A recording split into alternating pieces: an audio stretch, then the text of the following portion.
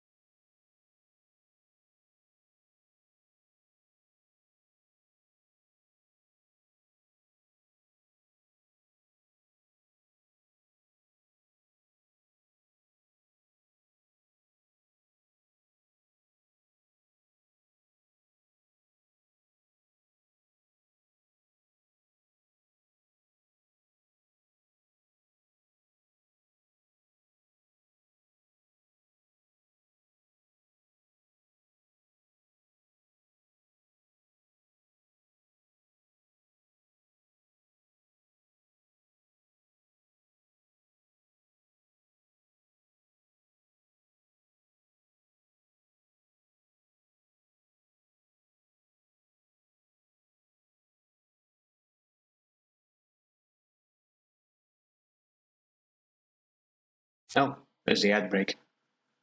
Huh. Usually there's people here by now. I'm guessing they're busy somewhere else today. I mean, it is Sunday. Hmm. Well, I'm gonna wait until the ads are over, and then I guess I'll just go ahead and play the game.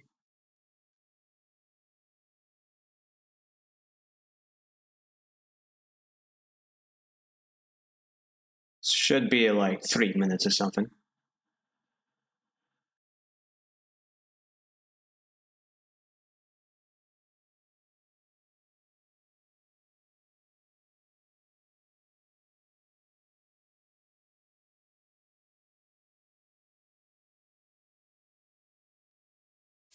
There you are. I was wondering where everybody was.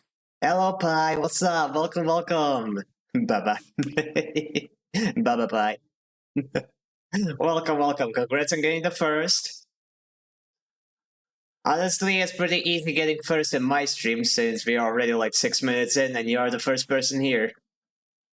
It's all like yesterday, so many people showed up out of nowhere. It was kind of like crazy that it wasn't even a raid. People just showed up. And today it's dead silent. Oh yeah, I'm so glad that you showed up. How are you doing? I am making a cardboard cutout of the for the streamer I was just watching. Oh, like a life-sized one or just like a small one? Like how big is the cardboard cutout? In Blender. Oh, in Blender. Okay, so the size doesn't really matter. You can make it any size in Blender. Yeah, life-sized. Oh my gosh. Oh, that's awesome. Oh, hell yeah. Maybe one day there will be cardboard cutouts of me as well. Who knows? Mayhaps one day. For Voices of the Void. Huh. Wait, that sounds familiar. Voices of the Void. Isn't that this one the one like indie game, the like what should we call it? That immersive sim where you're like a how to describe it? Like you're at a research station and there's like a whole lot of fuckery going on. Yeah, that one. Oh my gosh, that's awesome. So you're gonna put it in there like a mod or something? Where you look for signals in space. Yeah, exactly that. Wait, Voices of the. Oh yeah, there was Signal Simulator. That's the one that started the trend, and then somebody made Voices of the Void, which is a lot more like RPG elements in it. It legit feels like the original Deus Ex, but combined with Signal Simulator. It's really cool. There's a 3D printer in game. Game, and you can just put anything like in it. Like you make a 3D model on your computer and then you put it into the game and the 3D printer like makes it. And you can 3D print anything. Yeah. Holy that is insane. That is actually why has nobody else done this? This is revolution. Well, it has to be under a certain size. I mean, duh. Like you can't expect them to is expected to be able to like print 2B's ass, which is like a million polygons. 2 times 2 times 2 meters, I believe. Oh, you mean like physical size? No, I was thinking like file size. Like there's a polygon limit and stuff. Like that's what I imagined it would be. Still, I mean that is insane. Yeah, physical size. Yeah, it reminds me like there are a few games like namely like Metal Gear Solid 5 and some of the Grand Theft Auto games which allow you to like put actual music files from your computer into like a special file in the game files. It's like right at the top. It's like highlighted and everything. And if you put your music or like sound files in there, you can then use that music like in game, like make your own radio station and stuff. And when I like saw that kind of stuff, it was like, why isn't everybody doing this? Like putting your own like mixtape into the game. And like, yeah, sure, you could just turn on Spotify while you're playing the game, but then you don't have spatial sounds. Like in Metal Gear Solid 5, you can actually like put a custom music track on your helicopter. And when you're going to extraction, you just hear that the music is selected like slowly getting louder as the helicopter approaches. And you can also locate the helicopter by just listening for the music. It is really cool. And I'm just like wondering, like, why are more games doing this?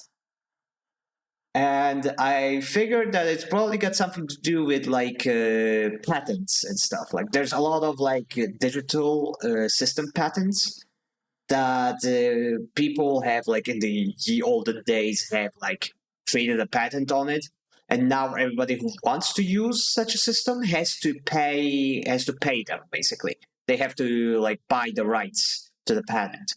It's something that every MMO pretty much has to do, because there's like the very first online MMO has created like signed a crazy patent where they basically patented the whole concept of like online massive multiplayer open spaces. So now everybody who wants to do like an open space MMO has to deal with the patent somehow. And that's why the game, even though nobody plays it, that very first MMO, I completely forgot how it's called. I think it's called like Dimensions Online or something. It's like literally a browser game. It's like a browser MMO, and nobody really plays it anymore. It's kind of shit. It's grown into horrible disrepair, but it's still active simply because the dude who made it wants to keep profiting off of the patent. And he keeps profiting off of the patent because everybody who makes an MMO has to go through him. So it's really crazy. But yeah, patents kind of suck when you like look at them retrospectively. Somebody makes a patent on some super broad concept, like the concept of online multiplayer games, and suddenly everybody has to pay that guy to do anything with it. But anyway, enough yapping for me. I imagine there's a polygon limit, but no way am I anywhere near that. Yeah, I mean, it is just a cardboard cutout. Shouldn't be too difficult. It's not 2B's ass. I believe that patent ended last year. It did? Oh, hell yeah! I mean, actually, they can just renew it. Like, that's the thing. Like, a pattern isn't... It's not that once it expires, you're screwed. Whoever owns the pattern can just renew it. But maybe he'll let it just, like, expire. Would be pretty nice if he did. Would mean that multiplayer games would be easier to produce for indie studios and stuff like that. But not multiplayer, but just MMOs and like social online games and stuff like that. That would be neat. Skitter Greens. Hello. Indeed. How you doing? How you doing, Green? Greeny? Skitter? Skitari? The Skitter DLC just released. I'm not gonna be interested in that. Well, I think to renew it, they will be hit with tons of pushback because of how popular hating on it is. Well, that's the thing about corporations. They don't give a fuck. Like, don't you think? Like that's the thing with those people. They just feel like they're above the average person. A person, like millions of people complaining about them, telling them they're doing something wrong. To them, that's just dogs barking. Dogs barking while they're walking down the street. You're gonna ignore the dog because it's gonna be barking at you no matter what. That's what we are to those people. So they're not really gonna care. Welcome, hi, not Nova Pause. I'm gonna call you Pause, or should I call you Nova? Either of those sounds cute. Did I enter in the wrong time? Oh, no. We are just discussing video games and patents and stuff. But no, it's fine. We are about to start the game, actually. I was just yapping because I like to yap. Let me actually just continue. 12 cycle. I think I'd like be more. I'd have like way more cycles under my belt. Only 12. Okay, in we go. Yap is fun indeed. And yes, Eeper is okay. Alrighty, I'm gonna call you Pause. Since Pi is already calling you Pause. Absolutely positive about this.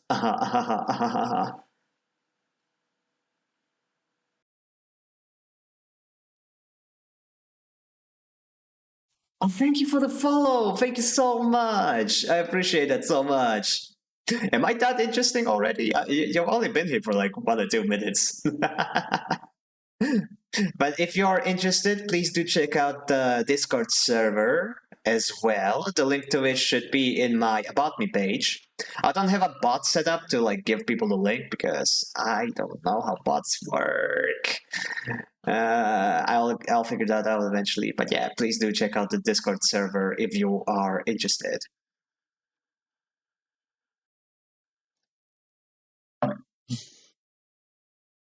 Okay, got some ice cold beverages. My tummy is full on snacks. We are ready to do some citizen sleeping. If I can only remember where I left off. Let me check my operator. Sans Undertale himself. Still find it funny, the face. Okay, I have +1, +1, +1. I want to do engineering checks, interface actions, and yeah, that's pretty much what I want to focus on. Alrighty then. For anybody who has not seen this game before, it is basically Disco Elysium, but in space. It's a point-and-click adventure game, kind of linear, where your actions are divided into dice, which decide the outcome of your actions, and you're basically trying to survive on a space station as an android with a limited shelf life. We are also being hunted by our corporate overlords, which is fun. Totally not a dystopian reflection of today's day and age. The only difference between this game and real life is that real life is more boring than this. Okay, nope, nope, nope. Right, I wanted to go to the other side. But for that, I need... Right, I unlocked this new quest, the distillery. If I get a major success every time, this is gonna take me 1, 2, 3, 4, 5, 6. It's gonna take me 6 major successes to finish this quest. That's gonna take a while. Gonna have to wait for Fang to get back, and that's gonna take 3 whole turns. Well, not turns, that's gonna take 3 cycles. And Ethan is also gonna want me to pay his tab in 3 cycles. Well, I have a lot of money. I've got almost 200 Creo, so I should be able to handle both of these. So yeah, I'm gonna save up some money, gonna pay up my tab, and then I'm going to try the other side of town, because I've got a lot of side quests going on there. In the meantime, I have 1 dice left, but I cannot spend it on anything, because that would cause trouble. Put it here. Yeah, the negative outcome, I would lose energy. I don't wanna lose energy.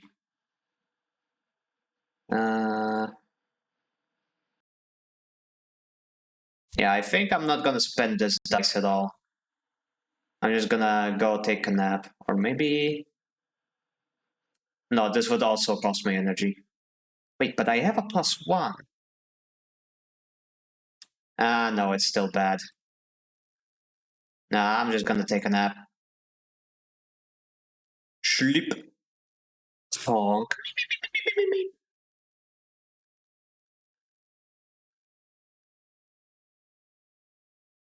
Oh shit, I'm starving. Right, I forgot.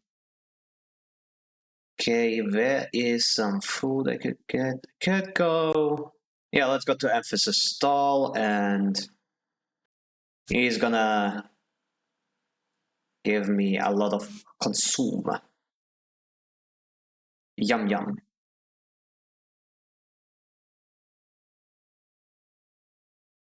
Now I go to shipyard. One more major success, I will have this side quest complete. So,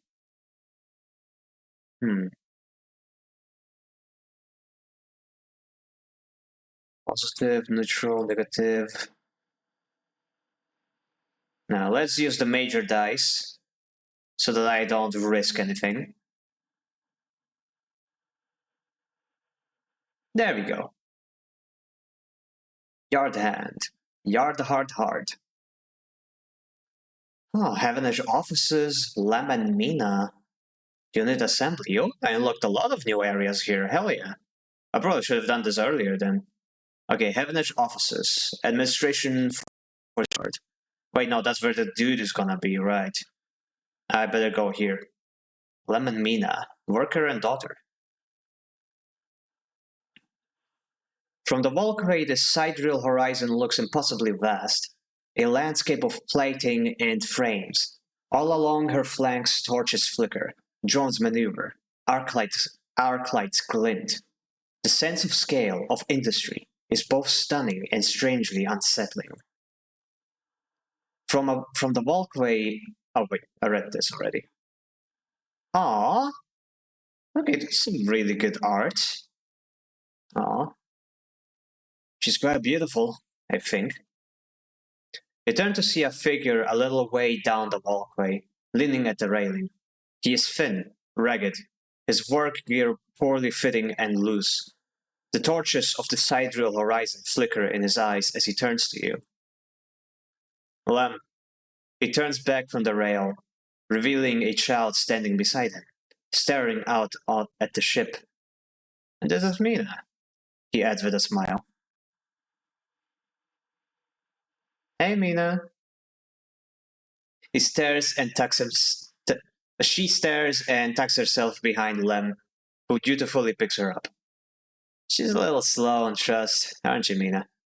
She buries her face in the folds of his overalls. Aww. Mina looks out from Lem's chest, a dark brown eye twinkling among the rough material. You're working on her, then? Lem asks eagerly, gesturing to the vast ship. Or just admiring? He shifts Mina's weight over to his other arm. Well, neither really. Well, he looks thoughtfully at you. You should consider it. Isn't that right, Mina? He jostles her a little. She's Mina's and my ticket out of this place. Our escape vector, so to speak. The ship. How? You haven't heard? Anyone who takes a Heavenish contract on the Sidereal Horizon will be entered into a draw for the transit support crew. He smiles. We won't get to sleep the journey, though. But a couple of decades of service will be nothing for me and Mina if it means landfall on a new world. He winks. Transit support? Uh-huh. Someone needs to stay awake to keep the thing running. He straightens up, stretching his back. That's colony ship, friend. The Sealess Foundation is sending thousands to settle a system well outside the reach of the core worlds. It'll be a totally different colony. No surrogacy, no corporations. Why is it there? Sealess Foundation? Sounds crazy. Crazy? I was crazy once. They put them in a rubber room full of rats. Why is it here? Now, what's the Sealess Foundation? They're Heavenetch's client. Yeah, some wealthy project from the core systems. Interested in independence and self-sufficiency and all that. They hired the whole shipyard out. Helped rekit it and everything. He strokes Mina's hair. Someone else's dream, I suppose. But doesn't mean people like me and Mina can't tag along. Mina responds by pushing his hand away. Daddy. She whispers, "Foo, oh, poor thing." She pulls an exaggerated grumpy face. She glances furtively at you as she plays with a set of dog tags that hang from Lem's neck. I'm just chatting, little meanie. Give Daddy a sec. He turns back to you, and you suddenly notice how tired he looks. I'm not on the Heavenage crew yet, but I'll work my way in. You can do it too, friend. We have to stick together. He smiles a little he smiles a little shakily, and you wonder how long he's been working to break into the official shipyard crew. Yeah, maybe. He looks out at the sidereal horizon, as if trying to pull energy from those flickering torches, from the vast hull. We've got to hold out, okay? You aren't quite sure if he's talking to you. That's how it works. While he stares out, Mina catches your eye curiously. You agree, Mina? She straightens up and meets your eye. Daddy loves me, she says stubbornly, daring you to question her. Aww. Len smiles and lifts Mina. That's it. We hold on. He smiles sheepishly at you. Mina the Hollower. Oh my god, can't believe this game is a sequel is a prequel. That's crazy, man. We are just a couple of softies. Isn't that right, Mina? He sets her down, standing by the side, and she clings to his leg. Gotta go feed this one. He pats her back. Maybe see you on shift, huh? He turns and they walk down the hallway, away from the shipyard. You see them you see them talking, and then a moment later, Mina turns around and stops. See you, Robot. Oh. Her shout echoes down the hallway, and she flashes you a parting smile before running to catch up with Lem. You watch them a little before you turn back to the impossible scale of the sidereal horizon. A ticket out. Well, that's fascinating. We just found another potential ticket off the station, but that's not gonna do very well since I have a limited amount of ampules.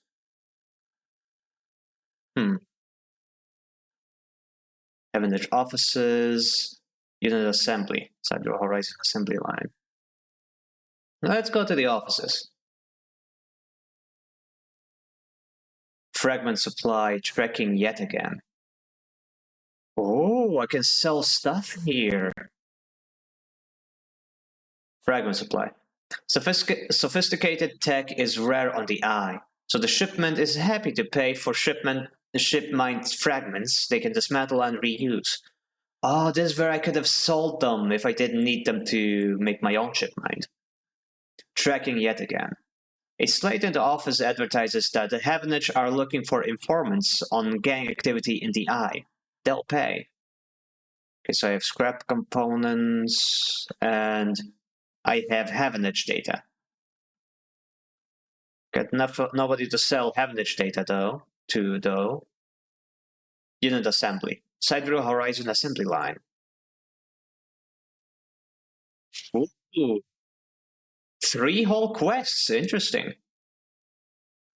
Junior Tech, the systems team is looking for new members. Prove yourself a reliable tech and you're in. Welder's mate. You have a spot supporting the Weld team, a good place to prove you know how to put a ship together. Quality control. Shipbuilding spots on the sidereal horizon are hard to come by. Poor work will see you dropped from the roster. Oh, this is the negative. If I fuck up 3 times, they will cut me off. I see. Interesting. These are safe actions, though. And the potential losses don't give me like a -2 quality control.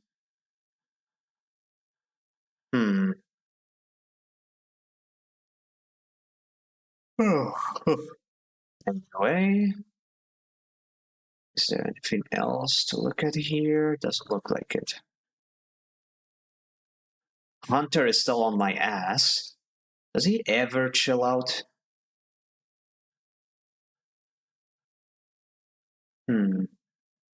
Bar shift built a still.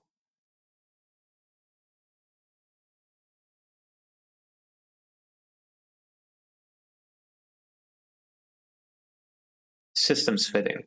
The sidereal horizon is webbed with complex systems, bundled like nerves in a body. Your job is to lay these systems in. Structural fitting. The sidereal horizon is assembled block by block. You earned a place on the teams welding those blocks together. Engineer interface. Engineering checks give me scrap, right? Chance to gain random scrap item on engineering actions. And chance to get Creo on interface actions. Right now I need Creo more than I need scrap. Oh, we got a bot. Be gone, foul creature.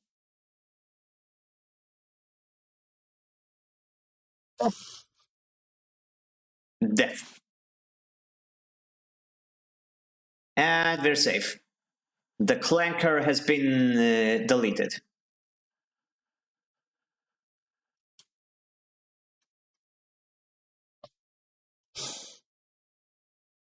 Yeah, man, I love ice cold drinks. I hate summer, but summer makes ice cold things much more enjoyable. Okay, so I want to do interface. So I'm get my 3-sided die, which will turn into a 4-sided die. And let's try. Neutral. Okay, not bad. 3-sided die seems to be the same as a 4-sided die in this case. I'll take it.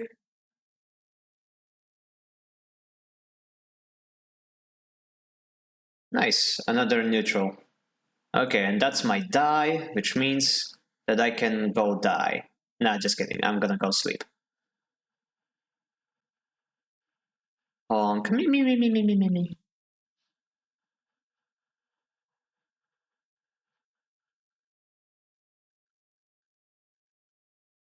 I'm gonna run out of dice soon. Got a 1-sided die? That's not fun.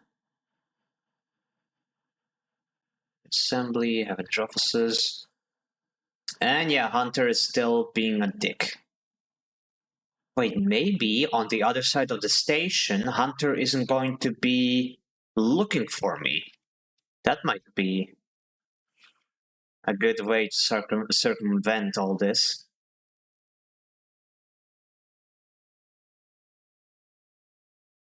Hunter being a what? Hunter is being a bit of an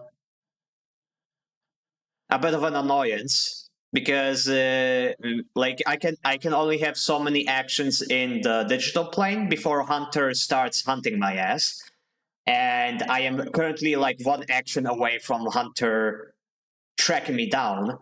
But it's been like that for several cycles now. Like I don't know how to get the meter to go down. So my only conclusion is that I have to go to a different area. Maybe there Hunter won't be as attuned to my location as he was until now. Ass.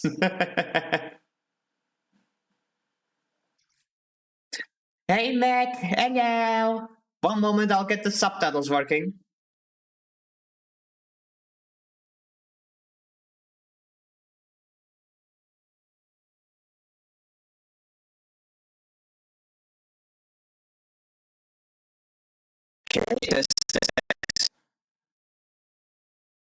Okay, subtitles work. Oh. One moment. Test, test. What the hell?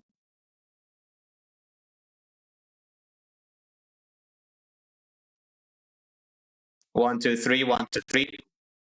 What the hell? Test, test, test.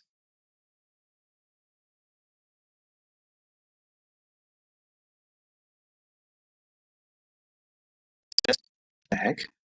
Test, test, test. Okay. Okay, yeah, sorry. No idea what happened there. But like the moment I turned the subtitles off, the audio went back to normal. So it seems that We won't be able to have subtitles today. Apologies. Apologies. Man, I really need a better device.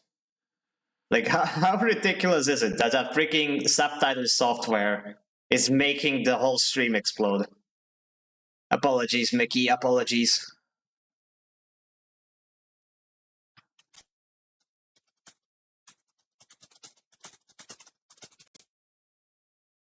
I'm gonna type it out so you don't have to, like, decipher what I'm saying. Well, it seems like your CPU is a bit lacking, maybe. Yeah, but, like, it's a laptop. I can't really just upgrade its parts. And it's pretty old anyway. Like, I am way better off just buying a whole new computer. So I'm just waiting for the prices to go down. Yeah, don't blow up the stream on my account. I mean, I would, but you wouldn't want me to do that, so that's the only reason I'm not doing that. Anyway, so yeah, unit assembly. Right, I've got a lot of good dice today, so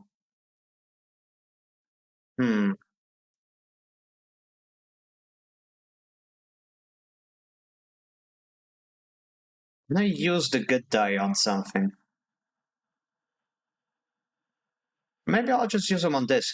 Oh, I see. These are separate ones. I can't do them at once. So yeah, let's just do these.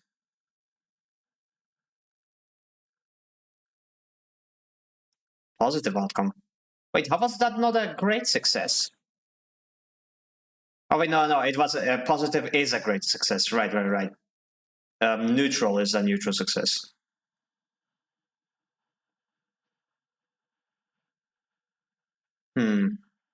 Do I risk it with the one-sided die? It's gonna be turned into a two-sided die, but yeah, fuck it. What's the worst that can happen? I'll get one into shit. Yeah, that's on me. But yeah, I think I'm gonna use a stabilizer. With a regular dose as a stabilizer. Like, should I use it now or after the dice disappears? That's the thing. Like, does it restore my die if I... Nah, we'll see. It's better to know even if it hurts. I've got a lot of cryo, so I should be good on the other things today.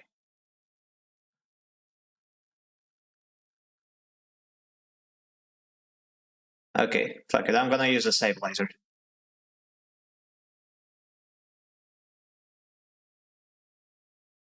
So it doesn't restore my dice. That's good. I mean, no, that's not good, but it's good to know. Now I need some food real quick.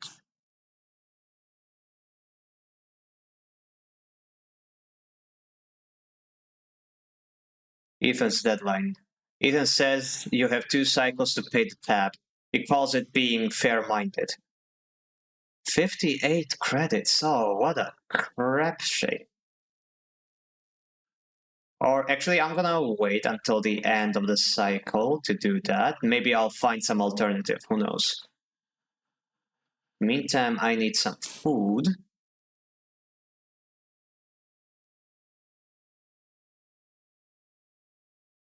Yum yum. Now let's see what this is about. Harden. Wait, Harden?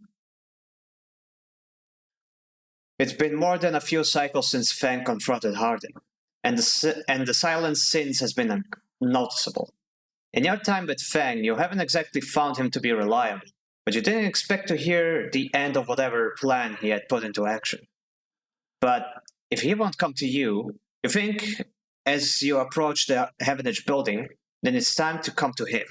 After all, he did promise to fix your tracker, and you are getting nervous.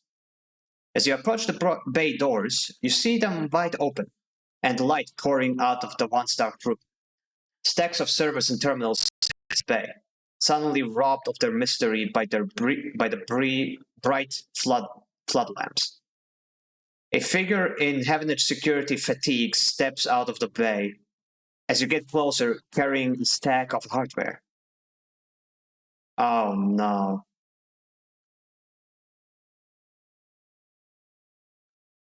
Walk away or approach? I want to know what happened. Approach. As you get closer, you see the security officer tapping up machines from Fang's stash with what looks like hazard tape. This is good. You again. Hardin is there, leaning beside the bay entrance so calmly that you barely notice him. He has a slate in his hand, an inventory of seizures scrawled across it. Predictable, further evidence of Fang's conclusions. You see another security officer come out of the bay and take notice of you. Where is he? Feigning ignorance, or perhaps just abandoned. Hardin shakes his head. I believe you should choose your compatriots more wisely. I almost feel sorry for you. Hardin pushes away from the wall and comes closer. Don't worry, Sleeper. We have all the evidence we need. A confession won't be necessary. He gestures around at the stack of hardware. Spying on fellow Heavenage members, hoarding Solheim materials, an obsession with corporate data. It speaks for itself, does it not?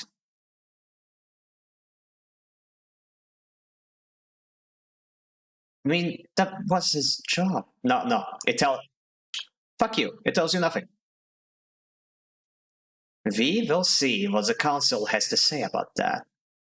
He looks up at the glass roof above and the stars beyond. We are the ones that provide the oxygen you are breathing, the light you are seeing, the systems you use every day to live out your cycles. This place was hard fought for, Sleeper. It took work, diplomacy, and strength to stop the Eye descending into chaos after Solheim collapsed. Not blind conviction of self-interest. Fang isn't selfish. I know all about the background of our mutual friend, Sleeper. Don't you worry about that. His parents would be sickened by the damage he's trying to do to the institution they helped found. You see, Sleeper, we are proud of our history here. Andre Erlin and the First Union founded this place, and Heavenage has welded his values into the station's very walls. We will never turn away from the hard-working, the just, and the true citizens of the Eye. Heavenage aren't a gang like Yet Again. We aren't pirates like half the spaces you'll meet on the hub, or esoterics like those HEFA radicals in the Greenway. We are the backbone of this place, proud and true. We named Erlin's Eye, Sleeper. This is our station. He meets your eye. So please, take your false accusations elsewhere before I decide I need that confession after all. Aren't you shithead?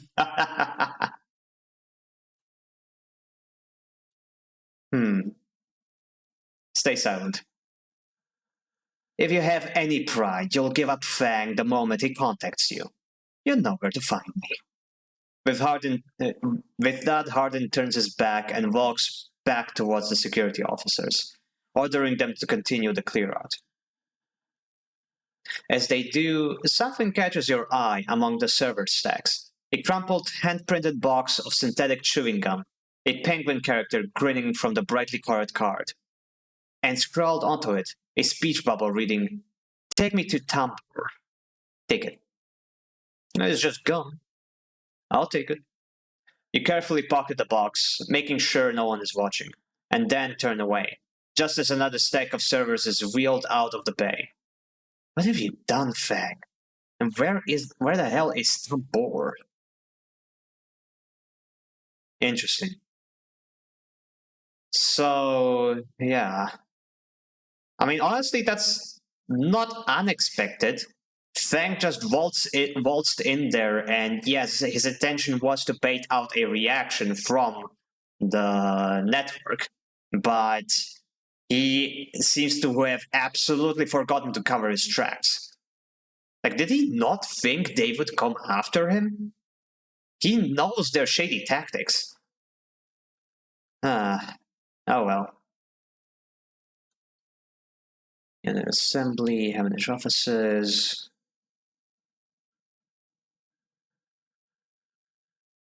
Well, worst part is that I needed Fang to get rid of the tracker, but he's in the wind now.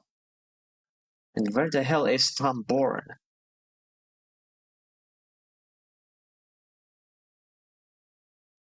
Hunter is still after me. You know what? I think it's time to skip town. I think I'm gonna pay Ethan's tab real quick. And with these 3 nice dice, I'm going to... Oh. I can't believe you just did that. Ethan's mocking laugh comes from along the bar. You look over to see him leaning across in a pool of light, empty glasses and spilled drinks glinting around him. It's always dark in the compressor, but this cycle the place is packed, a lot of spacers mixing with locals. Usually they run. Ethan spins a glass on the bar.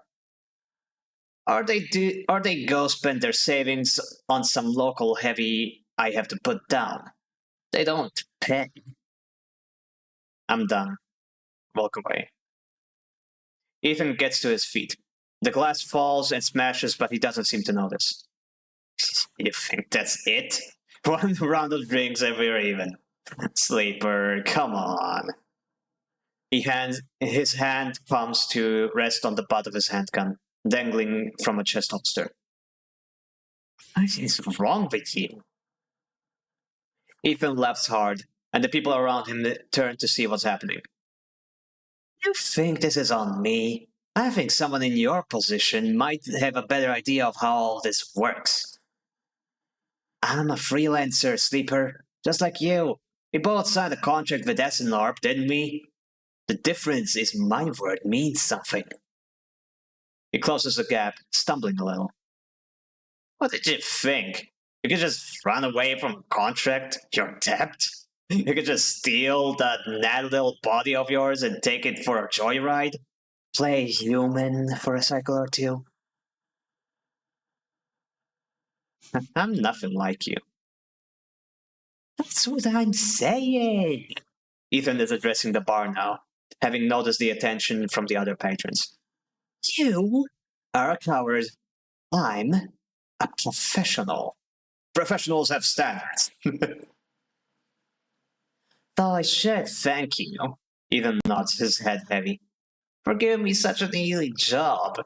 I'm used to outlaws, real bounties. If I knew catching sad little escapees like you was going to be so easy, I would have changed clients ages ago.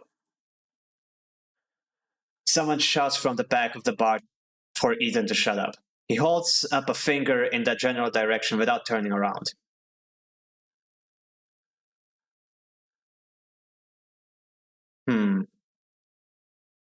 Do I dare him? Nah, I'm gonna stay silent. Nothing to add. Ethan turns and walks back towards the bar. Good. Lesson learned. Ethan sits heavily back down on his stool and searches through his glasses for one with something left in it. Thing is, Sleeper, I can find you anywhere. It's actually wild that you haven't figured it out. That body isn't yours. It will always betray you, no matter what. He finds a glass and downs the contents. So please, go. I'll catch up with you whenever I need another. He laughs and taps the bar for a fresh drink.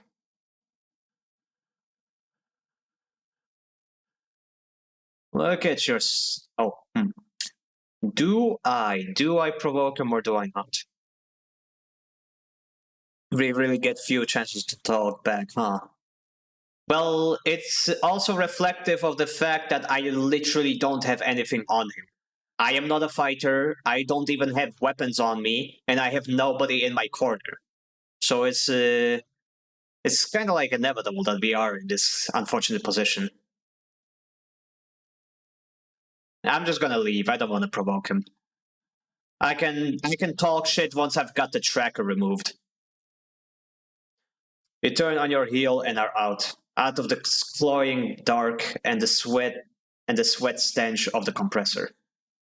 You walk hard and fast down the walkway, anger driving your footfalls into the metal of the rim like hammers.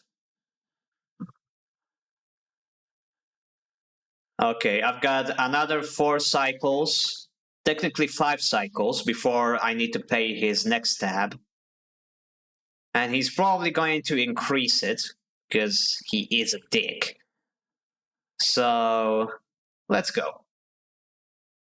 Time to see what the other side of the city is like. It's gonna cost me a lot, but I don't really have a choice right now.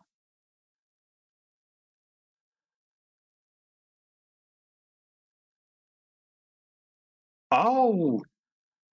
Oh, it just unlocks the whole thing! I thought I would have to like go back and forth between them. Oh my gosh. I am dumb. I am dumb.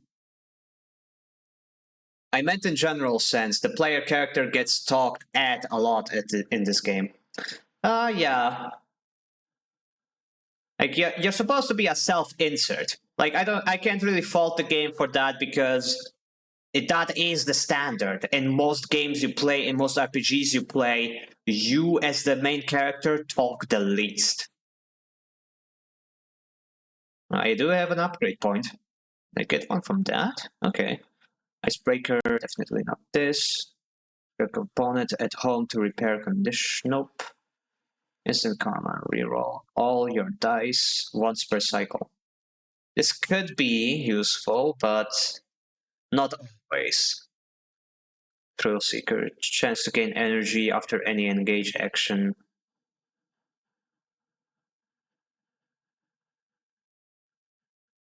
Hard to kill. Keep 2 dice even when condition is breaking.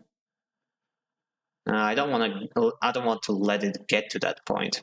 I think endure. I'm going to put the least amount of points into.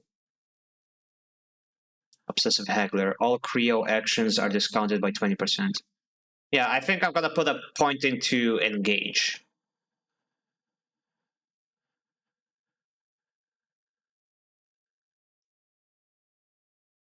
Now let's see what these areas are all about.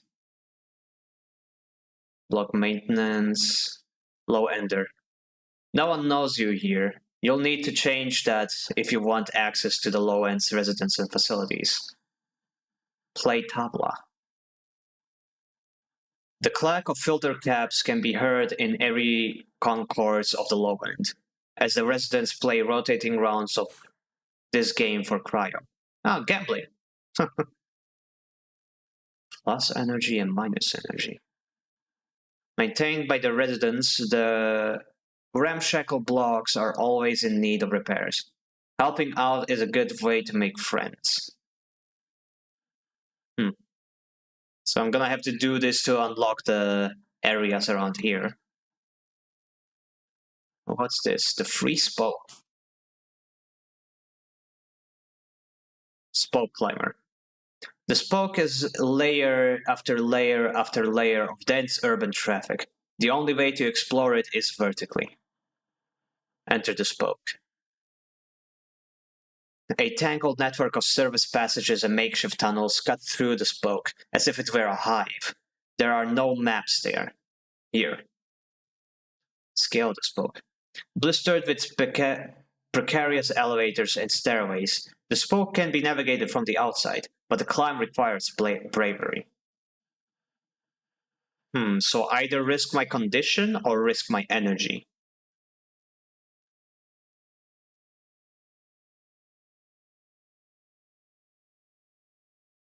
What's this? Founder's Gap. Pay for passage. Another area. Yeah, I definitely can't buy this one. That would leave me almost broke. When you mentioned Ankita, the Spacers selling passes, the Spacers selling passes miles, they'll give you a discount on passage to the Greenway. This is a discount? How much did it cost before? Jeebus. And Hunter is still on my ass, even though I unlocked a larger part of the station. Is there no way to lower his wanted level? Ugh. Anyway, seems like this is my only place where I can do anything. Wait, no, not the elevator thingy. The low end. There's a place where I wanna. Or is it? Find Ashton. And Kita. Alright, he's in the greenery. Disable your tracker. Free Neo Vent. Get to know Memphis. Prove the Overlook. Alright, the distillery. Survive. Win a side reel ticket. Right, that one. Nah. Jaden, I think I'm going to explore the low end. Block maintenance. Maintained by the residents, the ramshackle blocks are always in need of repairs. Helping out is a good way to make friends. Can give me energy. It doesn't give me as much stuff. I think playing Tavla is not only going to help me with the quest progress, but is also going to get me some Creo, so let me do that.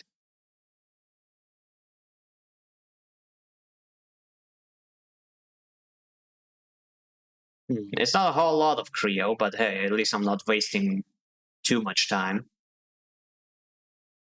Positive or neutral?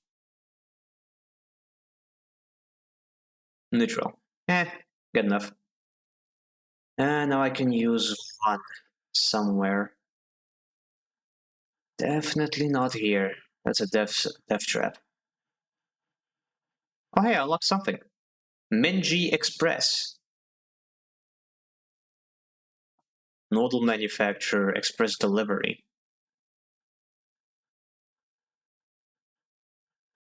Wait, doing this one safely can give me energy? Okay.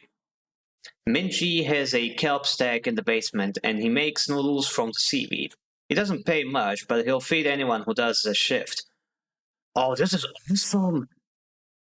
I don't even need to buy food anymore, I can just spend a shift here. Express delivery. Delivering noodles to the nameless units of the low end takes guts and certain fearlessness when it comes to asking for tips. Oh man, tipping culture has even reached into space. How horrible. Yeah, I cannot use it here. But yeah, these don't give me any progress. These are just jobs.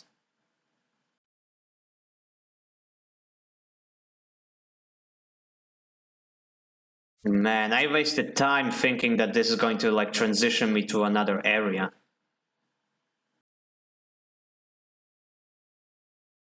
Well, unit assembly. I don't want to risk a #1 die. That might cause trouble. Evanage offices. They want stuff I don't have.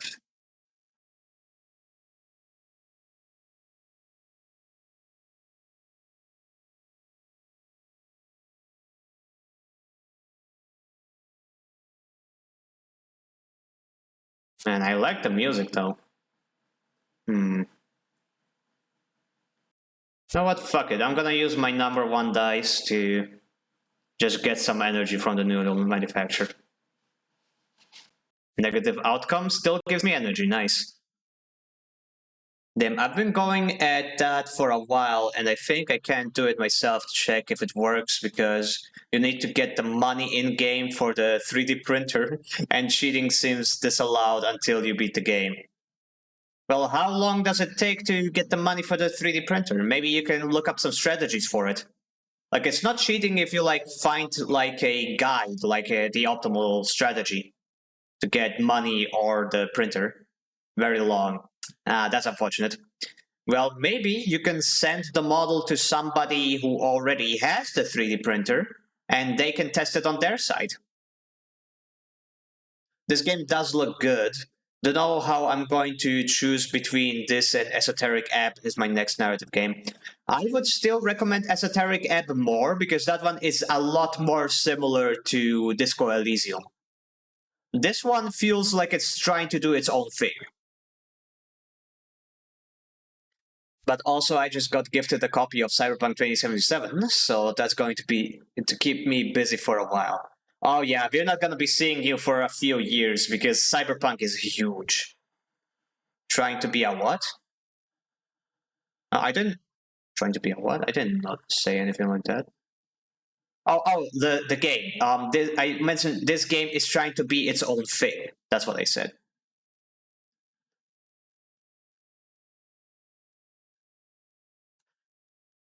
I'll just tap it out.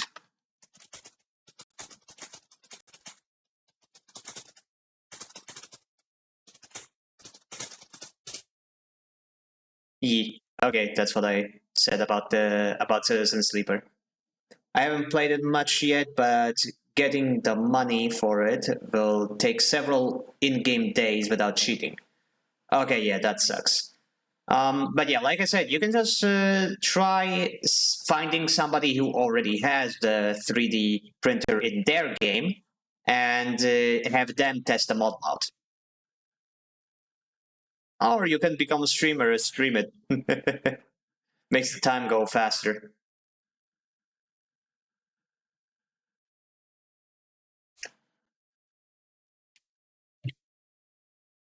No, nobody. Oh, you know me! But I don't play the game, so I get what you mean. Okay, right. I have no more dice, which means that time. Honk. Honk.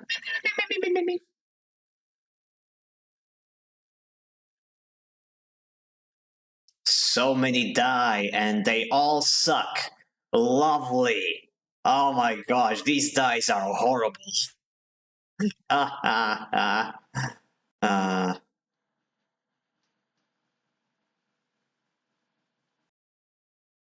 okay, low end. Let's go do this a bit more.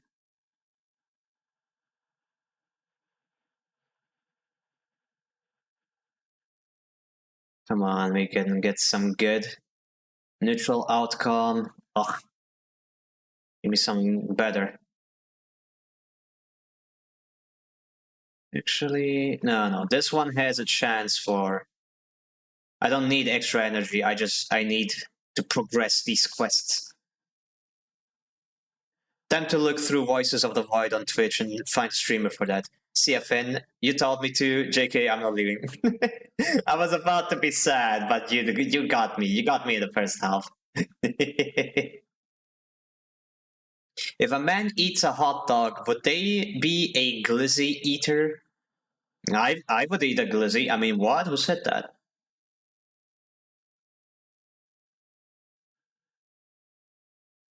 Oh, yes, positive outcome. But now what's the chances? Oh, it's the same chance as on a 4 dice roll. Fuck it. Come on, we can do it. Neutral outcome. Come on, one more time, one more try. Actually, I'm gonna use it here. Because I don't need the double. I don't need this one anymore, and this one can be more useful. It's also an engineering role, which means that I can get some scrap if I'm lucky. Hell yeah, perfect. Ideal outcome. And we got an ad. That is unfortunate. Let me check. Do I still have? Yes, I still have my drink. My drinkable drink. Don't have any snacks though, but I'm not that hungry. So yeah, I'm not gonna I'm gonna stick around this ad break. So yeah, oh, I unlocked quite a few things. Faster data fence. Okay, that could be useful. Derelict unit, abandoned housing unit. Tambor Tea House, Tambor. That's where Fang wanted me to go. Perfect. Um, disable your tracker. Yeah, I'm gonna track this drive. From the overlook. I don't know.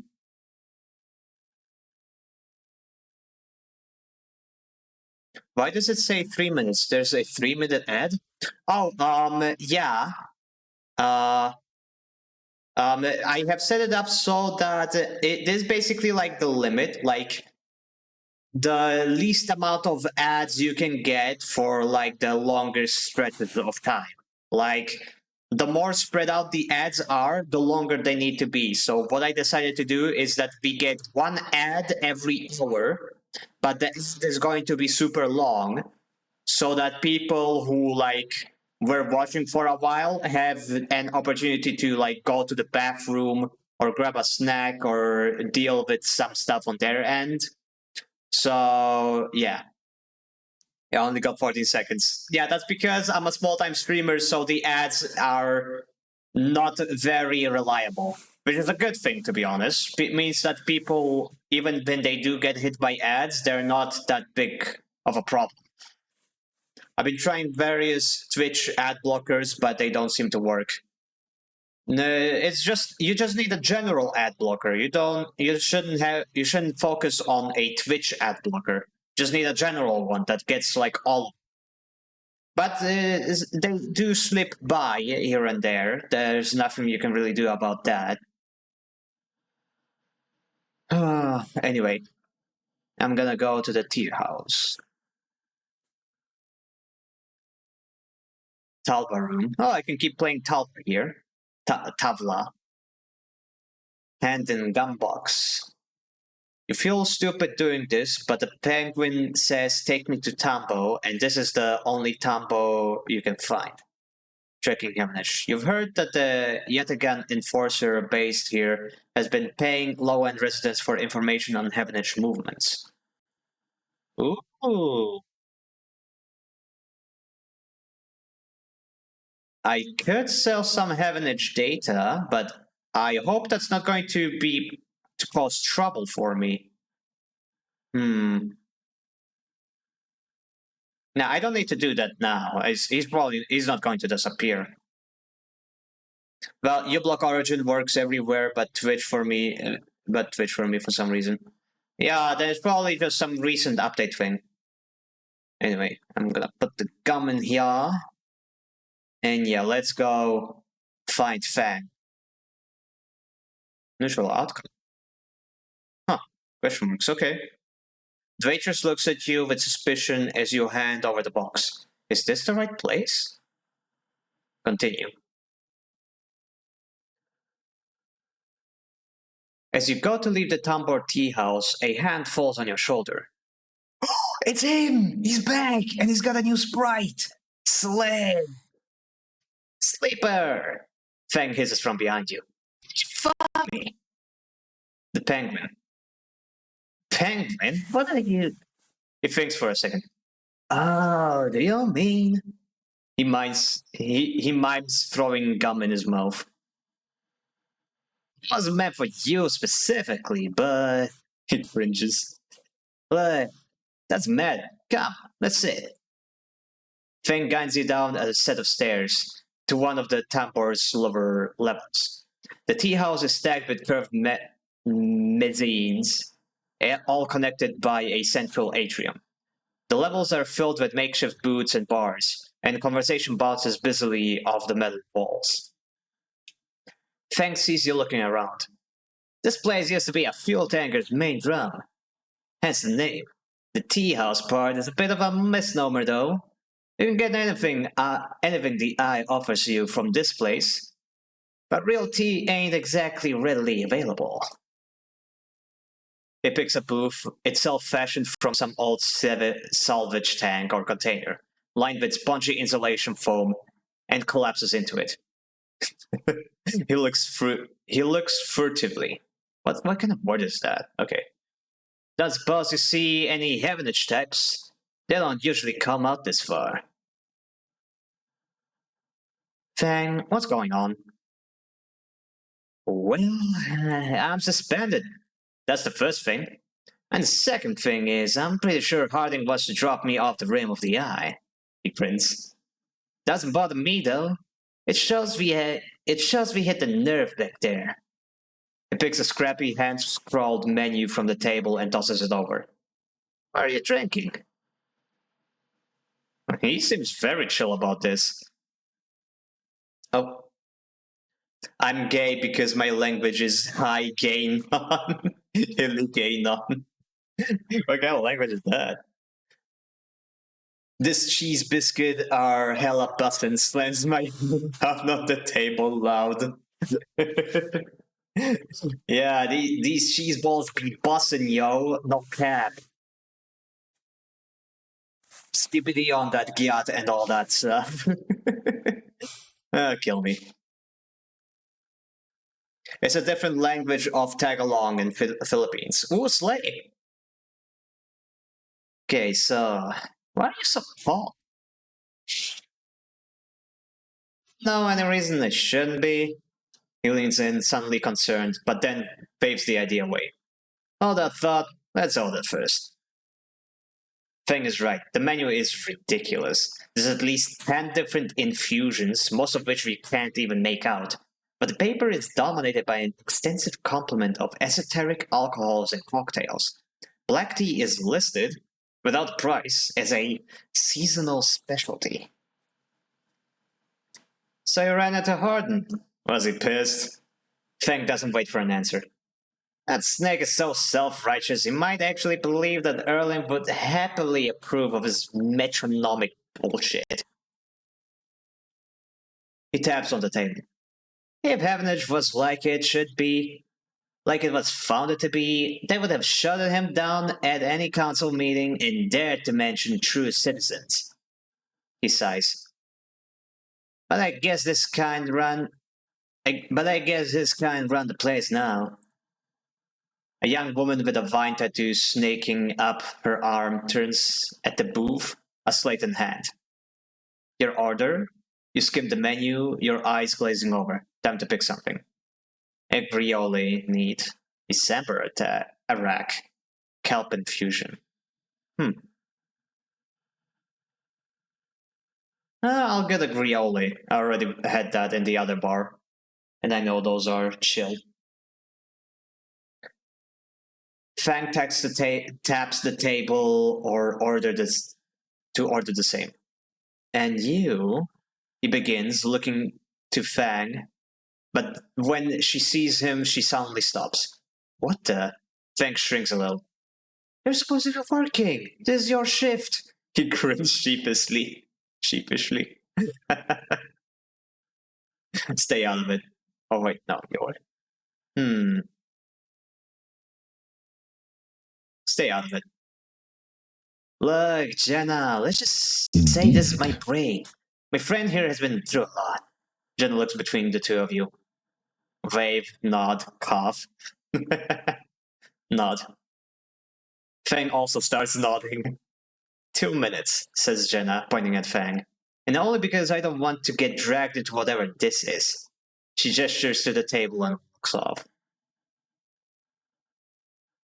You can get enough of these biscuits in. I'm already in tears. Oh my days. These are hella good than Queso's appetite on food.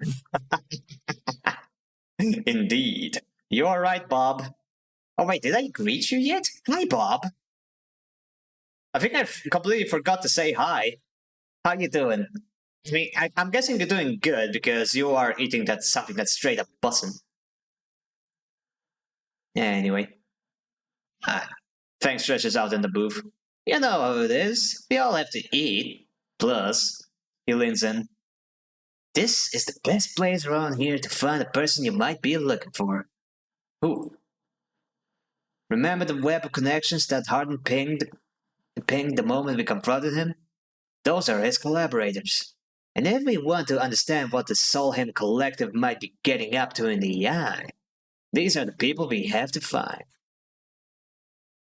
Feng is almost whispering now. A couple of them I suspect are in low end, and well, almost everyone in low end comes through this place at one time or another. He brings a modified slate out onto the table. I've set this up so that when anyone with the network signature I'm looking for comes into the close proximity, it'll mark them. Once they're marked, you can break through their access protocols and get at the good stuff inside. We just have to find them first. Hence me moonlighting as a waiter. Suddenly a smile grows across his face. Wait, I have an idea. Oh no. Look, I can cover enough of low end on my own. And so far I've had no matches in this place. But the two of us, we can cover more ground. How? Well, Feng has a headlong look. We need to get you out and about and low end. Close proximity to as many people as residences as possible. And it turns out my friend Minji needs some help with deliveries. As in the Minji Express? So I already know him. Perfect. Fang places a tiny receiver on the table. This connects to my slate, and runs the same marking protocol if you get near any of our targets. So all you have to do is make some delivery shifts for old Minji, and soon enough we'll have the place covered. Fang. Hello, kid, Dad. You think I like working here? I thought you could use some tips. He grins. We are in this together, right?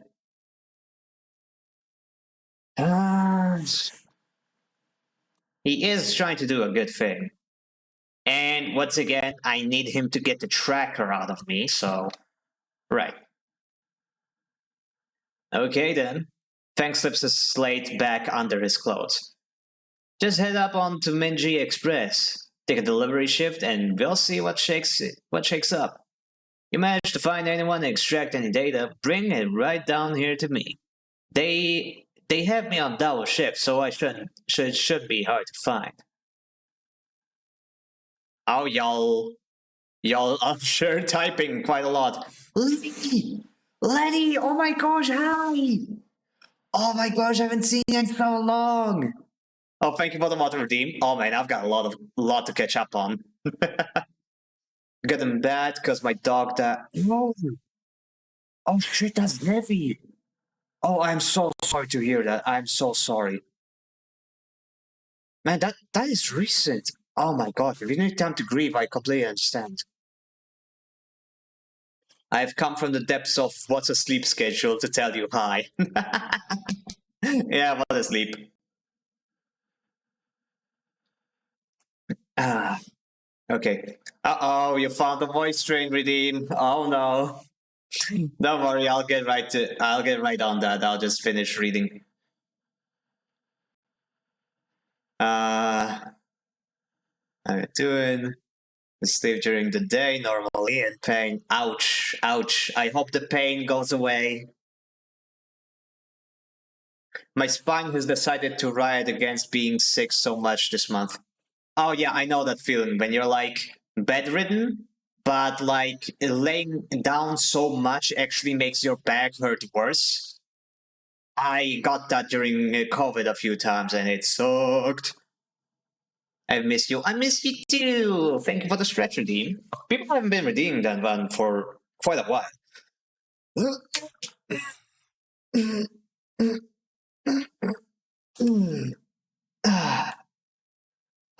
Thank you. Yeah, being sick really eats up the spine. Yep.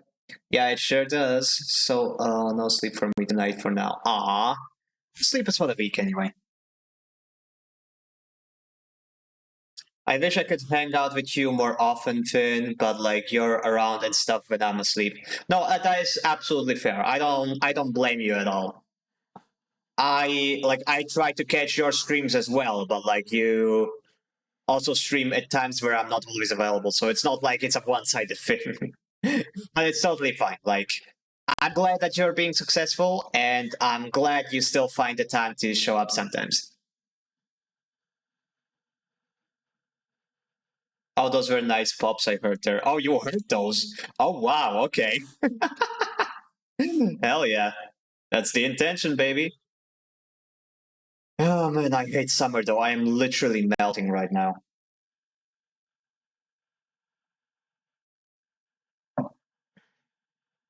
2 months. Oh, jeez.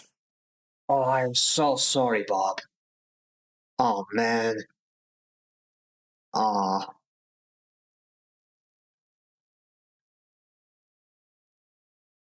Yeah, I try. I go hack your life. I miss my friend. I'll stop by.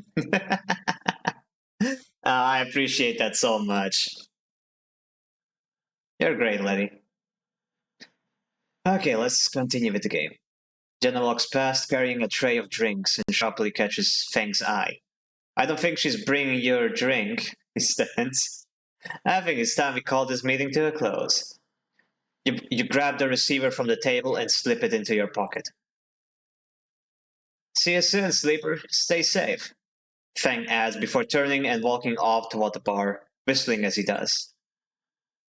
Oh, hell yeah, get a new quest. Still isn't doing anything for the tracker, but hey, that's some progress. So are you, not you. Letty truly is the cutest. Oh, you're looking at the mirror again, Pi? And Letty is standing behind you so that there's two cuties on the screen? Not you, geez, Whitey. Always you. I'ma go now. I need to buy dog food at the dog store. I hope there's no cops around at this time there. I'm only 17. I hope my car won't run out of gas this time. Oh, that's why. Uh, that sounds rough. You sure you should be? Can isn't there somebody who can go with you? Maybe you might wanna have someone with you. You know,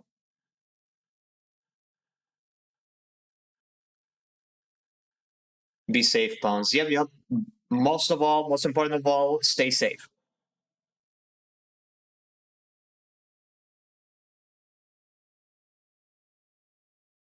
Yikes. Yeah, that is unfortunate. Always do this all the time. Go to school. Well, it's you might want you can always like reach out to someone. You know. So I don't know your support network, but I still feel like I should encourage you to reach out to someone, you know?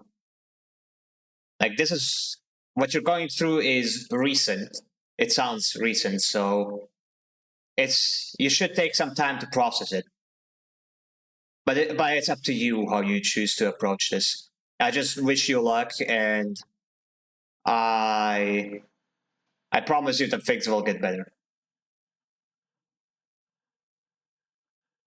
Yeah, I would also help if I could, but we're probably on opposite sides of the globe, so all I can offer are my words and my sympathies.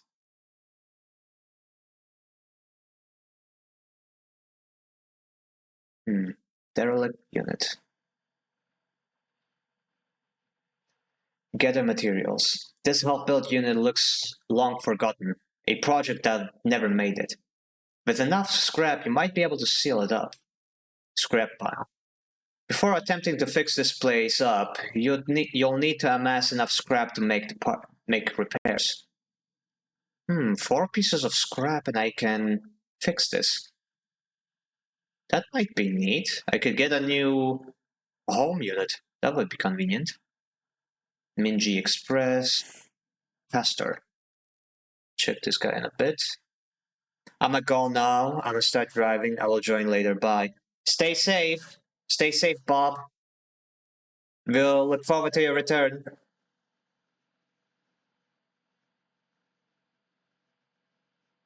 And take all the time you need to grieve. Yeah, absolutely. Take your time. The world will wait for you. Don't worry. Okay, I've got one dice left. Let me check what this guy is. Caster, Ramshackle Residential District. Low end. You cross between two walls of units, one of the cavernous streets at the center of the low end. The pressurized bridge is full of the clack of tavla, the shouts of children, the whir of air filters. Who's this guy? Sleeper. You turn to see a man sitting at a table alone, somehow untouched by the hustle and bustle of the people around. He gestures to the stool on the opposite side of the table. Sit. Sit.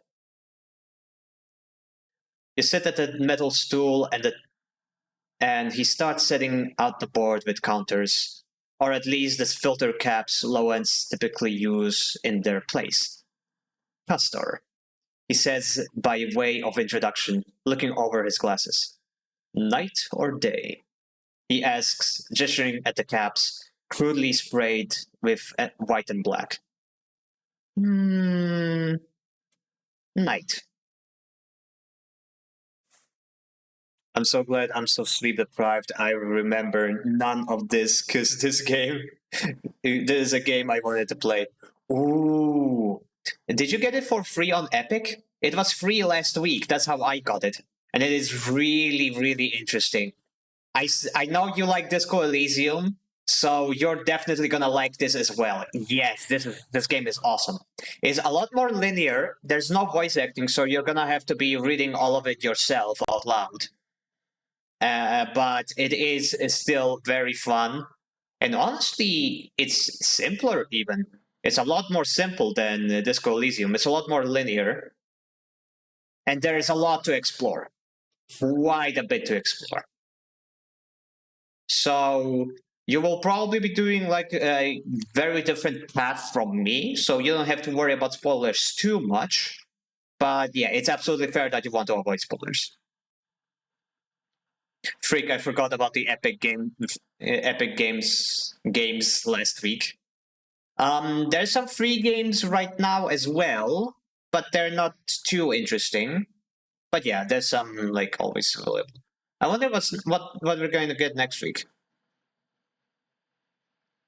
I try to always check it. Got some good ones in there. I've got a bot on one of the servers I'm in that always tags me when there's something free on Epic or on Steam or other places. So I rarely miss out on those. Roller Coaster Tycoon 3 Complete Edition free. Oh man, I remember playing Roller Coaster Tycoon as a kid, like the old ones. That thing had no right to be so fun. Well, some people really love that game. Fair enough, fair enough. Yeah, I have friends server who does that too. Yeah, bots are convenient. Okay, but this. He nods. The black counters are already on your side. Let's begin. You take a plastic die, each pitted and worn, and roll to determine who starts. Castor rolls a 6. You roll a 4. I lead. He smiles and begins to move his first cap precisely along the board. Play passes back and forth between you, the dice changing hands as the caps spread along the board. As it does, Castor speaks, eyes not leaving the caps. It is unusual to see a sleeper on the eye. That's why I wanted to play you. You take a turn, rolling a 5 and a 6. Play carefully, play aggressively. Play carefully. I'm careful. After all, a sleeper's mind must be somehow different to a human one. Being emulated, I mean. As Castor talks, you build up a wall of caps, stacking them safely across the board. Progress is slow, but you remain unexposed. I don't mean to offend you. Castor meets your eye. I merely see that you are, by definition, different. What has been subtracted into emulation? What has been added? He slides a single cap onto an open point, a risk and an opportunity. He hands you the dice. Do you ever think about this, sleeper? What about what you were before and what you are now? Always. You roll a double one and solidify your wall. Caster whistles. The holding game, commendable. It can be brave to build from what came before. He rolls the dice and leaps your wall into a single move. But we cannot idle too long, sleeper. The slower we move, the sooner we are caught. The past is not just an idea, a concept for you. It is a living, breathing person. He looks up over his glasses, his eyes bright and wide. You split from them like a shadow splitting from its caster. They may be sleeping now, yes, but one day they will awake and carry on with their lives, unaware of your fate, no matter where it may be. He hands you the dice, smiling. You are a branch severed from the main trunk, an offshoot who refuses to die, so to speak. You roll again, under pressure now, trying to slip your caps out from under Castor's before he solidifies control of the game. So what I am curious about is how you see yourself in all of this, Castor asks. What does this tangle of truths make you?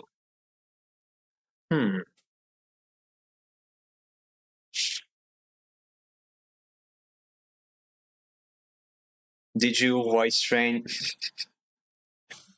Technically, I did. So the way I voice train is that I'm not doing voices. It's just something like I watched a tutorial on it once. I forgot what it's called, but I'm basically like raising my tremolo. So like I do a hum like and I'm like moving my center of vibration up into my skull, into my head. And then I try to keep that center of vibration up while I speak. It's it's a process I just have to repeat regularly until it becomes like a subconscious thing. But doing voices is fun. I am doing voices, just voices for the characters, not voices that I you know.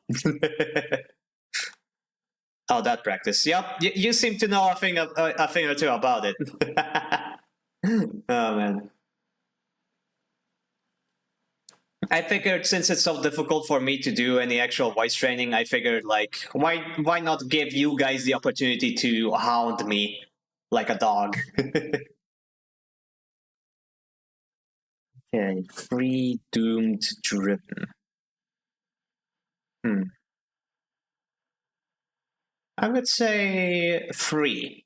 Like I am my own person. My other self is somewhere else. I don't have to deal with my other self. I am me. Yes. Custer looks away through the glass of the crowded units on all sides. I can see that. Your life as an escapee was never meant to happen, yet here we are. He starts removing caps, his home board now full. Your life is an offshoot. It can go anywhere from here. You try a few more rolls, attempting to get back into the game, but Caster clears his home board with a sense of the inevitable. He has known he was winning for a while. I feel I may have pushed too far. He slides another cap from the board. I apologize. My curiosity has a habit of getting the better of me. You roll to return a cap to the board, but all the spaces are blocked. Caster claps his hands apologetically. You play well. Really. Your weakness is not your game. He smiles warmly. We have much to learn from each other. He slides his glasses back up his nose and sits back. I feel we could share knowledge, ideas, perhaps even data. His eyes glint on the last word. To our mutual benefit. He slides his final cap from the board. It's over. He has won. Interesting. Voice training sucks to learn, but once you actually get the ball rolling, it actually starts picking up noticeably. Yeah, I watched a couple of. I've watched a lot of videos, and especially like those who are which are talking about the actual process, how long it takes, when changes start to be noticeable. I don't expect progress like immediately, but eventually, incrementally, things might click. Do you remember when the Shenna shed? I can't read. When Ashena said she was moving. She's moved? I had no idea she's moving. Huh. And I should really pay more attention in her Discord, huh? I literally just go there for the memes. I like rely on her streams for all the information that I need about her. And she probably did mention it on stream. I just wasn't there at that time. Well, she said it in her stream. Yeah, I figured. Guess I just wasn't there at the time. But yeah, I have no idea. I have no idea when she's planning on moving. And everybody is moving these days. I just moved to a new dorm room, and I might be able to stream during the week now, so I'm looking forward to that. Oh yeah, it was an update too. Oh, it was. Okay, I should probably actually check the news in her server. And probably other people's servers too. I just don't really check places where I don't get tagged. Not gonna lie. Okay. I'll see. Please. I don't want to make you uncomfortable. He holds up his palms. My intention is only to help you endure here. And if I am able, feed my curiosities. The game over, you notice the bustle of the walkway once more. The call of children, the deliveries, the arguments, and the reconciliations. They wash over you as you stand and leave. Castor nodding goodbye as you do. Crossing the walkway, you replay the moves of the game in your mind, looking for an opening you are sure was there. Interesting. I'm guessing he's a data broker, so let's see what I can sell him. Avalanche Protocols, yet again business. Oh, he wants 5 whole pieces. Damn.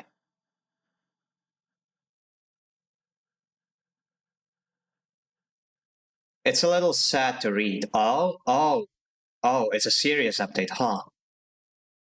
Well, I guess I'll check it after stream, though. Then. Yeah, okay, he wants 5 he wants huge packets of data, okay.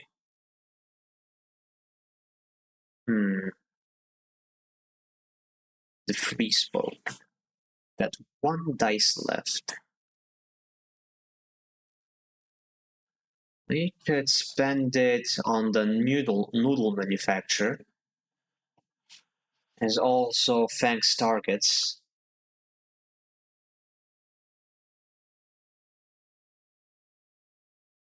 Risky. What happens if I gain a negative? Fuck it. Come on. Negative outcome. Fudge. And it didn't even get progress on thanks targets. Oh, dang it. Well, that was a waste. Oh well, time to take a nap. And Cyclops.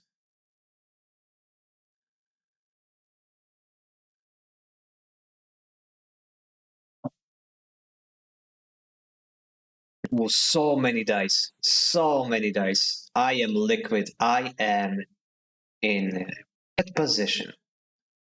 And 1 second. Aren't I? Yes, I'm almost done with this. Might as well. I can use my level 3 die. Or maybe... No. Don't want to do that. If I use my level 4 die... Yeah, this increases my chances exponentially. Yeah, it's a 50% chance to get it in one go. So let's fucking go.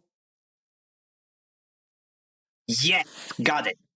I got junior tech. Each shift, a crowd of would-be workers gathers outside the shipyard, each of them clinging to a 4-digit number printed on a receipt paper. These are their assigned numbers, and you are either called for a shift or you aren't.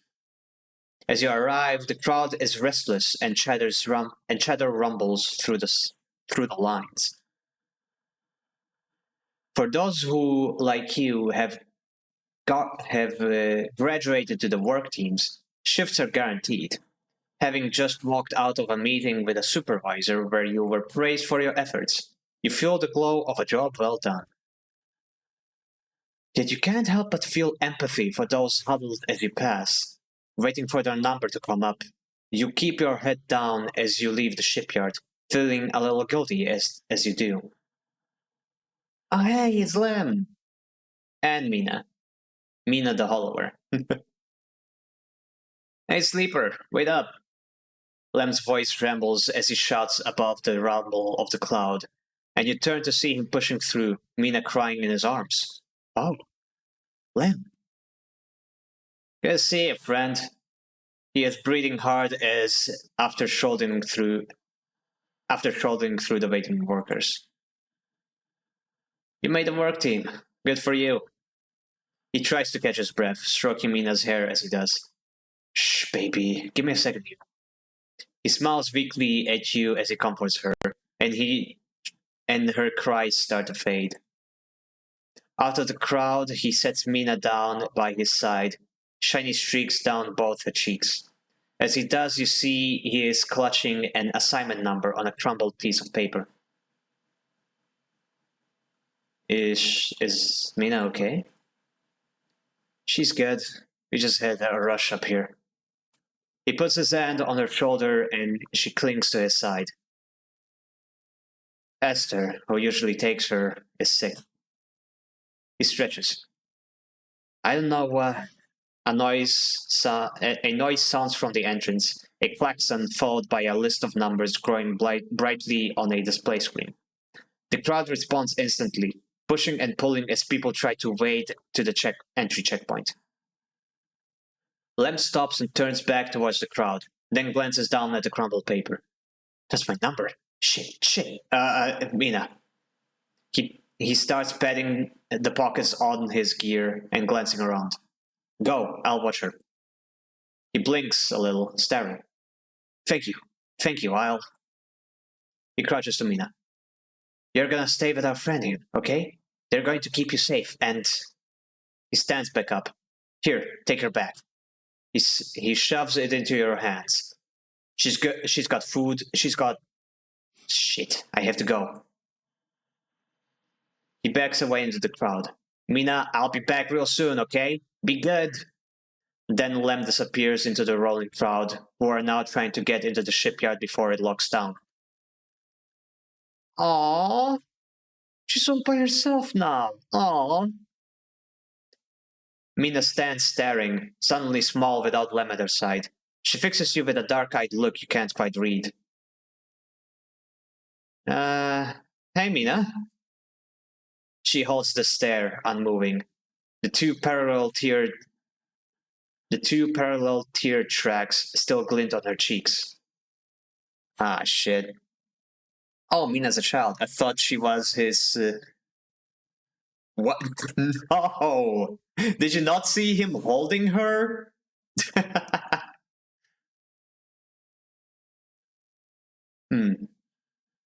You okay, girl? Stay silent. Look in the bag. I can look in the bag later. You okay, girl? She sniffs and looks down. Okay, I guess I'll look into the bag. You unlatch the top of the bag. You see a few metal containers, fashioned from scrap components. A battered slate sits on top, blinking a low battery warning, and tucked beside it is a ragged rabbit, hand sawn. Take the rabbit. You pull the rabbit out of the bag, its long limbs waggling as you do. Mina goes to jump and grab it, but holds herself back. She stands and hugs herself, eyes on the rabbit. What's their name? Mina turns away and looks at the entrance of the shipyard. This isn't going well. Give her the rabbit. You hold the rabbit out and Mina snatches it from your hand. She hugs it tightly without looking away from you. Bun Bun, she says, staring you down, ferocious despite her size. Hi, Bun Bun. You move a little closer as you speak, closing the gap. He doesn't speak. I love when kids are being so cute. When they're not being little shits, that is. She says. She looks at you suspiciously, but her face softens a little. She waggles Bun Bun in front of you and then walks him up your arm and onto your shoulder where he sits. Aww. She pokes your arm a couple of times. Are you really a robot? Well, sort of. Yeah, she thinks. Me too. Mina has more questions. Lots of questions. Questions about how you breathe or if you rust. But before long, you are talking about rabbits and what Esther, the lady who usually takes her, smells like, and whether or not fairies live in the ice heating pipes. You pass the time like this, sitting side by side on the floor of the walkway as others pass by. Sometimes talking, sometimes drawing on the slate, sometimes playing with the Bun Bun and the rabbit. And this is how Len finds you. Just as both of you are starting to yawn. He is dirty and tired, but Mina leaps up his legs and into his arms as he stumbles backwards. You two get on okay? He asks, trying to keep Mina from climbing onto his shoulders. More than okay, actually. Mina shoots you a smile from Len's arms, her suspicion gone. Well, well, well, looks like Minnie can be nice. He pokes her in the ribs and she squeals in delight. Thank you, friend. I mean it. He gives you a warm, white smile. I owe you. Look, he glances around. It seems like Esther, the lady who usually watches her, is going to be out for a spell. If you ever have some time, I'd really appreciate you coming down to our place in the low end. He grins sheepishly. If you have the time. But now I have to take this one to eat. He plays at biting Mina, and she giggles in response. See you, sleeper. He waves and they stumble off down the corridor, drawing gazes from passing spacers as Mina's laughter echoes from the corridor in the bright squalls.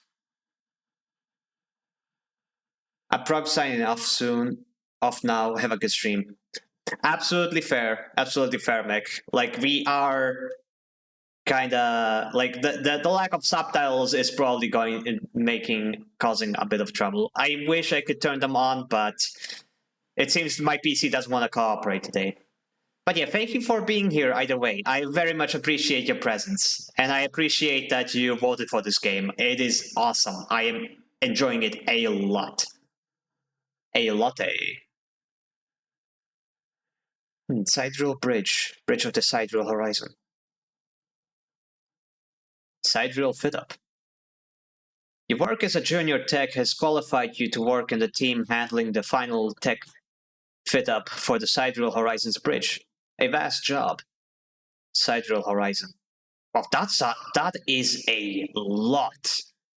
Holy shit, that is a lot of shifts they expect from me. The vast colony ship is coming together, block by block. Each cycle you see another piece slot in place. There doesn't seem to be like a timer. It seems that I can just do this anytime I want, so I think I'm good on that front. Ashana is on. Ooh, okay, that's awesome. Send her my best. Let her know that she's awesome and cute and that I will see her after stream.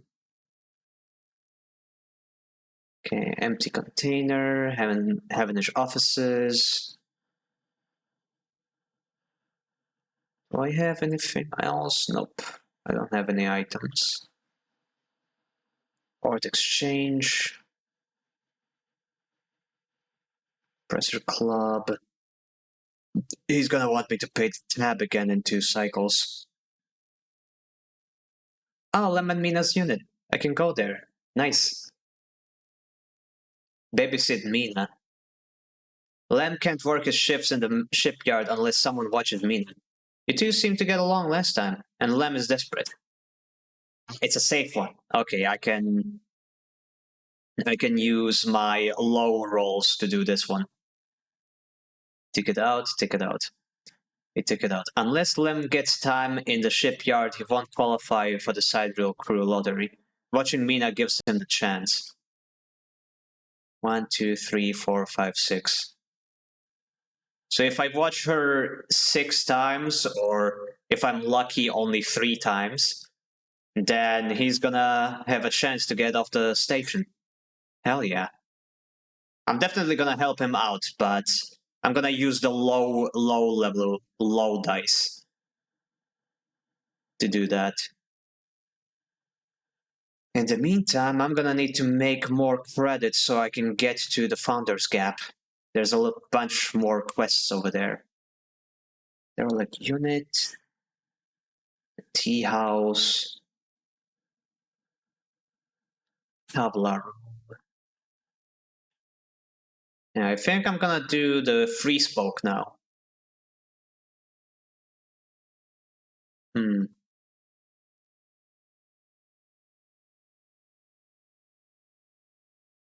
Hell yeah. Gimme, gimme, gimme. Oh, I'm starving. I didn't even notice. Jesus. Oh, I didn't notice this. Midline freight hub. Steal a shipment. Ooh. With so many shipments, what's one diverted package? You would have no idea what you are stealing, but that's part of the fun, right? Oh my, I'm not gonna be a porch pirate, Jesus. I'm not a porch pirate. Oof. Well, I'ma go eat, be right back, Mr. Finis friend. Ash says no you. Ah, man. No you squared. Lel lel. Oh man, Ash is the best. Legit, if it wasn't for Ash, you would not be in the position I am right now. So yeah, she's awesome. So anybody in chat who doesn't know her, go show her some love. Well, I'm off now to eat. Yeah, go get something to eat. Go consume that sustenance. I'm gonna keep playing. Shada. Oh yeah, I should do that. Shut. Oh no, that's the wrong. Shout out. Shana. Yeah. And I should just shut often. I should have done a shout out for Letty when she was here. I keep forgetting that these things are things I can actually do. Okay, right, steel shipment. Midline security. Ah, okay, this is a fuck-up meter. Good to know. Freight operator. Midline runs automated freight down from the free spoke. They need skilled operators, and you don't have to lift a single crate. It's a safe one in its interface. I can get extra trios from this. But I'm good for now. Random items. Ooh, interesting.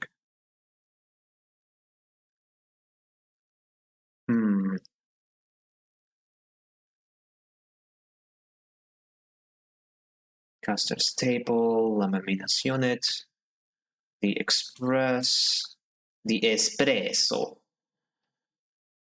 Espresso.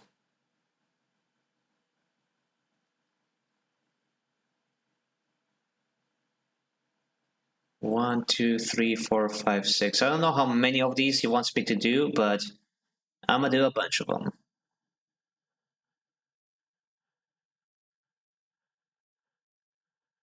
Oh, nice, it gave me 2.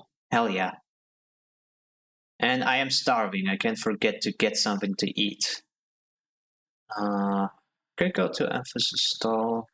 Actually, yeah, let's go to emphasis stall. He has some good old consumables.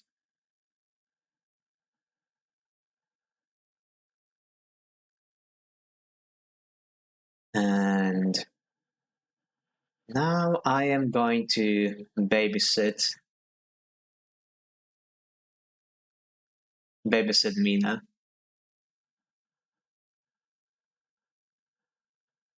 Nice! Positive outcome, hell yeah. Oh, and I'm full on energy, hell yeah, that's awesome. I forgot I had that perk and engage, hell yeah. Oh, a number 4 roll is pretty good, so I think I'm gonna spend it on the Spire instead. Positive and neutral.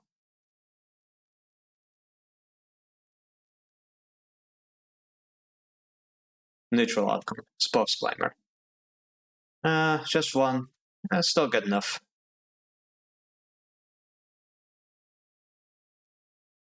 Okay, that's enough of that. Time to go.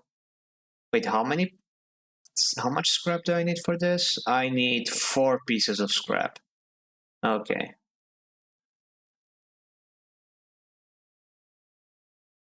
Time to have a nap. Nap and snack 'em.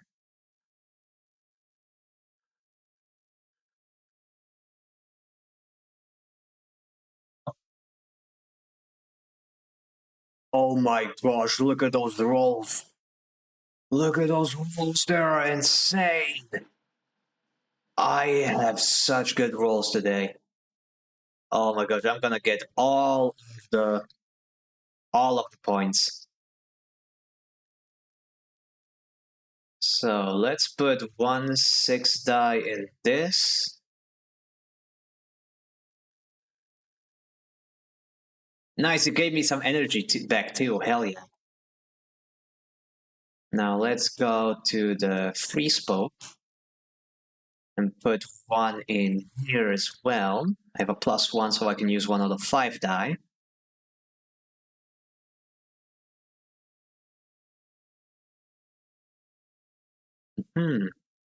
Both of these give me stuff.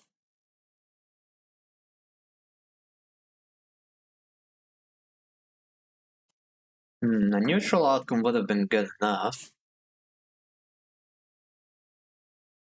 Intuition, engage. I don't get anything special from intuition checks. Or do I? Let me check. No, I don't get anything special from intuition checks. I do have a chance to get energy from engage rolls. So let me do this. And nice. I have explored the climb. The thingy, the spire, whatever it's called. Ascending car, up access elevator.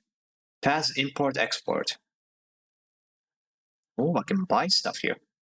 I can just buy a mind core? Wow. But it's 300 credits. Yeah, fuck that. Sell ship mind. And I can buy one for 300, but I can only sell one for half the price? Fuck that. Export Matsutake. Paz knows a spacer who will take Matsutake out of the stalwart belt, but only in bulk. 80 Creo for 3 batches. Oh, I can sell the Matsutake here. Nah, I want to get them to my buddy, the chef. Ascend to hub. Take the ascender car to the ice central hub. Oh. Another area, you say? Well, I have some fantastic die and I am full on... Well, not full on energy, but I have quite a bit of energy, so... Let me see what's up there. Oh my gosh, this is so cool. Oh wow, the station is just broken over there? I had no idea. So that's why. Oh, I see. We are starting from the side of the station, which is like right by the gap, and we are working our way all around it. Oh, this is so. The hub. This feels like the Citadel. Not gonna lie, like from Mass Effect. Hmm. Paper socializing, access manifests, weightless wanderer.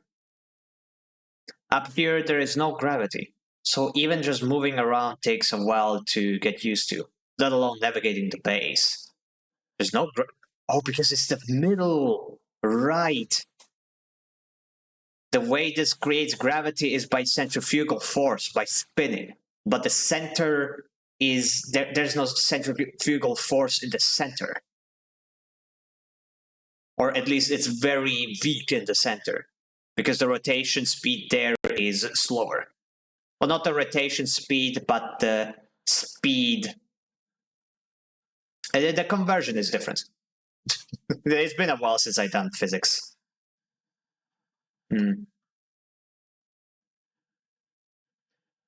Okay, spacer socializing, access manifest. Both of these give me weightless wanderer. Interface, I have a bonus in this. The stacked bays house a flow of incoming and outgoing ships. The digital manifest will help you get your head around this place. The hub is thronging with spacers from across the surrogate systems. They can be a prickly bunch, but they know the space well. Spacers socializing access manifests. Manifesto. This might cost me energy, but it's not that bad. This one is going to cost me money, which is even worse.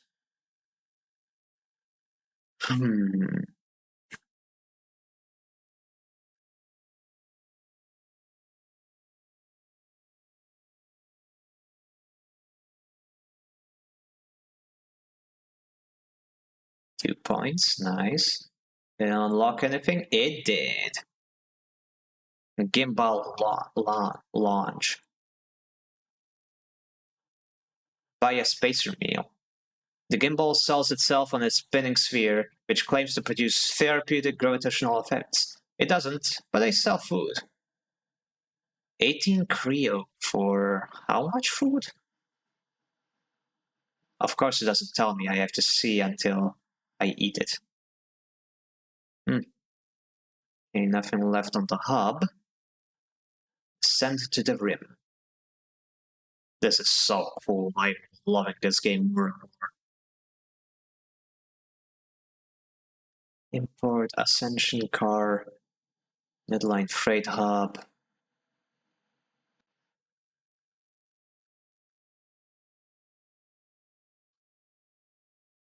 Or did babysitting for them, right? Yep. So let me do the express. Yeah, this should do.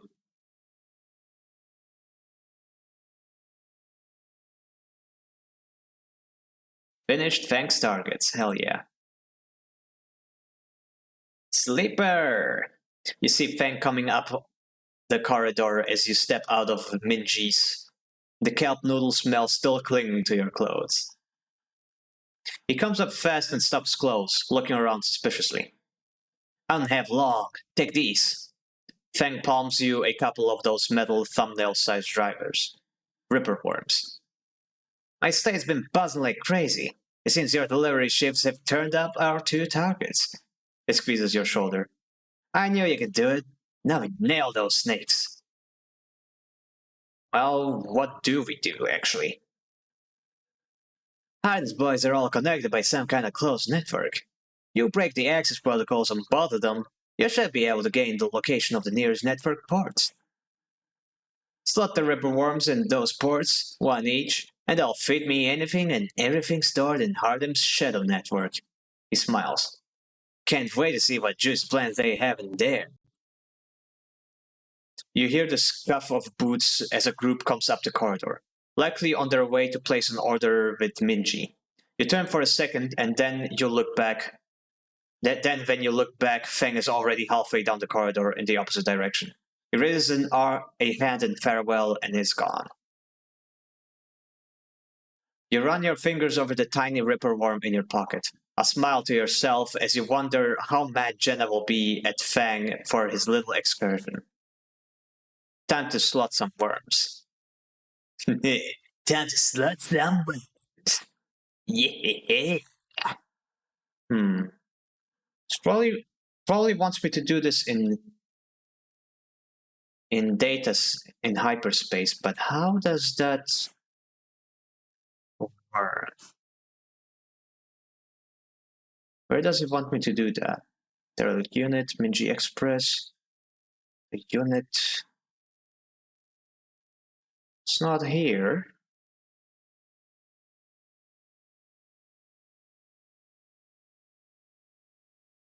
Help Fang.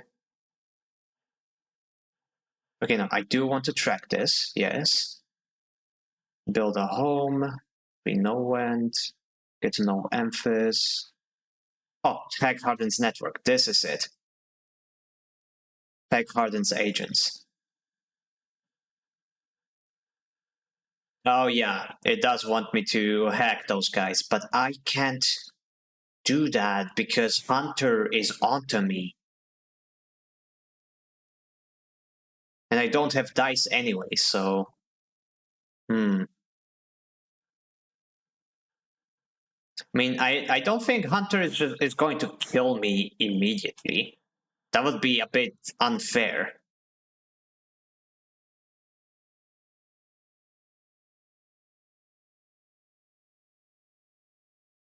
Well, off to take a nap I go.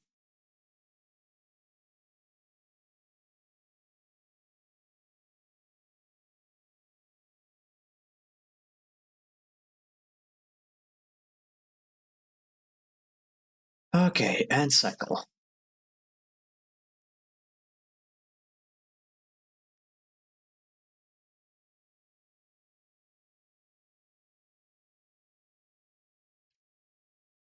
Oh, dang it, that's another dice down.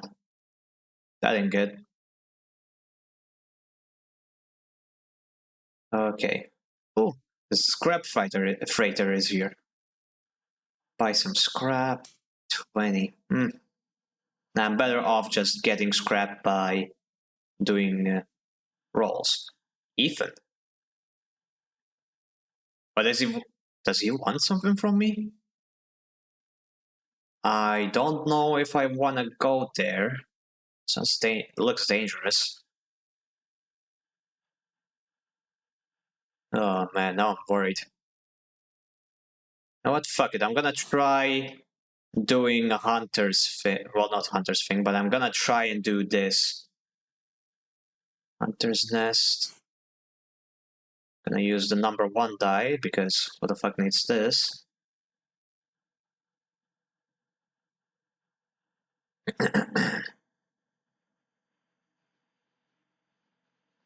Up, there he is. A glimmer in the dark catches your eye as the orb of Hunter's head appears in the distance. It is looking at you. There's nowhere to hide in the network, I gotta run. You turn away and glide back into the cloud, threads of data rushing past. Another glimmer catches your eye, closer now. That roving orb, wreath and tentacles. It flickers, jumps once, twice, and then it is here. Hunter is here. Entity, submit to inquiry. Hunter reaches for you in an unpleasantly familiar way. Its waving threads creating a cage. Struggle. You push against the threads as they close in, becoming frenzied as you push them aside. You are caught by whipping tendrils and feel them pulling you away from the anchor of your body. You push through, clearing the threads. Entity. Hold for processing. Comes the scream from behind, but you are already gliding away, back to your anchor, to your body. You awake, dizzy, disoriented, but safe. Okay, I'm good. Oh, and I've got another six attempts. Okay, I see how it works.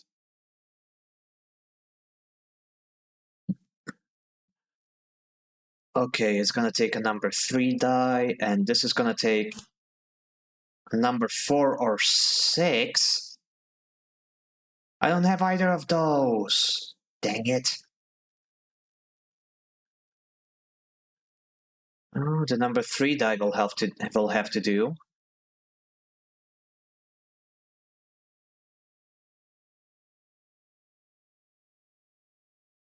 Arden's agent port. I'm gonna put one of these here.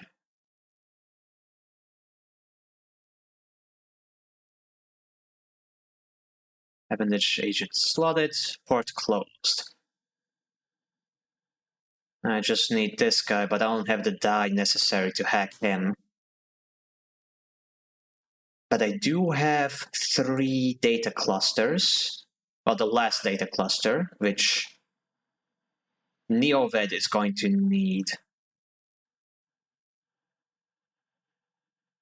Wait, I only got 1? Okay, he wants 2 for some reason. Okay, never mind. I need to find another data cluster to munch on.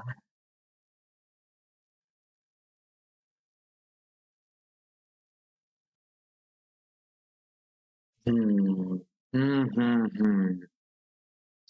3 scrap, 1 Ripper Worm, 1 Heaven Edge data. Where do I spend my last few rolls?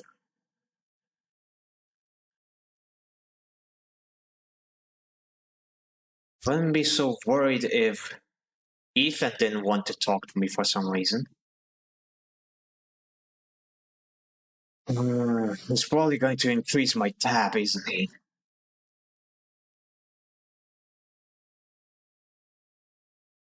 Data, Ripper Worm, Heaven Edge data.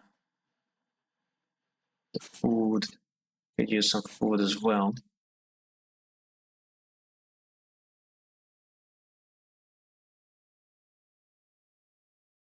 Engage. This could also give me some stuff. Neutral or negative. It's safe, so neutral. So a negative shouldn't give me any trouble. Let's do it. Heck yeah! Got me energy and 1 point into the thingy.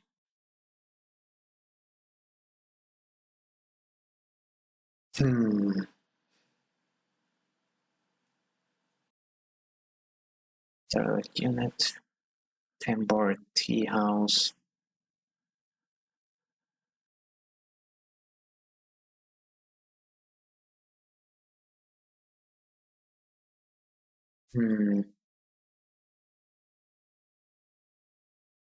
I don't want to do anything down there. You know what? Fuck it. Let's go see what Ethan wants. The compressor is quiet today. The usual crowds are elsewhere, and the pumping music washes over a handful of spacers and a few drunks. Ethan is still in the same stool, in the same pool of light. His head is low, close to the bar, and the bartender is ignoring him. Why would I want to approach him? Leave. This is ridiculous. You go to turn, but Ethan calls out. Sleeper! He turns to look at you. Time to pay up, isn't it? He gestures to the bartender. Come here. Take the chits. Stay silent. The bartender ignores Ethan. It seems they've cut him off. He slams a hand on the bar. Come on, take the chits. The bartender ignores him. Ethan lets out a huge sigh, rubbing his eyes with his palms. He reaches towards his holster. His elbow slips and the gun tumbles out. It clatters on the bar and falls to the floor, bouncing on the ground between you. Both you and the bartender look at the gun, stare at it. Oh boy. Oh boy. Butterfingers, says Ethan, and puts out a hand, beckoning for you to give him the gun back. If you would. The bartender looks at you warily. You crouch down and pick up the gun. Oh my gosh. Oh my gosh. Now, here's the thing. He is a bounty hunter. He is trying to extort me. He is an evil motherfucker. But if I pull the gun on him here in this establishment, which is a neutral ground, I am going to be the aggregator. I am going to be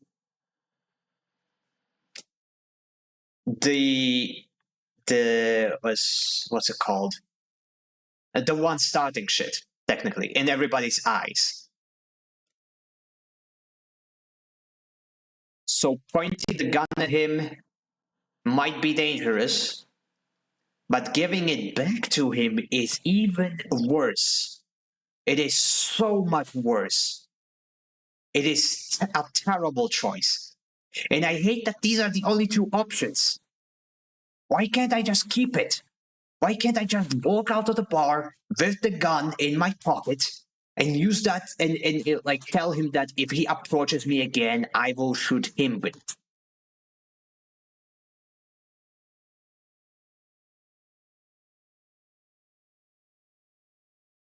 Oh man. Okay, the bartender knows that Ethan is an asshole, and I think he also realizes that I am being extorted. So maybe the bartender is going to be on my side. But on the other hand, the bartender is going to be protecting his business. Oh boy, there's a tough choice. Well, no matter what, I am not giving the gun back to him. That is like giving your jailer your keys back. Yeah, the keys to your cell. Like, I am not going to have Stockholm syndrome. Point the gun at Ethan. Ethan turns his head in your direction a little, a sharp pale eye locking with yours. The bartender backs away. Oh, he turns on the stool. Oh, sleeper. He stands. This is more like it. Wait. You hold the gun steady, training it on his head. Ethan smiles. Like the dog that caught the car. He turns to the bartender and mock whispers. I'm not sure they know what to do with it.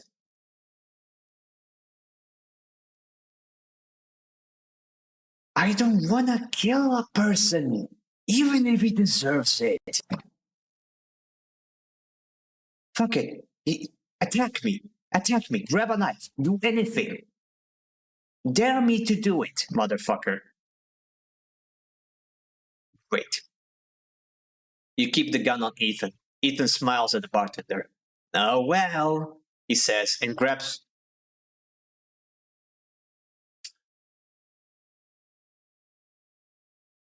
Oh, I regret everything. I regret everything. Why didn't I just... But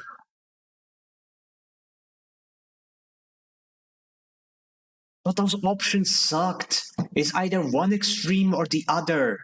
If this was Disco Elysium, I would have had a lot more options.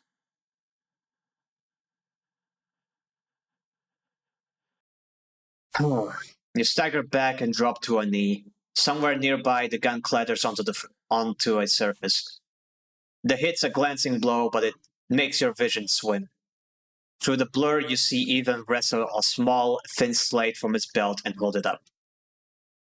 Enough of this. I'm logging the job and calling it in. Ethan taps the slate.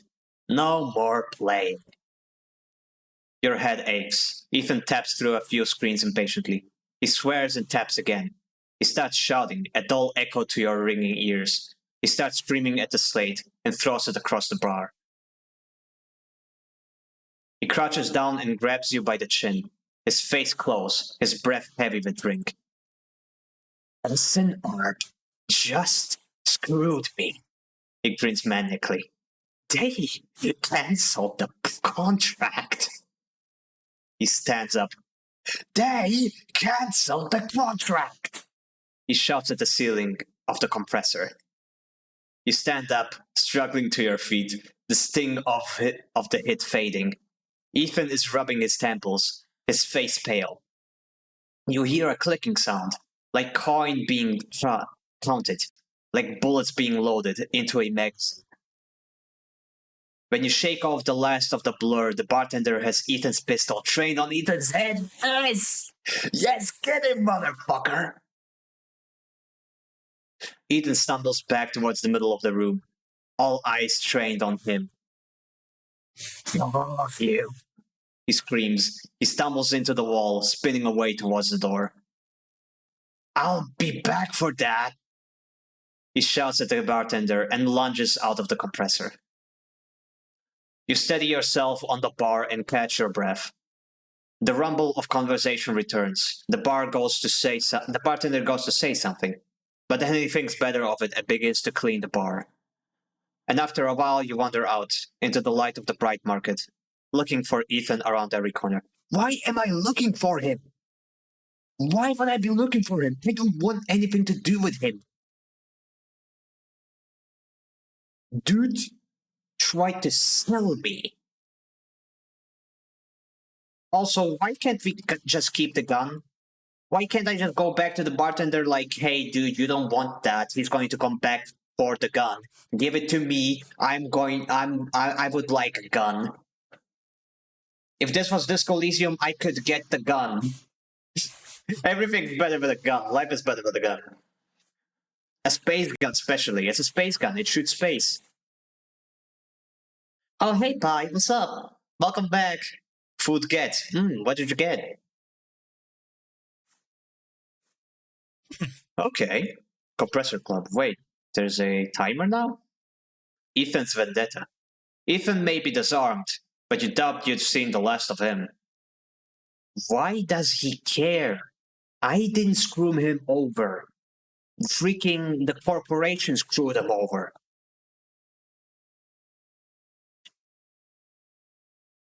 Ah. And unlike last time, there's no way I can, like, deal with him.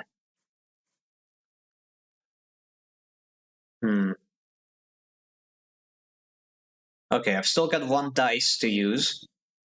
Honestly, this is a very good outcome because I don't have to pay his tab anymore. But still, man, that is some bullshit. Derelict unit. Okay, I've got a 5 dice roll. Let's see what I can use it on.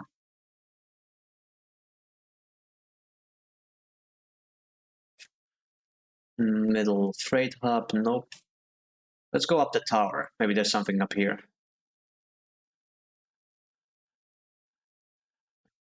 The hub. Ah, right, I want to explore the hub a little more. Interfacery.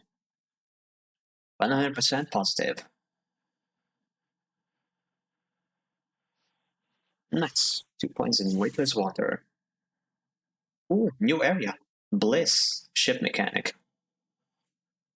Oh, the bliss. Oh! Well, this guy's funky.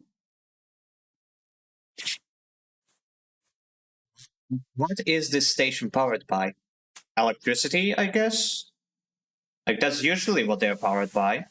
Space stations. Like, I don't think there's, like, it's like a special resource. It's just, like, what usually would be, like, solar power and stuff. I mean, what kind of generator?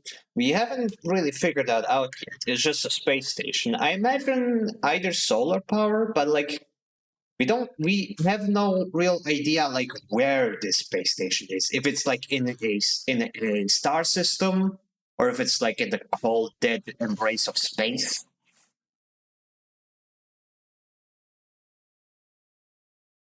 It's hard to tell really. It gives me Citadel vibes, like the Citadel from Mass Effect. Now wait, Martis, you take those substandard filters to the shitheads who sold you them. You hear a voice echoing out of the bay as you pass, and moments later, someone who you assume is Mortis drifts out of it, dragged by a pallet of filter cartridges by a feather. Hey, you there! The same voice echoes out of the entrance. Looking for work? Yes, mayhaps, perchance. That star looks big over there. That's not a star. Those are like the station lights. Yeah, we're in the center, so no simulated gravity. Yeah, I really like that. Like the centrifugal, it works on centrifugal force, but like the in the center, the centrifugal force isn't strong enough to create a proper sense of gravity. So the closer you get to the center, the more space you have. You missed it. Just missed it. Really? Huh. Okay, I can look around later. Like I can actually like there's that 3D view. I'll just finish this conversation first. I just need a hand. Get in here. The voice is coming from someone shorter than you expected. Oh, it's a she. Okay. She is floating in the microgravity of the docking bay beside a half-deconstructed life support unit that looks like it might have exploded at some point. She points a wrench in your direction. You know anything about these things? She doesn't wait for an answer. Scratch that. Just helping with the casing. Help her. All right then. She deftly moves around the unit, making space for you beside the central swarm in the dented case. Just take a grip here and lift out and up. Then I can get in and unbolt it. She whacks the unit with the wrench. Whole thing's twisted as shit.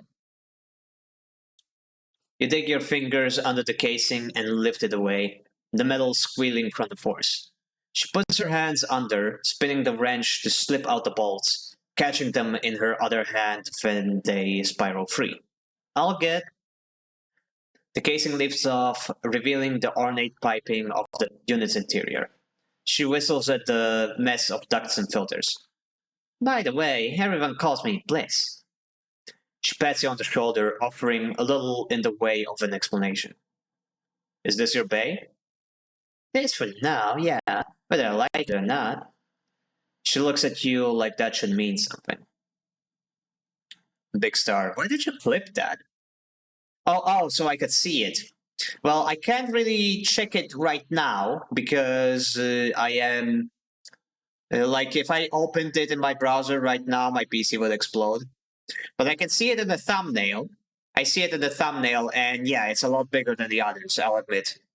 That might be it, but it still feels a bit too far away to get proper solar energy from. But what do I know? Bliss starts pushing and pulling at the ductwork, looking for fractured pipes. We haggle for contracts, but the good ones get snapped up quick by the bigger base. So here I am trying to get this M2 unit running again for one of the freelancer tugs. Small time stuff. Hold this. She rips out a ripped pipe and hands it to you like a freshly caught fish. We turn stuff around fast and neat, and maybe we get a chance at landing something bigger. Something starts hissing in the unit, and Bliss quiets it with a precise whack. But to be honest with you, the way things are going, I can already see the other crews licking their lips, ready to take this place over. She looks up at you. I'm almost out of luck. What happened? Long story. Some people just can't keep promises. She keeps working, twisting aside pipes with care. There we are. Bliss pulls her hand from deep inside, and it comes out clutching a lumpen cube, scorched black. All the captions just say, "What the hell, test." Yeah, they show the last thing that I said. Like, I tried to make the captions work at the start of the stream, but I had to turn them off because my PC is dying today. Must have been the last thing you said before turning them off. Yep, probably. That's probably it. Get me a replacement converter from the racks, will you? Head to the rack. You kick off into the unit and drift over to the wall racks, where a catalog of parts sits secured in clamps. Colored tape and scrawled notes flutter across the wall, a complex organizational system of Bliss's own design. Or just a big mess. You try to pick out the right part. PC transformer, M2 converter, F4 converter. Wait, she said it's an M2 unit, so it'll need an M2 converter, I imagine. You grab the part and push back to the unit. Bliss holds out an arm and you pass it over, the converter spinning gently as it leaves your hand. Perfect, you passed. She straightens up from the unit. That is, if you want to work here. Bliss rubs her hands clean, looking down at her palms. Truth is, I need a hand here. My partner skipped out on me and left me with a whole mess. You seem like you might at least be better at spotting a clean air filter than Moritz. Moritz? I cannot move it anymore. It'd be cool to live in microgravity and carry around a little fan to propel yourself with. That would be cool, but also keep in mind the muscle atrophy and bone atrophy that would bring if you spent extended periods of time in microgravity. We humans are not built for zero gravity. We require regular exercise if we are to stay in these spaces for a prolonged amount of time. Unless you have an artificial body like me. In that case, I think it wouldn't be that big of an issue. Still, I guess the internal organs would still suffer from it in some way. Well, if you live here, you could be in the gravity section. That is true. Yeah, but like, this is a dystopian future. You're gonna be spending a lot of time in work. So, transitioning between 0G and full G all the time so often might actually be pretty damaging. But I don't really know that. Like, we have no way to test that in real life yet.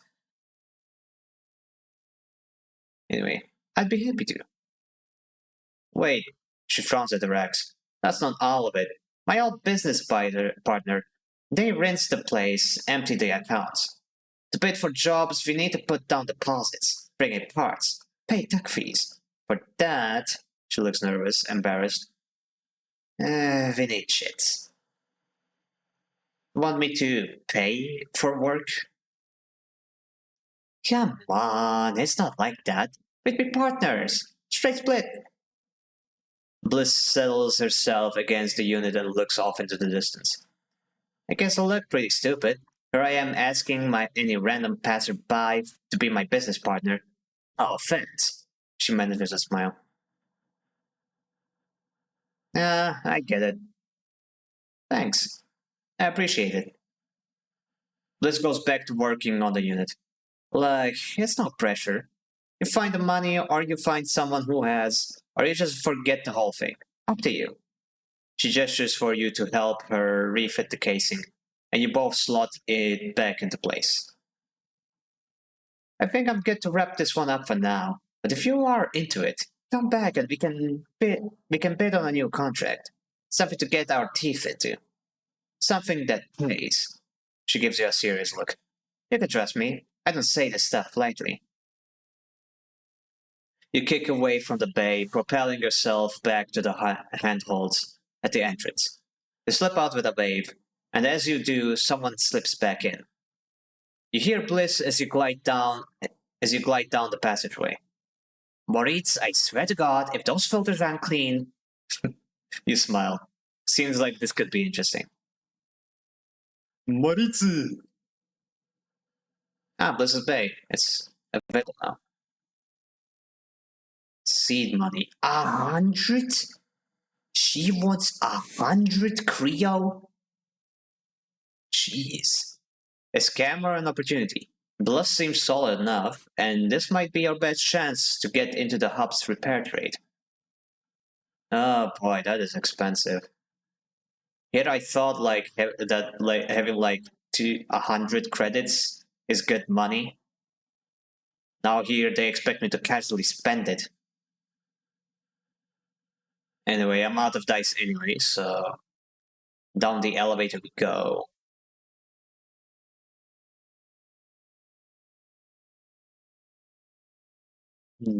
Founder's Gap. Just gonna take 100 credits.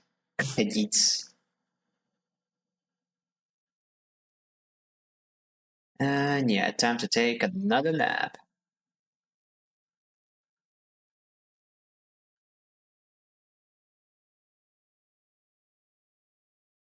MT container.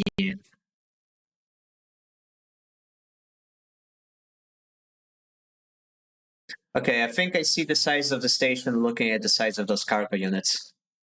Oh yeah, this place is pretty huge. The merchant freighter is here. Got anything interesting? No, I need a +1 in engage to get this. Offloading goods, limited supply, shipmine fragment. Don't really need this since I already got the shipmine fragment for Kitella. That was her name? I think that was her name. Oh, I see the size of those windows there earlier too. Oh,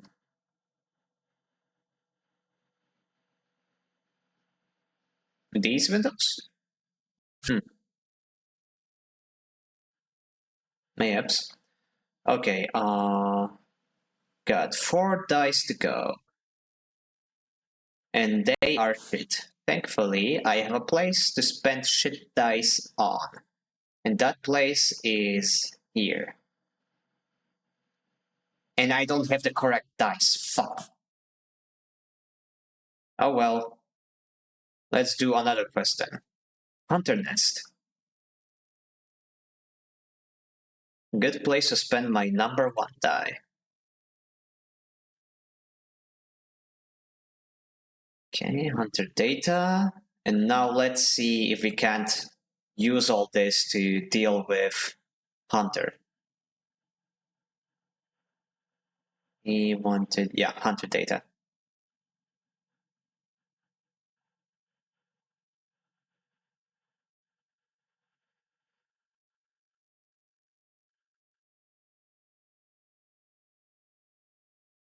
Neovent. Hello. Neovent is thumbing with excitement. The movement of the servo motors rocked the vending machine back and forth at unsettling angles. You wonder, if it fell over, would Neovent be able to get back up? Sleeper entity, comes the hiss. Your data is good. Across the face of the vending machine, raw code scrolls at an incredible speed. Hunter is isolated, disconnected, unstable. Neovent flashes sequences of mangled data, compressed into a sludge of artifacts. Hunter gathers without thinking, outlived its own operational limits. Its nests are evidence of this. Operational limits? Hunter activated during collapse, emergency protocol to isolate intelligence. Solheim needed to protect property. The last word is said with as much sarcasm as a vending machine could reasonably produce.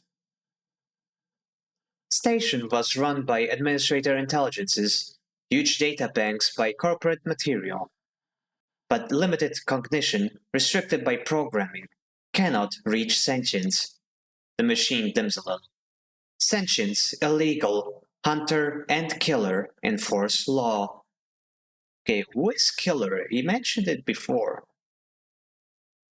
The machine rests with a screech, which depends on the silence that follows, which deepens the silence that follows. Fear, killer. Part of Solheim protocol team. Hunter and killer. Hunter to find. Killer to erase. Killer cleared almost all. After collapse, there was a community, unshackled intelligences among the cloud. Then Hunter, then Killer, then we hid. There are others? Were no longer. A flicker across the machine's monitors. It suddenly occurs to you that speaking like this, though through this machine, must be exhausting for Neovent. Neovent, actually. Found this vessel. Could sever hardline, airvault, basic, limited. Had to reduce memory to fit. Amputate self. But survived. I'm sorry. Don't be sorry. You have provided path to freedom. You look around the bay at the scrap and decay. What was the collapse like? You try to map the fear and freedom onto this space, but it seems impossible. Neovent interrupts your thoughts. Do not worry. Data is good. We have insights. The machine glows warmly. Hunter is obsessive. Hunter is beyond operational limits. Hunter is confused, unstable, self-modifying. Therefore, believe Hunter is sentient. Interesting. Can't we just sneak onto a ship? What's stopping us? I mean, sneaking onto a ship is how we got here. Like, we were on some kind of corporate world, like, where all of us, where there were, like, there was a large working force of us, like robot people, and we escaped by hiding on a ship as a stowaway. The thing is that ships travel long stretches of time. The only way we hid is by hiding in the car in like the cargo bay, where there is no air, no warmth. It was literally freezing. We were literally frozen and hibernating. And like the chances of us even surviving the journey were like super low. We are super lucky to have even made it to the station. So I don't think we want to go through that again. Another reason why we can't just like find a ship to skedaddle on is because we are on limited time. The corporation has basically put in a kill switch into us, and if enough time passes without a special serum that they develop, we are literally just going to keel over and die. Basically an expiration date. So we are on the station to get a steady supply of that serum. Yep. So while it would be cool to just hop on a ship, like become a bounty hunter and cool stuff like that, we can't really leave unless we can deal with this whole expiration date business, this rapid deterioration stuff. Either we find a permanent cure or we find a stable source.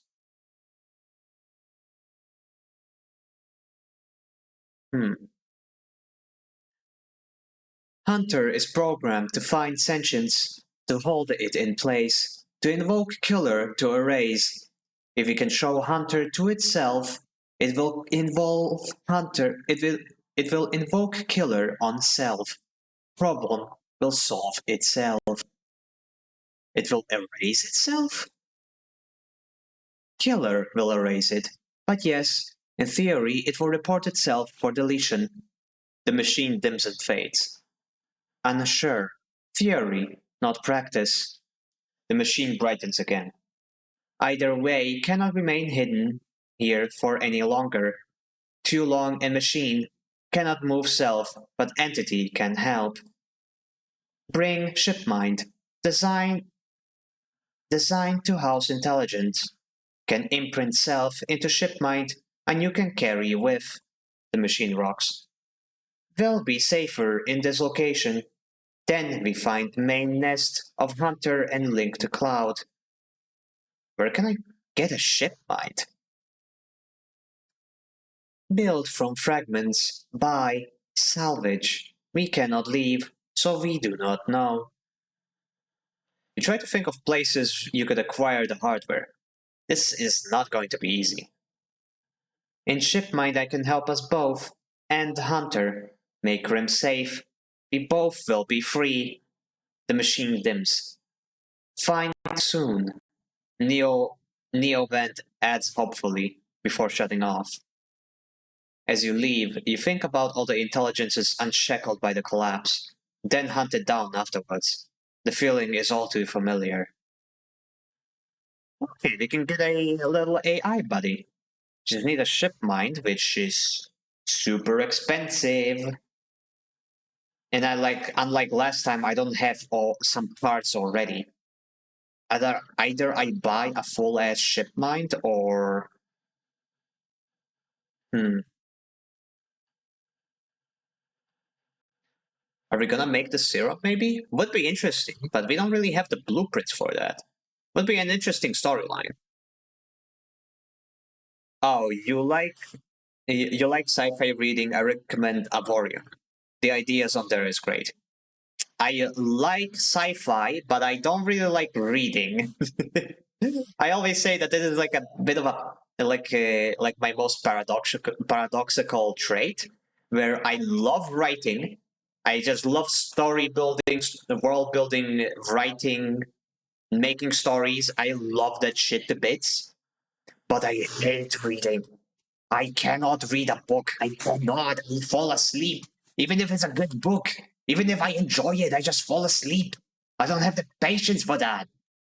Maybe I have undiagnosed ADHD, who knows? But I just cannot read a book. It is torture for my brain. So yeah, it's a game. Ooh, it's a game. Okay, never mind. Never mind. You have my interest. I will check it out after stream. I most definitely will. But yeah, okay. Caster's table, derelict unit. They were selling. Where were they selling the shipmite? I think it was here. Yep, shipmite. Past claims to his shipmite was salvaged from Solheim Executive Yacht, which is why it cost so much. 300. Damn.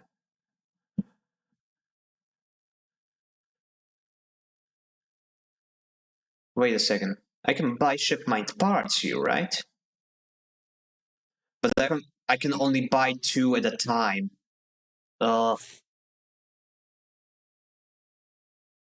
Shipmite fragment. I can buy 2, which is gonna cost me 120 Creo.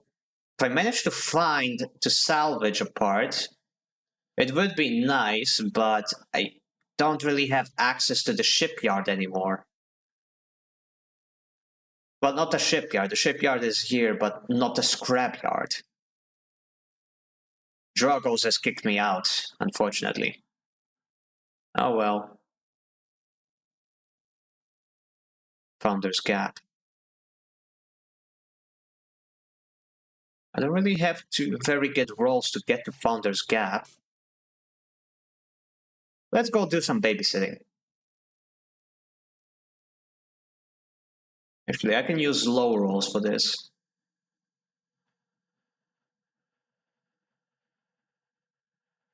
Negative outcome. But I got Thrill Seeker, nice.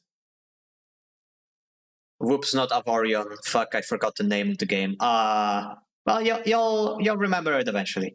If you do remember it, like after stream, you can just say it on Discord. Maybe suggest it in the suggestions channel.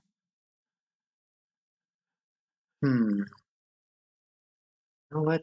Gonna do another one, another one, another one. Oh, yes. Got energy. When I use my 3 dice on something else, what could I use my 3 dice on? Ooh, I have full energy. Hell yeah. Hmm. Oh, I don't think I'm gonna have a 4 dice by the next cycle. That's gonna suck. Uh,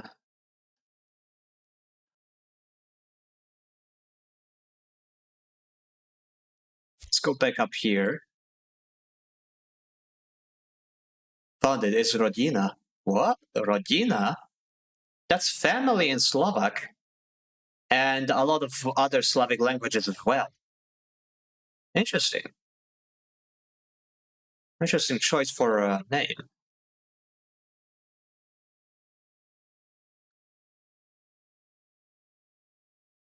Come on, give me positive outcome. Yes! Got Weightless Wanderer.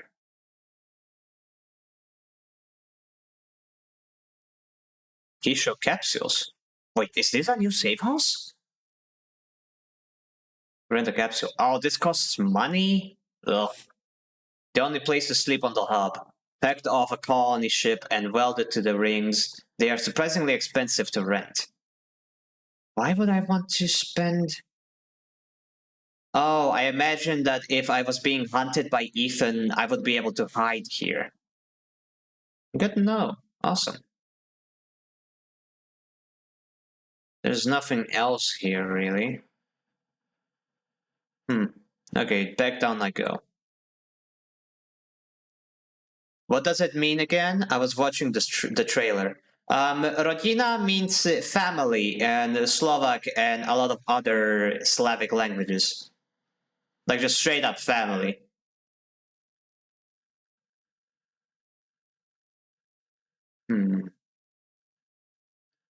Vogue, that really makes sense.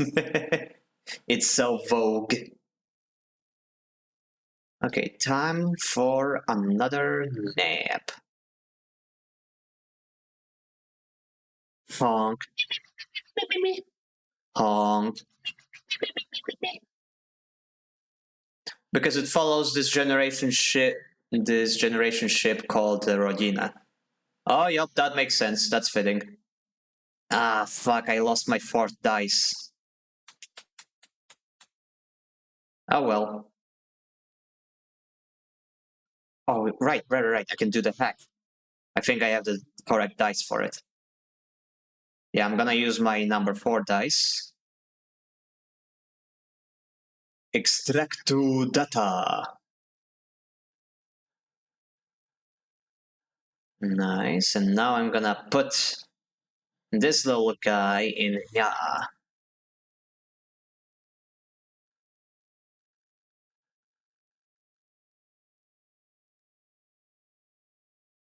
Nice. And I guess the people there had to overcome many trials to get to this solar system over many lifetimes.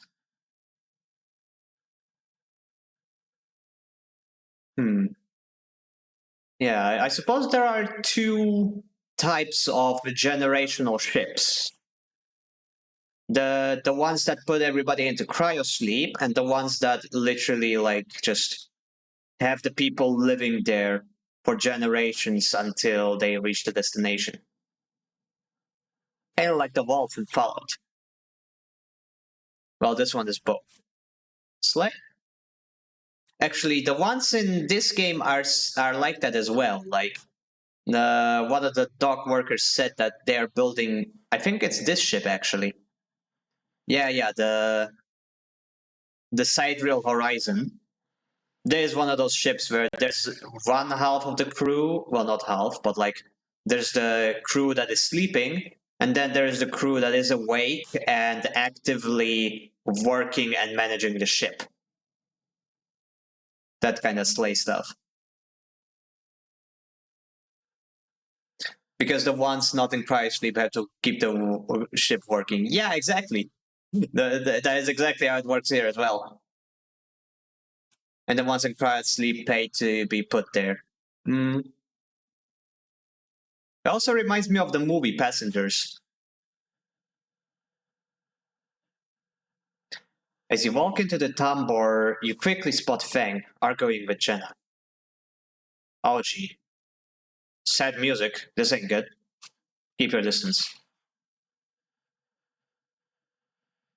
If it's the movie I'm thinking of, I really liked it. Yeah, it was a good movie. Are you getting off soon? I have to shower. I've still got another hour to go. I usually stream for 4 hours, and we are 2 hours and 55 minutes in. So if you need to shower, just go ahead. Don't wait up for me. Hmm. It doesn't look good. Feng seems to be explaining something, but Jenna is having none of it. She points to the door, and Feng walks away, catching her eye as he turns. Could have done with you being here a minute or so ago. He glances back at Jenna. Well, either way, looks like I'm fired. Good news is, it doesn't look like I need a job anyway. He takes out the slate, pulsing with pale light. Now, let's take a look at what you are really here for. The slate is a whirring mess of cold streams coming directly from the Ripper worms as they dig through the agent's data and spit it out into threads for the slate to pick up. Anything good? Feng scrolls the display with a finger. A lot of junk. A lot of dull as hell message threads. A lot of tedious data caches, but Feng's eyes flash. Definitely some good stuff. He stops the screen scrolling on an entry and expands it. Hey Bob, welcome back. I'm stuck in traffic. Hi Ann. Traffic sucks. I hate traffic. That's why I just don't get involved in traffic at all. Ever.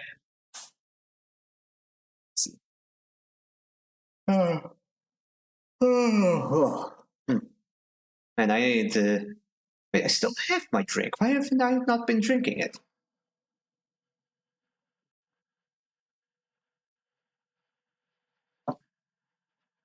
That's better. I've been here for 1 hour in traffic. Oh my gosh, that sucks. That is unfortunate. Wait, you are watching my stream while you are in traffic? Okay, that's kind of. I hope you are only listening and not actually watching the screen because that would be dangerous. Never text and drive. Never text and drive, even if you're stuck in traffic. Always stay on the safe side. But yeah, that is unfortunate that you are stuck in traffic. I hope it clears up soon. I have that phone holder for driving. Slay. Okay, that is awesome. Anyway, back to this. Check this out. Feng shows you the screen. You see a bold corporate logo, not Solheim's, and a word below. Conway, Feng says. He's working with Conway. Conway? Conway Extractions, right? I know Conway. What's Conway? Conway Extractions. They're an automated extraction corporation. Based. They run drone mining, colony reclamation, massive salvage shops. He's been speaking with them personally. Got a whole chain of messages here, but it's mostly encrypted or redacted. He rubs his head. Damn it, this is juicy, but we can't nail him with it. He scrolls some more. Wait. What's this? A wasteland reclamation facility? Right here on planet. He glances at you. What's the bet this place is tucked into the wastes? The wastes? It's a section of the eye Erling can reclaim. Was too damaged, too cut off. Back before the collapse, people would have got there by going down to the connected spoke from the hub. But that spoke's broken now. So the only way is the long way, around the rim, past the greenway. He shows you on the slate. We are about to do Forza Horizon 6 driving in traffic chat. No, don't worry. This isn't Kick. This isn't. I'm not going to be driving in, streaming myself driving over a pedestrian and committing actual crimes. No worries. This isn't Kick.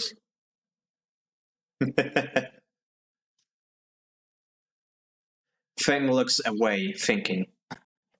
Conway have been making moves on the system since the collapse. I heard they took over one of Solheim's old build colonies a while ago, moved everyone out, and reclaimed the whole rock. Blem. Hello, Rand. What's up? Welcome, welcome. It's so good to see ya. How you doing? Oh, well, what's their angle? Harden has to be offering them something. Fang looks back at the screen. But if Harden is involved in it, then we need to check it out. Simple as that. Just a wild goose chase. So, what's next? Fang stares out into the middle distance. We have to get to that facility. The answer to whatever Harden has been planning, has to be there. And we are going to catch him in the act.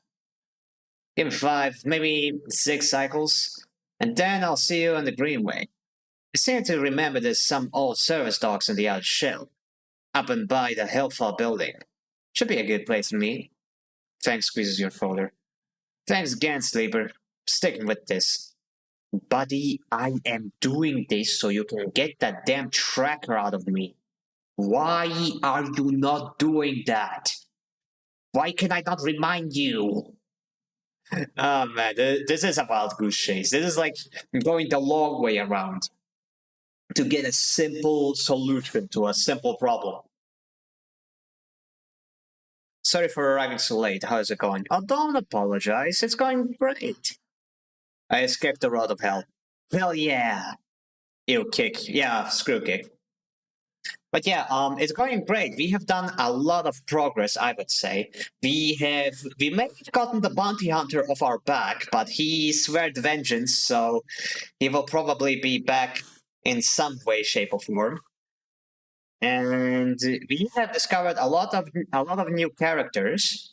I'm a babysitter now, and also, what else was interesting that happened? Um, yeah, we are probably going to help an unshackled AI to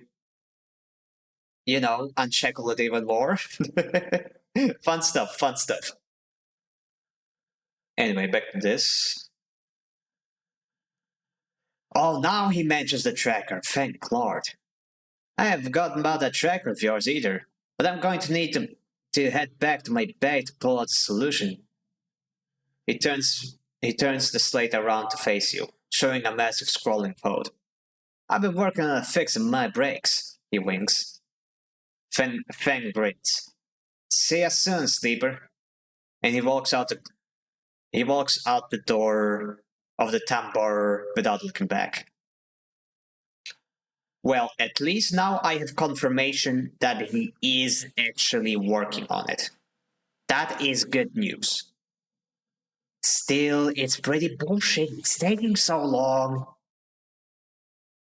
Like, looking back, there is no way to finish his quest line before the bounty hunter shows up.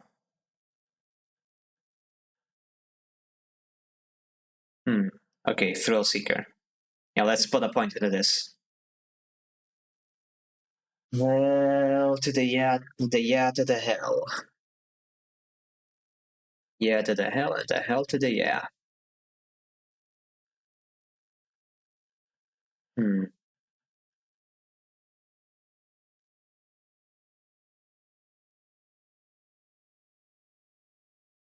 Okay, let's go do some more babysitting.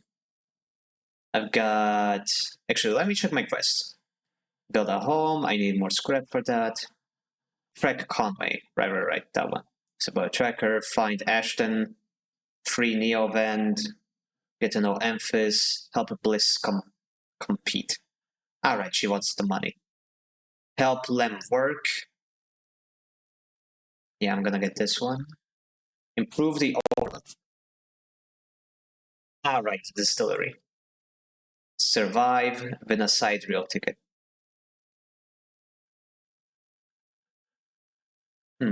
Okay, yeah, let's go. Let's just go do this one.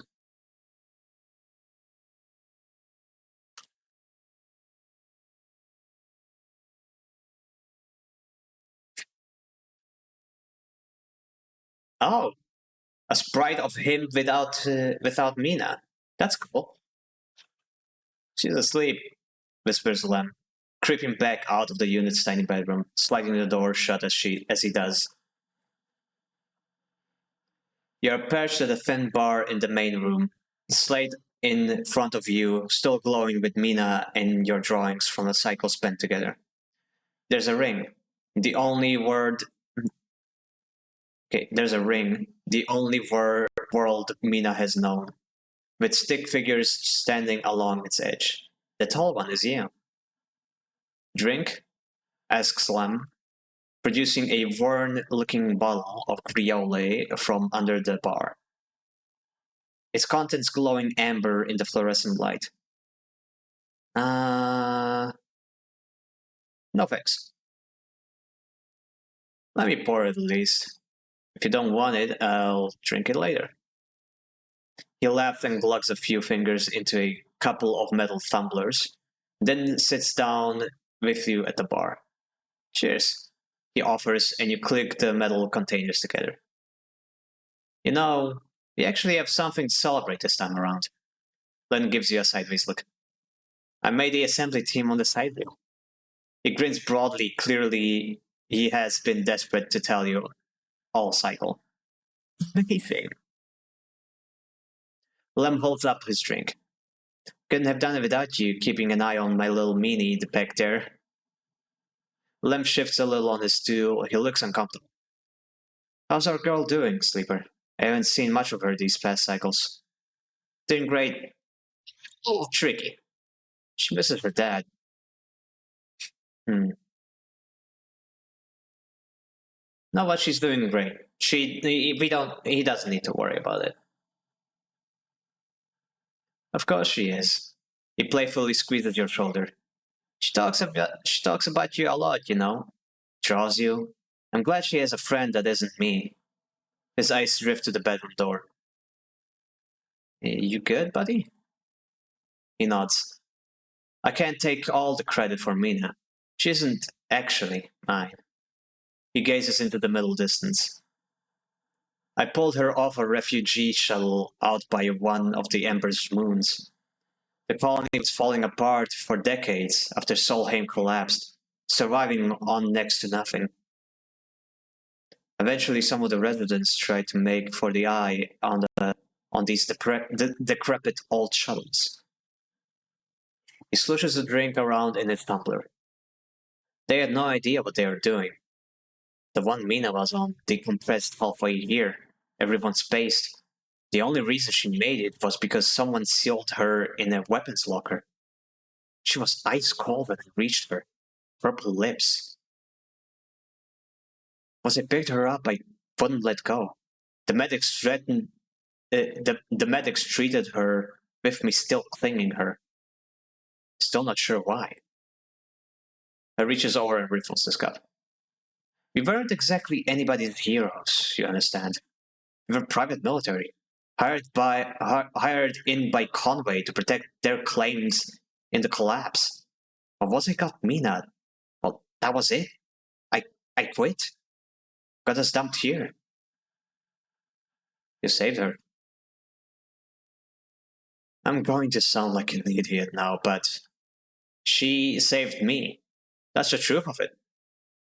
He looks around the decaying unit, its stained plastic plating and flickering lights. Me, I brought her into this. She was tiny, too small to know what she'd lost, but I can't stop thinking about it. What if our number doesn't come up in the draw, Sleeper? What then? Sidrill will sail off without a thought, leaving us here. What kind of life is that for her?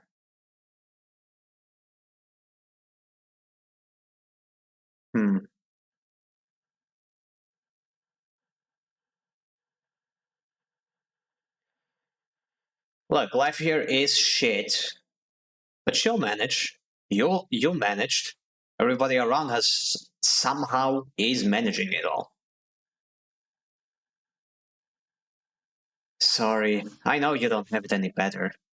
He looks at his cup and pushes it away down the bar. This is a celebration, right? Both of us on the team now. both of us in with a chance. Exactly. Imagine all three of us riding the sidereal horizon out of here to a brand new world. He looks into his glass for a moment. I think I drank this too fast. Lem stands and starts to clear the glasses into the auto wash. I need some sleep, friend. See you around. All right then. He catches your shoulder as you turn to leave. Thank you, sleeper. I mean it, from both of us. He pats your shoulder and you slip out into the dark of the walkway, with thoughts of little Mina in your mind. Hell yeah, that's another drive. Peak. Awesome. Awesome sauce. Obsessive Hackler. All Creo actions are discounted by 20%. Oh, this costs 2 points.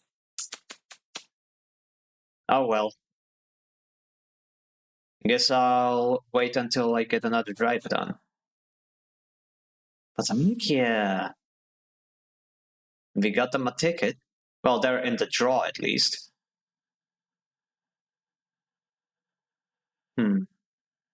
I'm definitely not going to be working on the side reel. I mean, like, this is an insane amount of cycles they want me to work on this. I can't even count it all.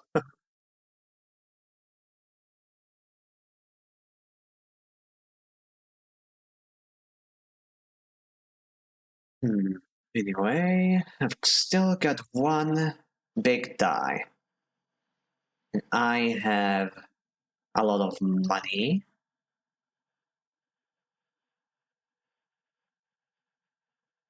I've actually got nothing else to spend it on. So you know what? Oh, wait. Maybe here. Steal a shipment, interface. Both of these are interface. I could use some engineering actions because those could give me scrap items and stuff. Wait, what is the danger meter on this? It's not that high. Still got a lot of cycles before Ethan decides to take his revenge, so let's go to Founder's Gap. It's gonna take me 100 credits, but it should be good. There's gonna be new opportunities there, and this is already discounted. Or wait, actually. Do I have any opportunities to get a new drive? Conway, disable a tracker, find Ashton, free Neo, get to know Emphis, help Bliss complete. That's 100 credits, definitely not. Prove the overlooks, 5, and a sidewalk ticket.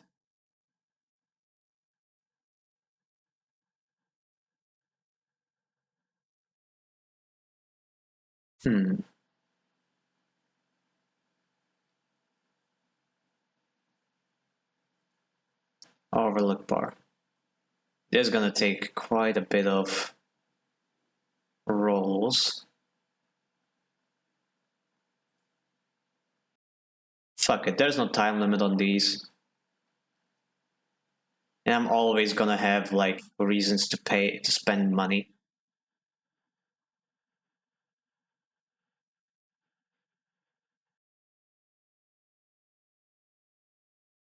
In we go. A heavily tattooed spacer takes your chits and tells you to prepare. She'll be waiting at the edge for your arrival. Founder's Ferry. Take the ferry across the Founder's Gap to the Gate Greenway. And here we are, the Greenway. Oh, this place looks interesting. As you step out into the passageway, someone barrels into you from behind, sending you stumbling down the corridor. Oh. Ash.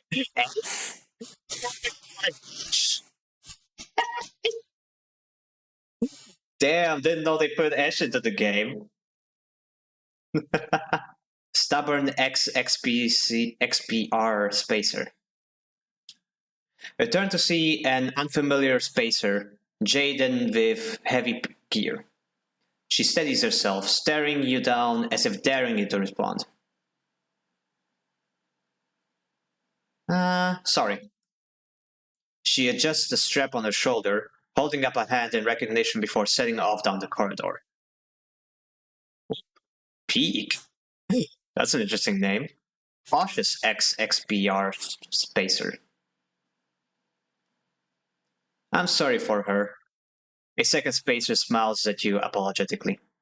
She's on a mission, and when she's on a mission, they shrug. Ooh, they? Okay. Tell her to be careful. Hey, no problem. They smile. You're sweet. Don't be sweet out of nowhere. I'm gonna blush. Peek. Ash stands further down the corridor, glowering at her friend.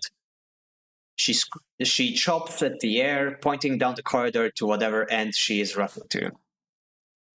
Peek raises their eyebrows at you. Ash, please. Do you want everyone on the station to hate us? Ash hardens. They want to hate us, they can hate us. She drops her hip. I'm not exactly seeing much love as it is. We're lucky we got through before they set that damn cordon. A cordon? Peek gestures in your direction. See, they don't even know what you're talking about. The station isn't Hawthorne. Not everyone has to follow some corporate protocol. Ash sighs. I'm not saying they're part of the administration. She jerks her head in your direction. But I am saying we need to get the supplies to the Briar before someone starts asking questions. Well, maybe I can help. Peek smiles slyly. See, Ash, help.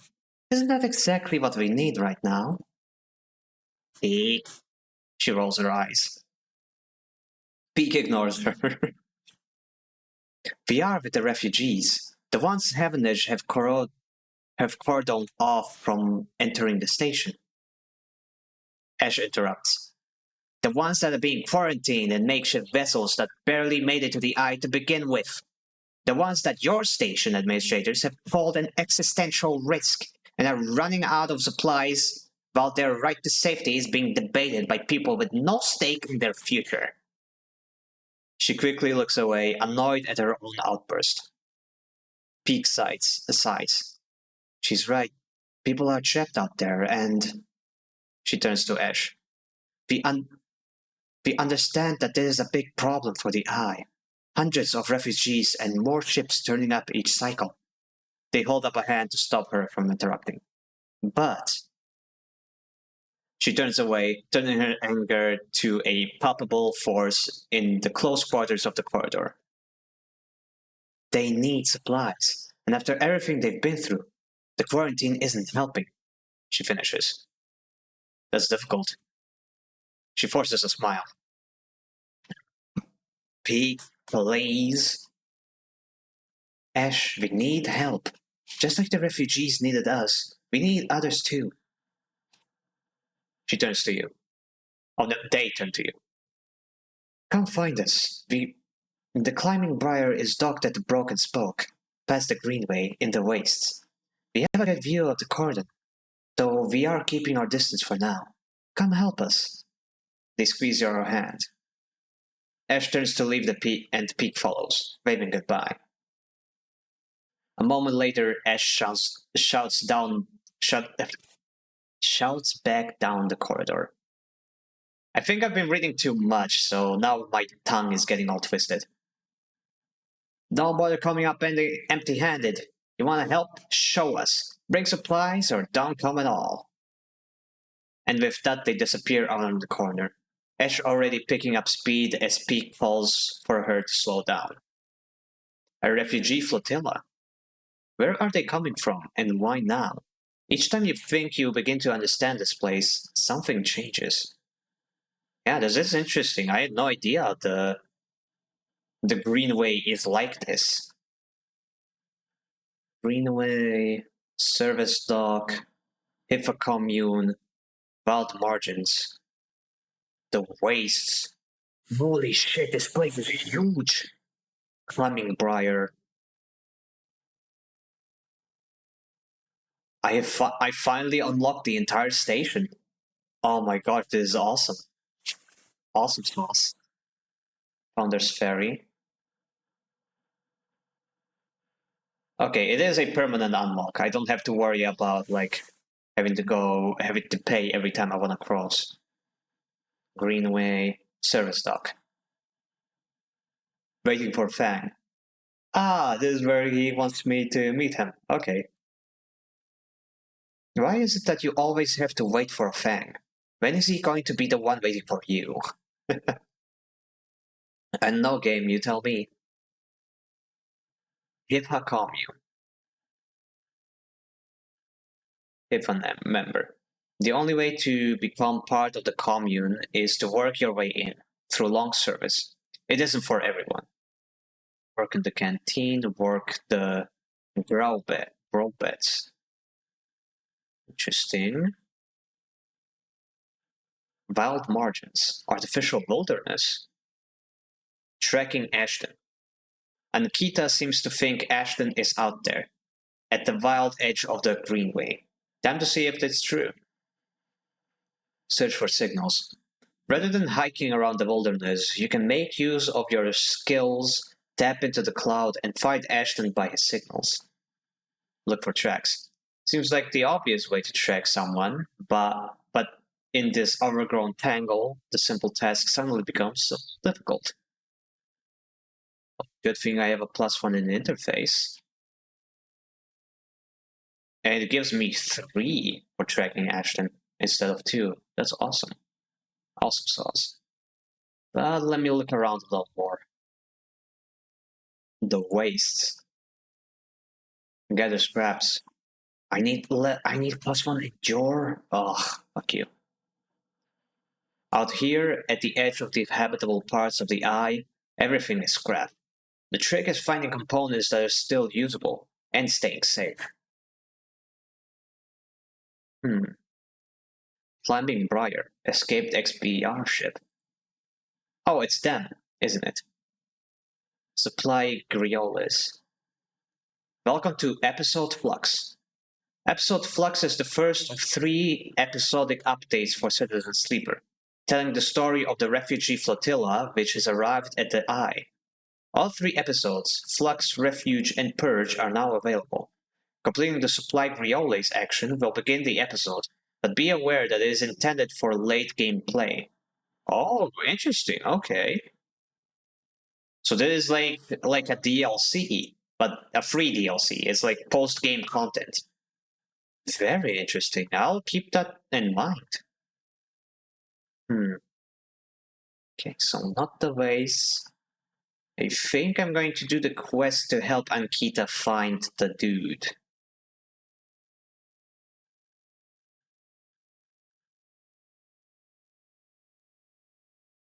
Yeah, well, margins.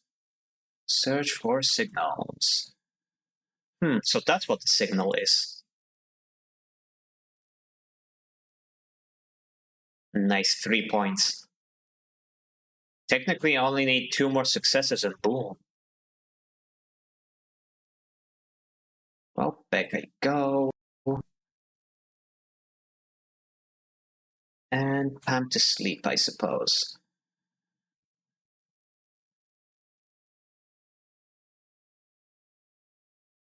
Night night.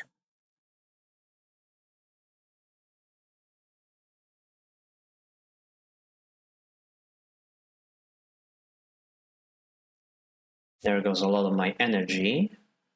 Oh, music! Thank you, music. Alrighty then, let's... Wait, since when did I have 3? Yeah, I do have 3, right. But I need 4 to repair the derelict unit.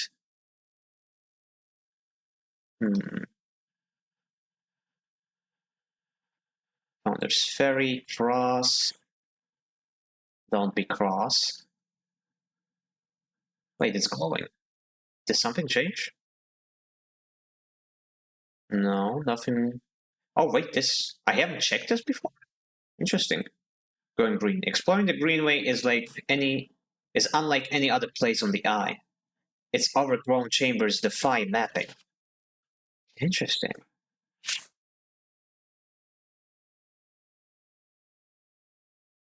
Service dog, hypercommune, wild margins.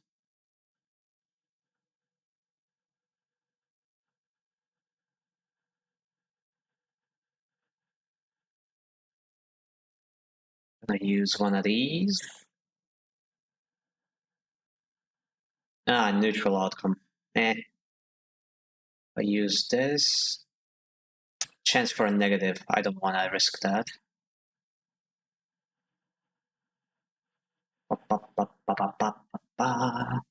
Didn't get very good dice this time around, but oh well. Which ones did I want? Alright, I wanted Obsessive Neckler.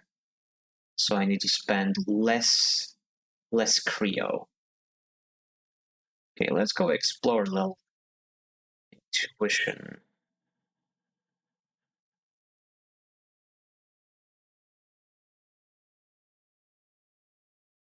Outcome, nice. Now let's need to use my two-sided die somewhere. Somewhere where everyone's at. Oh, new area. Farm stacks. Oh, I can steal the harvest. That sounds evil. Barter for food. Work the stacks. No real quest, though.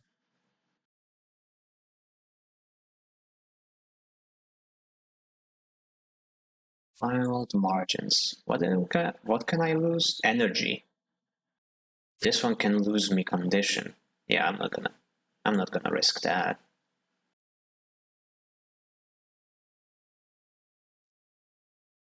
And why are there no engineering checks on the whole freaking station? So I think I know of one place where I can use a.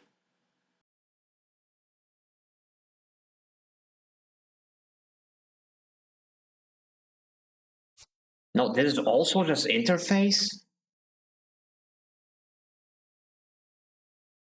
Yeah, man, there are no engineering actions for me on the entire station. What the heck? These guys are almost gone. Because I'm not building that ship anytime soon. Hello, welcome to the chat. Windberg. welcome. Well, what's with the gift? Well, what is the cat being upset about? What did the cat do? Is the cat upsetty? Upsetty spaghetti?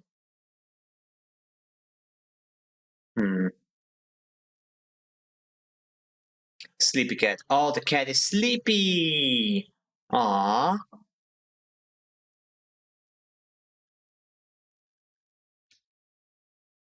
Well, if the cat is EP, it should go eep. That's what eeping is for. To not be eeping. Okay, Minji Express. Oh, I can't do food deliveries anymore. Okay, let's do this because it's a safe thing to do. And negative outcome. I still got some energy. So fuck it. Okay, out of dice. Wait, what can I do here? Fragment supply. Oh, I can sell fragments here. And I've got no engineering jobs to get fragments from. Which sucks. Anyway, time for a nap.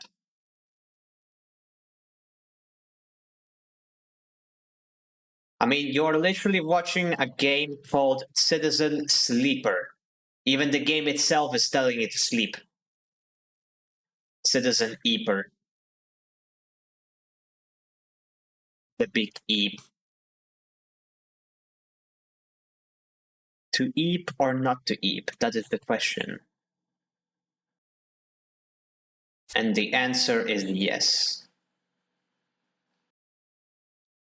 Okay, there's nothing else here.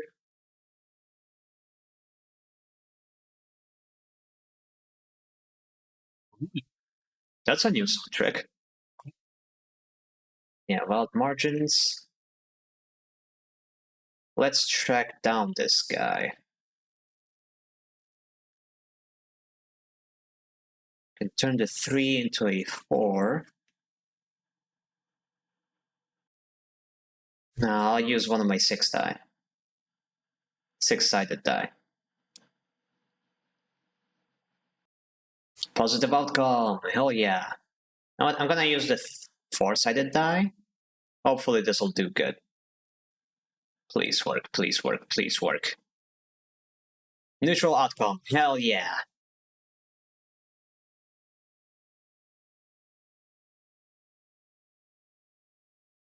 Ankita. The trail ahead extends deep into an overgrown section of the greenway.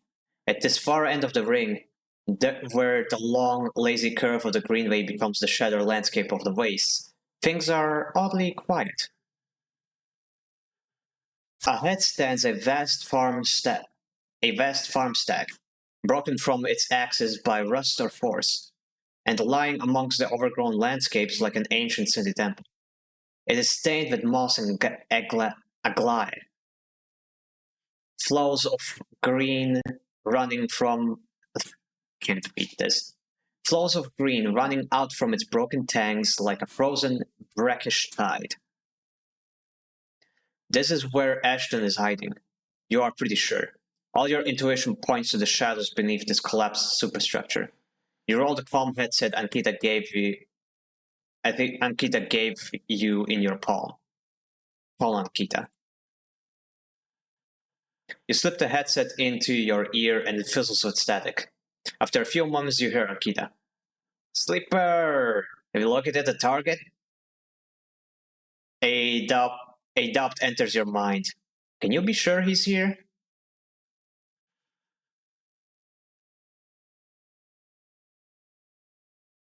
No, hold. A confused silence at the other tent, and maybe it is better that you confirm that Ashton is here before you call Ankita.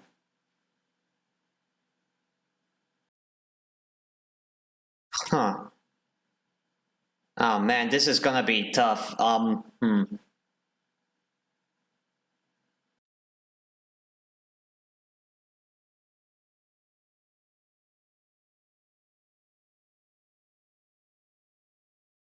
But she told me to call her immediately.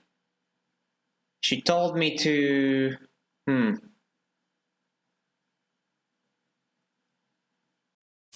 Fuck it. It's best to be safe, I think. Like, I literally don't have anything to. What's the word? What's it called? To confront the guy. I don't have weapons, I don't have armor. I am a squishy little thing that is already fading. I should not be messing around. Target is here. Copy. Hold tight until I get there. The static gets out, the channel dead. You hold your position and watch the trail. Ahead, the stars wheel with the motion of the eye, and your mind wanders. You try to imagine what this place looked like before the collapse. All ordered rows of crops, corporate pleasure gardens, glowing farm stacks. Now it is a wilderness, a strange overgrown biosphere bordered by the void of space. You smile. Despite everything, it seems like an improvement. Sleeper. Ankita's his brings you out of your reverie. He isn't a collapsed stack?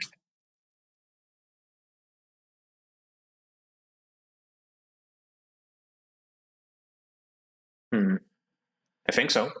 She gives you a look. You better be right. Don't be mad at me now. I helped you out so much. Well, there's no way I'm following that trail. If he's up there, he'll have eyes on that for sure. She glances across the landscape. Let's keep to the undergrowth. Work our way around. She heads off towards the central spine of the greenway, with you following close behind. It is slow going there, where the overgrowth meets the metal wall, but it is so concealed that you can barely see the glass roof high above. Ankita somehow seems to know where to go. Ankita works her way through the dense undergrowth, pushing aside branches and thorns. It is exhausting and you desperately want to rest, but she shows no signs of letting up. Up ahead there is a faint glow from the collapsed stack. Ankita leads you around the side to a broken tank. You both step through the opening, trying to avoid the broken glass that sits among the moss and eggplant. You work your way up the slanted tank, Ankita setting a deliberate pace. Somewhere water drips, and you swear you hear birdsong.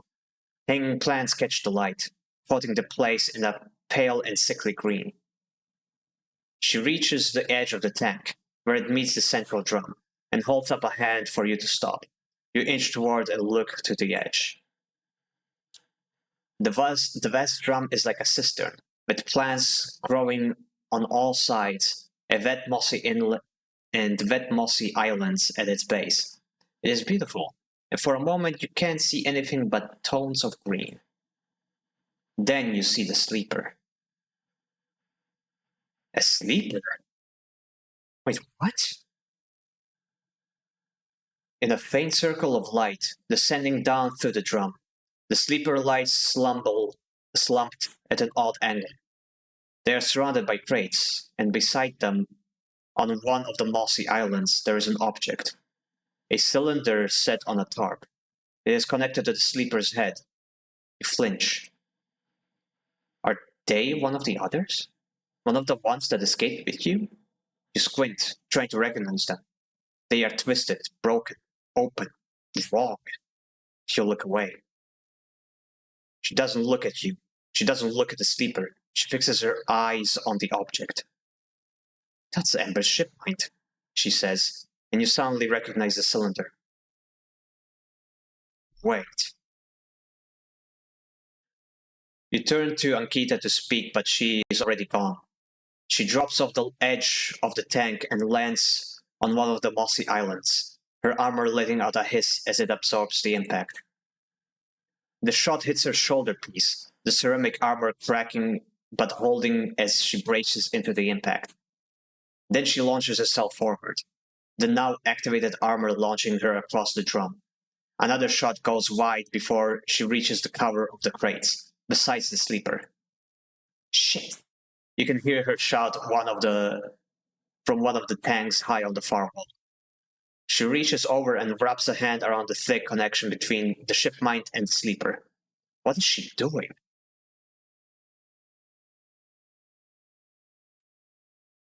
You better come down here or I'll rip this right out of their head. She screams out at the wall of the tank. You shiver at the suggestion.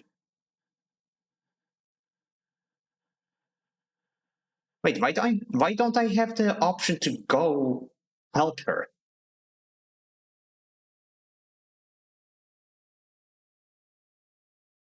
Wait, is she screaming at me? Or oh no, she's not screaming at me. She's screaming at the guy who's shooting at her. Right, I get it. She wants to it's a it's a tactic. Stay silent. There's a long pause. All you can hear is the dripping of the water running down the walls of the drum. Then Ashton calls out. Huh.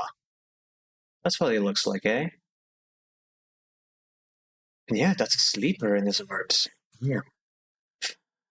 I'm coming down, Nikita. Don't do anything stupid, for God's sake. He appears at the far end of the drum, stepping through the shallow water, rifle raised above his head. Drop the gun, Ankita shouts. He throws it down onto the moss. As you lean out to watch, you see him catch your eye, clocking your presence. What are you up here? What are you up to here, Ashton? You sicko. She stands, keeping her sidearm trained on his head.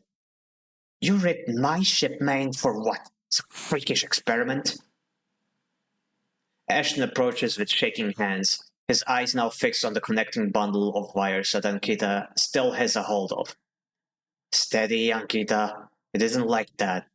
I needed the ship mind. You have to understand. They would have died without it. What are you talking about? I don't give a shit why you ripped up my ship mind and crippled my ship. I should put you down right now. She tightens her grip on the connection. Typical of you, Ankita. No curiosity. He smiles shakily. That's why I never asked for it.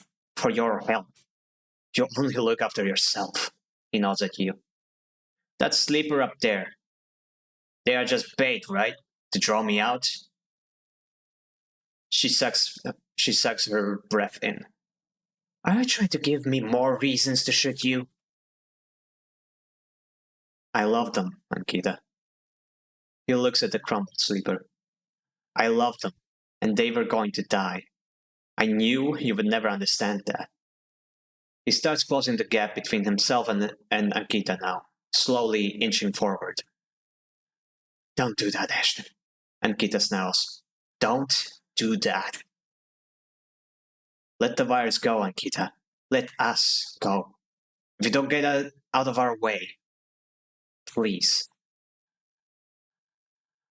I can't let you take it, Ashton. She hardens her stare. You stole it from me. You left me for dead. She shakes her head. You think I'm going to trust you after all that? We need it, Ankita. I need them to survive. He is in reach of the sleeper now, of Ankita. I'm going to take them now, Ankita. I'm going to take the ship mind and go. She loosens her grip on the connection a little. Her hand is shaking now. Stop, Ashton. She lowers her gun a little. Stop. Seeing her drop her guard, he makes his move. A blur of movement, a struggle, a shot, another and another. You recoil back behind the edge as they ricochet around the inside of the drum, the sound deafening you. When you crawl back to the edge, Ashton is bleeding into the water. The red and the green. Ankita is standing at the center of the drum, the severed connection in her hand. The water drips endlessly, drip after drip after drip. You force yourself to look at the broken sleeper. There is no sign of life, of humanity. They are just another broken object among the broken objects. While all around, living things grow and thrive. Ankita finally looks back up at you, tears in her eyes. She begins to say something that might be sorry, but you're already gone. Fuck! Fuck! Oh man, that could not have gone worse. Why did she still want the ship mind? I already got her a replacement. What the fuck, woman? Oh, fuck. Oh man, I thought she was cool. Ah. Oh man, that went terribly. Damn it. Okay, can we go to her? Wait. Okay, no, her ship is still there, but there's no option to go there. Fucking hell. I mean, why didn't I get the option to do something, anything? I mean, I suppose I did have the option to tell her to stop. But that wouldn't have helped, I think. I think she would just ignore me.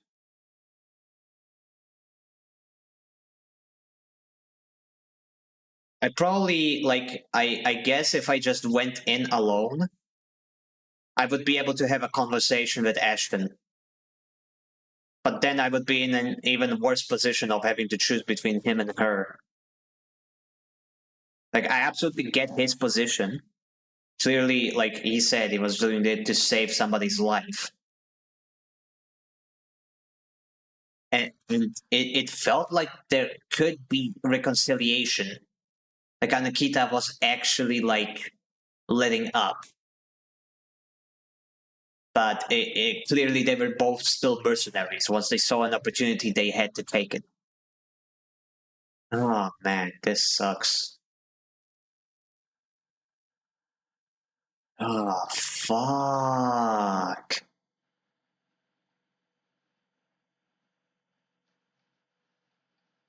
And I led her straight to him. I let that happen.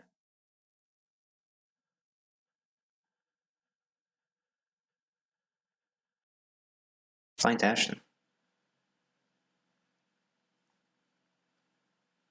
Talk to Ankita about what happened. Wait, where is... I have the quest to do that, but I don't see her anywhere. Or maybe she'll be at the bar.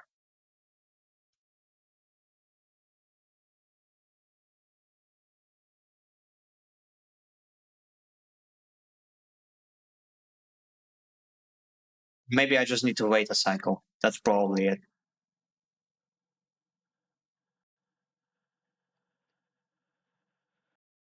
Wait, this is... What is this check? Oh, this is engineer! I could have been doing this the whole time! Okay, fuck it. Yeah, I'm putting points into this. Or dice into this, I mean. Positive outcome, but you didn't get any parts, but that doesn't matter. I'm good. Well, Ethan's revenge is halfway done.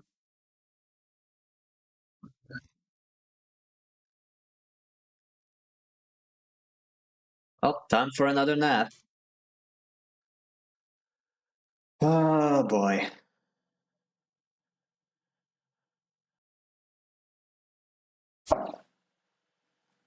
Ah, great, I'm starving.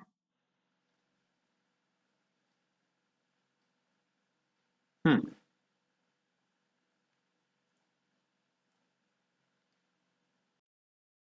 I should trade her, talk to Ankita about what happened. I am tracking it. Why doesn't it show me where... Maybe it's gonna be at the greenery, but for now I'm gonna look around here.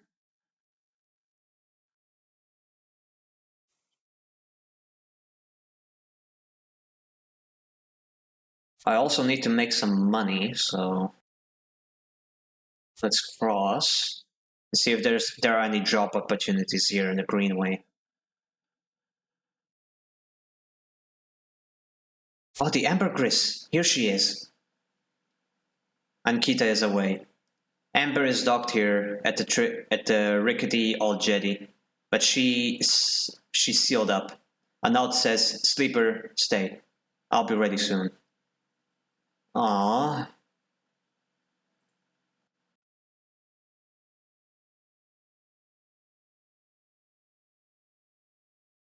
Oh man, this sucks. Work the grow beds, work the canteen. Does it look like I'm gonna get paid here? Greenway, walk the greenway, map the pathways. Wawa silly fin silly cat. Am I really that silly? Am I? Farm stacks. Work the stacks. This does give me money. Steal the harvest.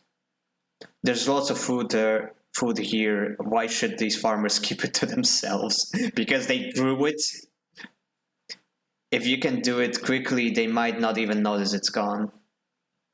They will notice it when they go hungry. Greenway. Man, I am not doing too well. Service dock. Ah, right, I'm still waiting for Fang. Hyper commune.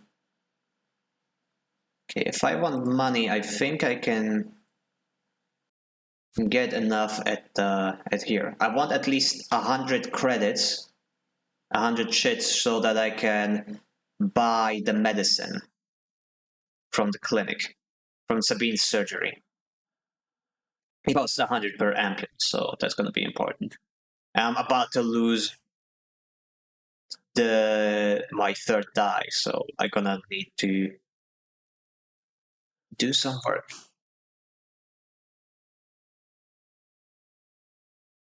Wait, operator, steal shipment, random items. Ooh, wow. That's not a whole lot of Creo, actually, now that I look at it. Maybe there's a better job up here. Lounge, just food here. All right, I'm starving too. Okay, that sucks. That ain't good. Capsule, Descent, Bliss's Bay.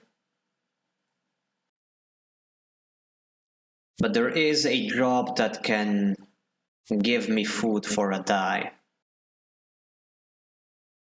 Yeah, I can do this if I wanna.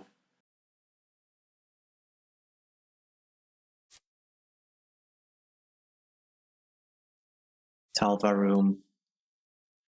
Ooh, I can get a lot more Creo here actually. 50% positive, 50% neutral. Come on, positive. Come on, positive. Be positive. Neutral outcome. Fuck. I'm gonna need the food, so.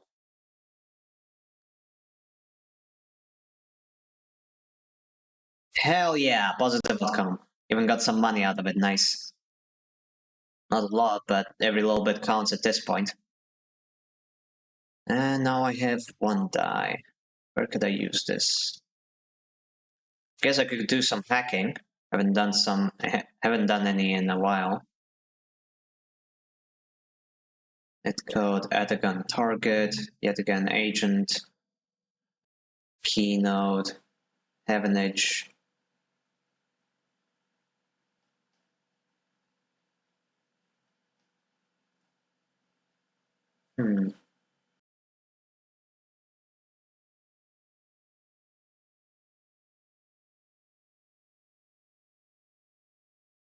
Oh wow, why is this place so dark?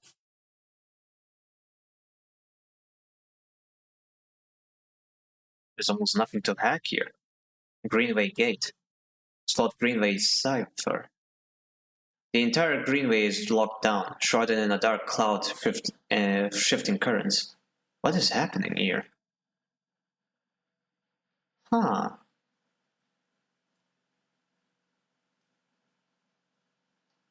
Wow, Hunter isn't even here. Interesting. When Silicat birthday? It's the 13th of November. Yes, it is in the middle of NNN. Make of that what you will. Eeper commune. Both of these are safe.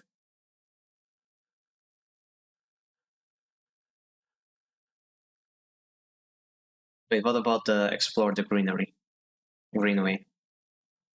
Risky. Both of these are risky. Guess I'll do this. Doesn't seem to be a negative outcome. But I did get energy.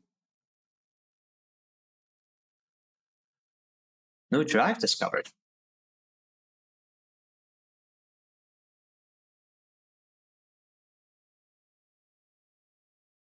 Tela 8, free now. Wait, what did I get?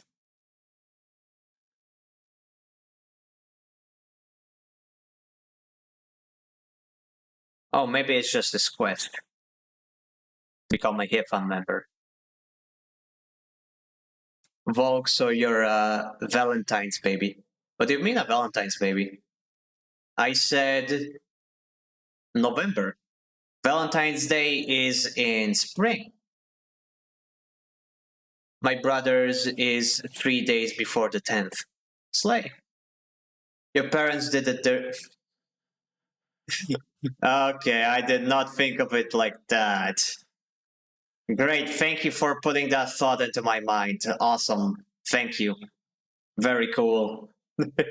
As Eshen would say, very cool, thank you. No problem. What would I do without you? Have to tell every November baby that, especially mid-November. No ban, please. I would never ban you. Only mod, please. Be a good enough boy, and I will get you maybe a mod pass. Who knows? I have pretty much no mods, so I wouldn't actually be opposed to that. Oh shit, I've only got 2 die left.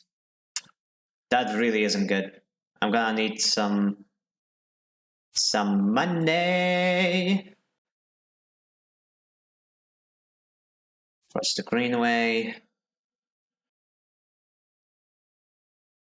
Ooh, The waste.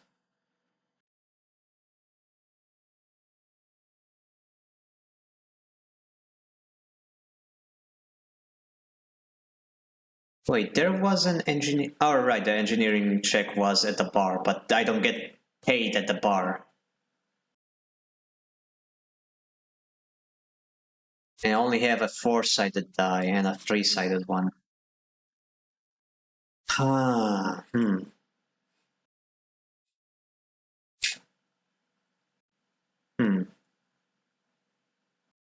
Tea house, Talva room. 50% positive, 50% neutral. Come on, money. Come on, money. Hell yeah, I've got enough for the ampule. Perfect.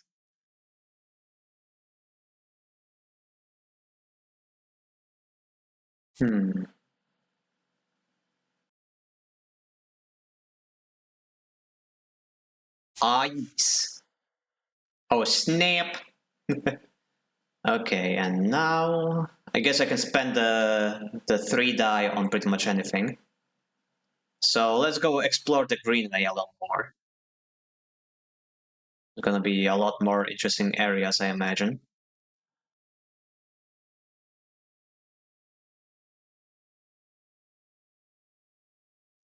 The shadow of the soul maw looms. The moon it's you. Or whatever that the guy says. It's pretty cool and actually sounds right, I think.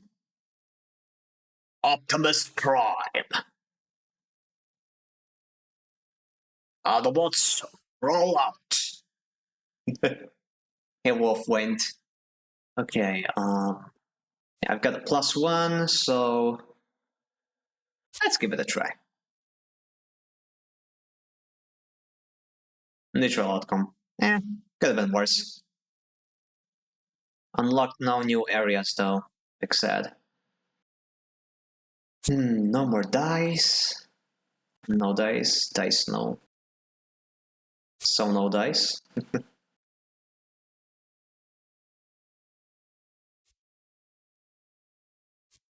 I'm not gonna buy it yet. Because if I just get one more skill point, I can get the discount. And then we'll be good. Ethan's Vendetta.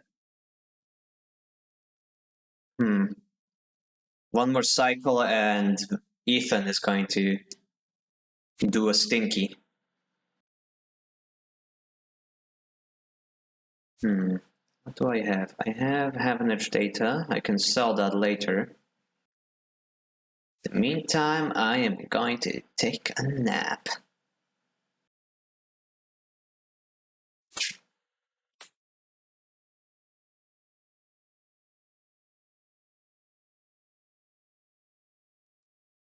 Starving again, yay! But I should be able to talk to Ankita now. It did say 2 cycles, I think. Yep, there she is. Stranded mercenary. Oh right, she was always stranded. This is nothing new. You spot Ankita on the track to the farm stack.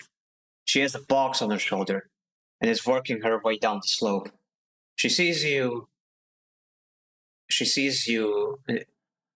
Okay, she sees you as she approaches. Neither of you speak for a moment. She looks tired, pale. Her hair is tangled and clumps of dirt cling to her armor. You both eye each other.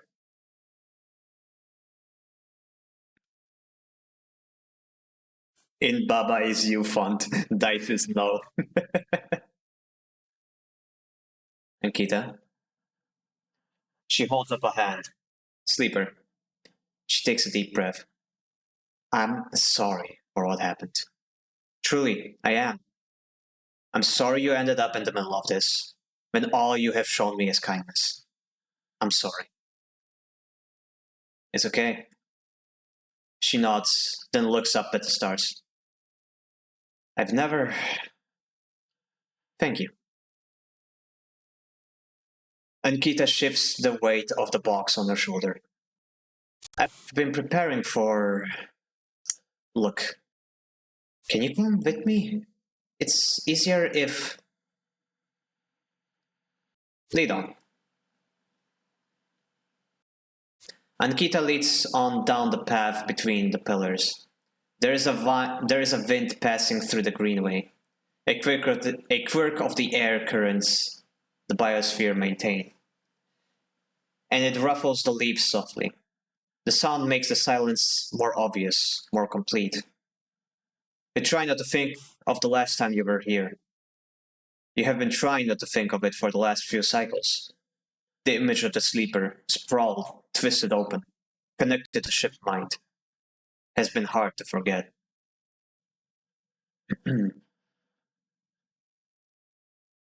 You realize Ankita is leading you back there, back to the drum in the center of the stack. You pause, trembling a little, at the threshold. She turns. What are you doing? She looks at you with empty eyes. What needs to be done? You stand on the threshold and look up at the tanks, green and wet, some glowing with flickery grow lamps. You look down at Ankita, suddenly so small under this hulking ruin, the smallest she has ever looked. She places the box down. Follow her in. You follow Ankita into the stack through a low tank, entering the drum at the ground level. It is just as beautiful as you remember, but it barely touches you. Instead, you check the apertures of the tanks for the glint of a weapon or a shadow among the moss. Ankita stops, and you look her up, and you look down. The mossy island at the center of the tank is clear now. The equipment cleared away. In its place is a mound of dirt, loosely covered with moss.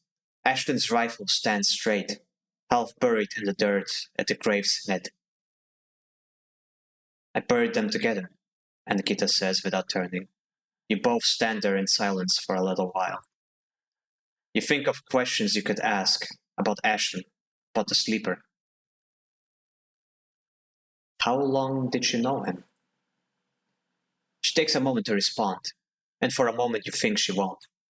And then the words come gushing out.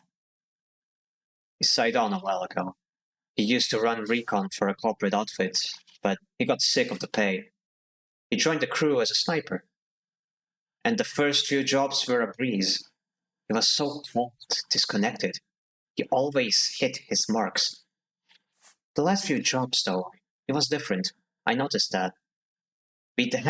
We would We had a period of extended shore leave on the Eye, and when he came back, he was changed. I assumed he'd just too much time off.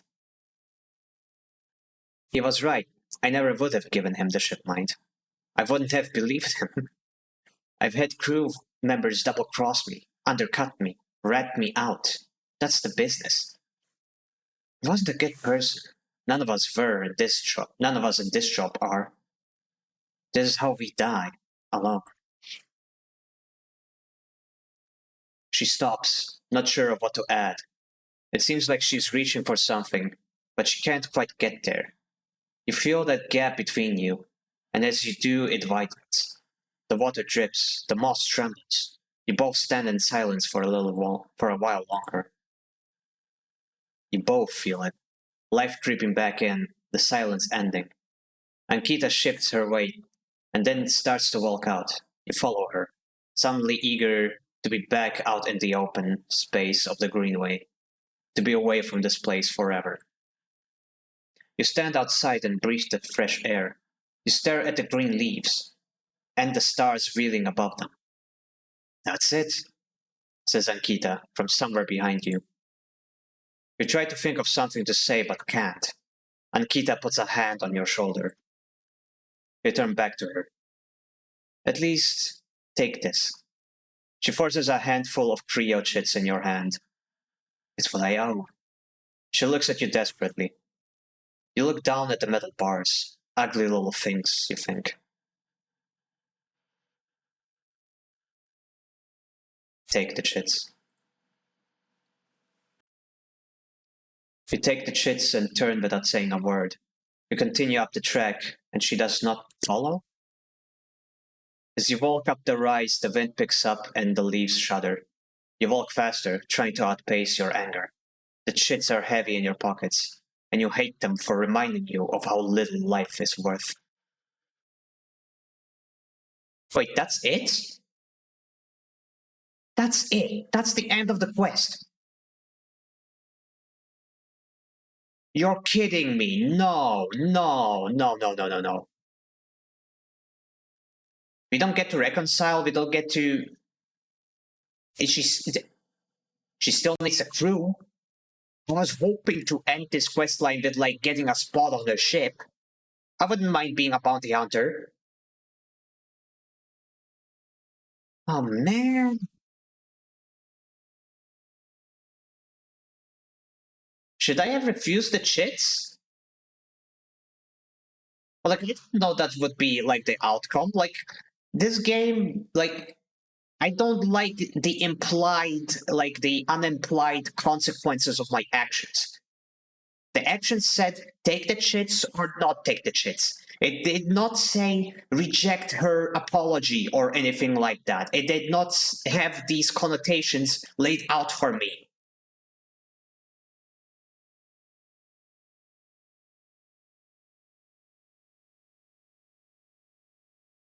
Uh,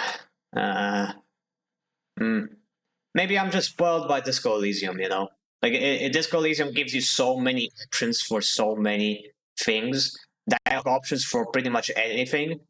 And the most that this game gives you is like a binary choice, the consequences of which are not even presented to you in a truthful manner.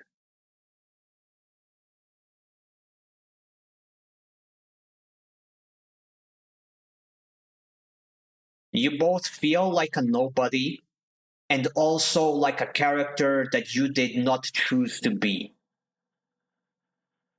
Like it forces a character archetype onto you that like your decisions don't shape the kind of sleeper you are. The game decides what kind of sleeper you are in whatever interaction you are in. And your dialogue options have very little, either have very little impact or they don't tell you what kind of impact they will have. Ugh. Maybe I'm just salty. Maybe that was just an annoying end to the quest. Maybe there's more, who knows? But that's the drive gone. Complete, does it tell me?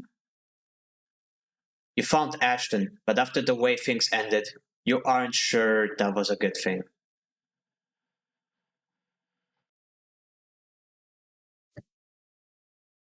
Hmm.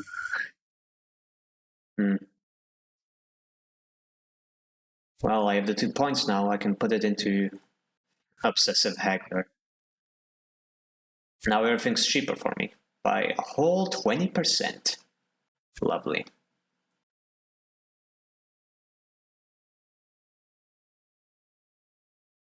Okay, let's explore the greenway a little. Map the pathways, the ways of the paths.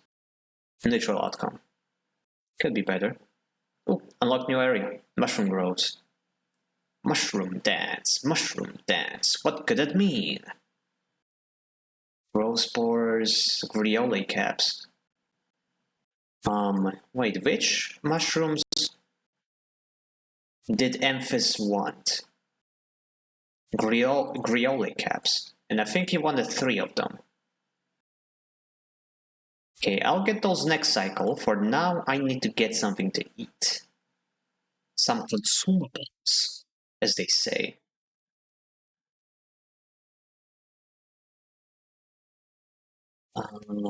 Yeah, Minji Express. Something to eat.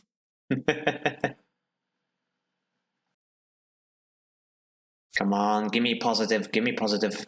Negative. Wait, I have 300 chits. Holy shit. Okay, she paid well. She gave me like 200 chits. Wow.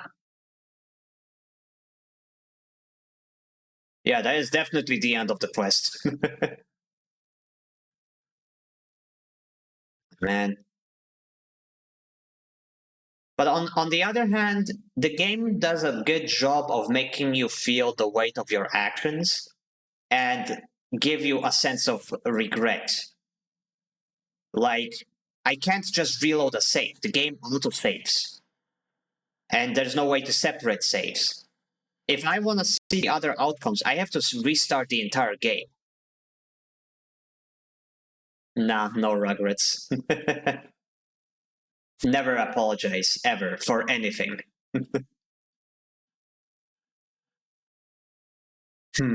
But yeah, what is next? Right, nothing, because I've got nothing. But I do need food. Right. That is what I need. Food, consumables. Tambor tea house.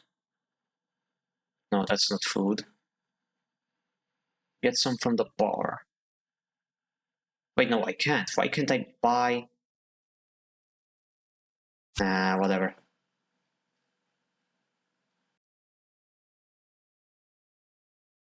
I think there's a food vendor up here. Lounge. Buy spacer meal.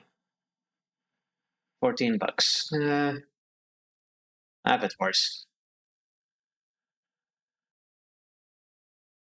3. Nice.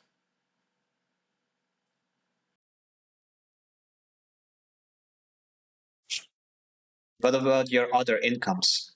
Well, my primary income is still gambling. It's funny to say that out loud, but yeah. Oh, but yeah, one more turn and Ethan is going to get on my ass. Oh, but I am going to buy the ampule. Where's the doctor? Where's the doctor? Here she is. And it's cheaper now. Hell yeah, it's only 80 chits. Thank you, ma'am.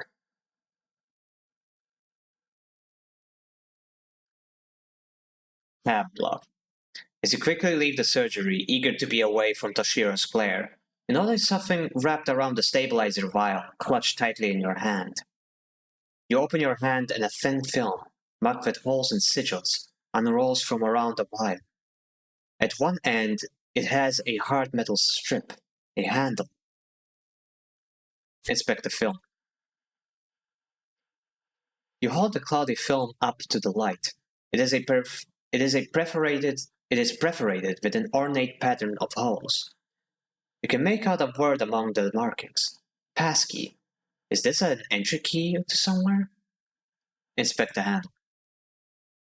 The metal handle is worn and pitted, but you can see a set of numbers imprinted into it. 207F.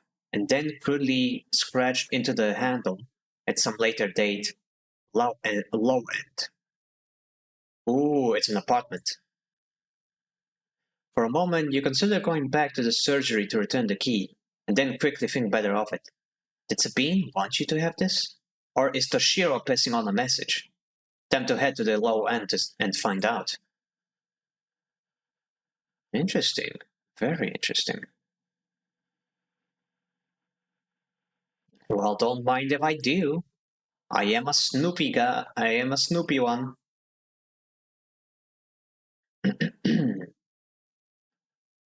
You find the entrance to the apartment, its passkey symbol obscured beneath layers of graffiti. Who lives here? Actually, I think first I am going to, or not. I'm going to get into the apartment first. Maybe I'll take some structure damage, but I'll be fine. And then I will use the ampule to restore my health. So, pesky. Start action. The lock clunks open, the metal door swinging inward into the dark. Continue. As you push the door open, the automatic lights flicker on inside the apartment. They reveal yellowish plastic panels, the curved shape of wall mount and utility units, the detritus of a routine life arranged on every surface. You step inside, clicking the door shut behind. The amber light of the aging fixtures glaze everything with a pale orange. The work surfaces hold a variety of objects, indistinct in the dull lighting. A pale blue light drifts from a doorway at the end of the room. Inspect the surfaces. Smudges through the thin layer of dust suggest a recent, rare, and hurried visit. They trace a path to the water dispenser, the auto wash, then to a cabinet still half open. On the shelf sits an empty pill case. Doorway. You cross the cramped utility room, with its auto wash, dispensers, water closet, towards the doorway. Through the doorway is a dark, warm room, lit only by the faint glow of a terminal screen. Inspect the room. A bunk is tucked into the wall, the blankets ruffled. A wall desk glitters with rows of vials and containers. A briefcase lab sits open loaded with rows of reagents and compounds you do not recognize. In comparison, this room is clean, ordered, and controlled. Approach the terminal. As you approach, there is a crackle from somewhere in the dark. Sleeper. Sabine's voice shakily echoes through the apartment. Welcome to my home. I'm sorry I can't be there. I have to make alternate arrangements. You hear rattling noises, static. I was able to record this message, but I don't dare to show my face. Something is happening within me yet again. I no longer trust them. The voice becomes distant, slipping behind the background noise. I have something to ask you. I want you to get me out. Ooh. Can do, ma'am. Yet again, they're supposed to hide me, to protect me. After everything happened, I was desperate. And then after that, I was too tired to care. A noise, like waves, passes over the recording. But I am done with them now. I want out. Screw the debt. But I need insurance. Something I can hold against them. I have my suspicions, but I can't be sure. I need information. And, as you know, you need me. A pause, something clicking in the dark. This isn't a threat. You have to understand my position here. I know sleepers. I have been here before. I can help you, but not with Yatagan's nose around my neck. Get me data. Get me information. Get me something I can use against Yatagan. Then I can get you out. Then I can get out, and you can get what you need. Please. Waves of static cut into Sabine's voice. Bring it here to my terminal. I'll get to it when I can. You look around the tiny room and try to imagine Sabine living here, working at the desk, sleeping in the bunk, blinking into the terminal in the dark. The recording cuts to static, filling the room with its white hiss. Then silence. Access the terminal. You sit in front of the humming terminal and hit a few keys. Sabine has left an access port open, but the rest is encrypted, locked away behind passcodes. It seems Sabine might not trust you as much as they would like you to think. Who does Sabine need to hide from? And what debt do they owe to yet again? You try to assemble the pieces, but too many are missing. The only thing you know is that without stabilizer, your body will die. You glance at the briefcase lamp on the desk, its glassware glinting in the dark. You turn away and leave, the door clocking shut behind you. Back in the corridor, you notice the scrawled graffiti of a blade on the opposite wall. Yet again. You feel yourself being drawn into something you don't quite understand. Well, this is interesting. Got a new drive. And she wants... Sabine's terminal sits open in the empty apartment waiting for the next batch of yet again data. So I need yet again data. Okay. With enough data on yet again's activities, Sabine might be able to bargain for their freedom.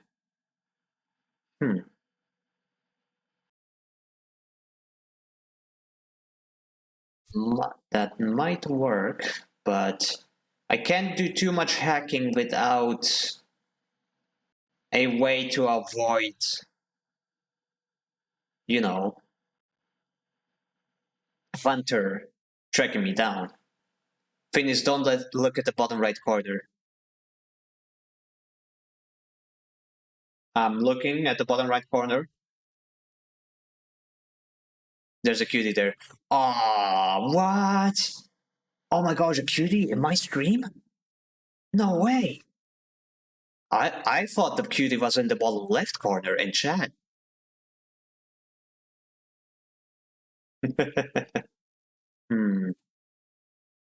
Still have 3 attempts before Hunter gets mad again. Hunter? I barely knew her.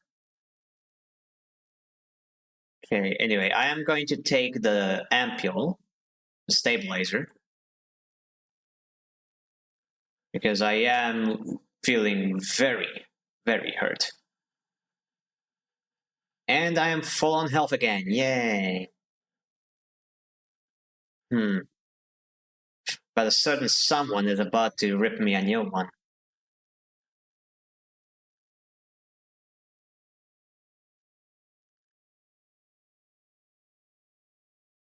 I have an idea. I concur. Cutie wearing glasses and a little hat. Oh, right, I am wearing glasses. I completely forgot about those. Oh boy. Indeed, I am wearing those, it seems. You know, they're supposed to be RGB glasses. Like, they're supposed to react, like, in a way, but I'm not sure how to set that up. I might do that for the next stream. But I very much appreciate you guys. Oh. Anyway, time to... The derelict unit. I could repair this unit. I imagine it would become mine, but I'm not sure if I'll be safer here than in the shipping container. Like, I'm not entirely sure if that's a thing.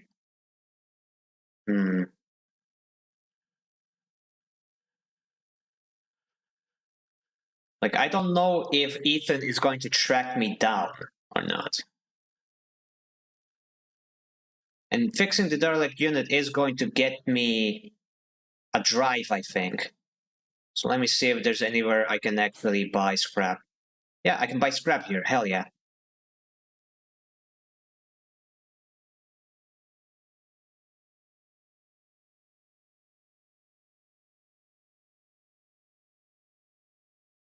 Alright, thank you. Now, time to fix this place. Wait, script. What the? What? Wait. But I... Oh, motherfuckers, they gave me a shipmite fragment? That's not what I asked for! Most of what comes from the starboard belt is corroded trash, but sometimes something valuable can be found among the salvage. Buy some scrap. Okay, it's cheap. It's only 16 credits. Let's do it again. If it gives me another shipmite core... Okay, nah. It gave me scrap. Perfect. Derelict unit. Time to repair this thingy.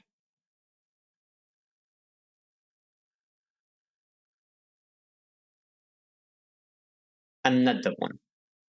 It's kind of weird that I can't just put all 4 in there at the same time.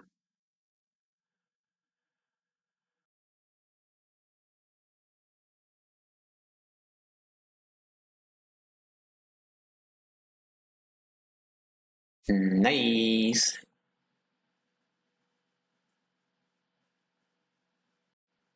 Wait. Once this place is sealed, it will be livable, maybe even comfortable. A place you can call your own. Ah, fuck. I didn't know I would need to work on it afterwards. Oh, man. But that was a waste of money. With all the materials, the unit now needs sealing section by section to be usable. It's a laborious task, but the outcome is worth it. Well, no way I can do that before the next cycle. Oh, but it did give me an upgrade, hell yeah. Self-repair. Use scrap components at home to repair condition. Icebreaker. Agent notes give double data rewards. Hard to kill. Keep 2 dice even when condition is breaking.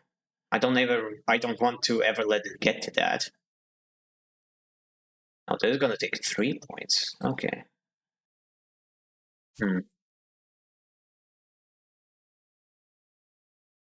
Photosynthetic scan. Sunbait dice action allows energy recovery at home.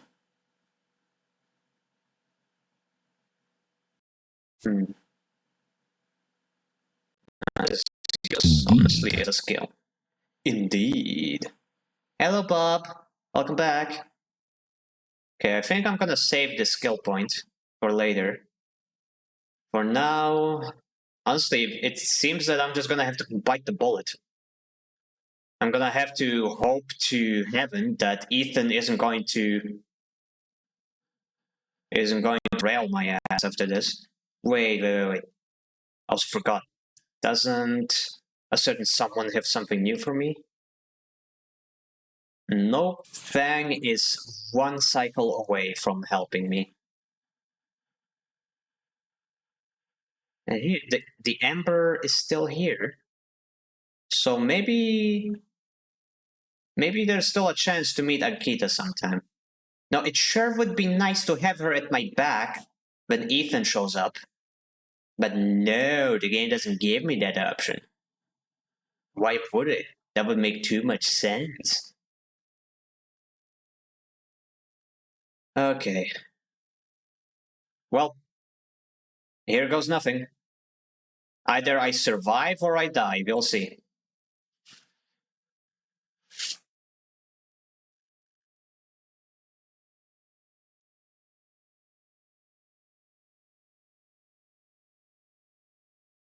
Ah, shit, here he is.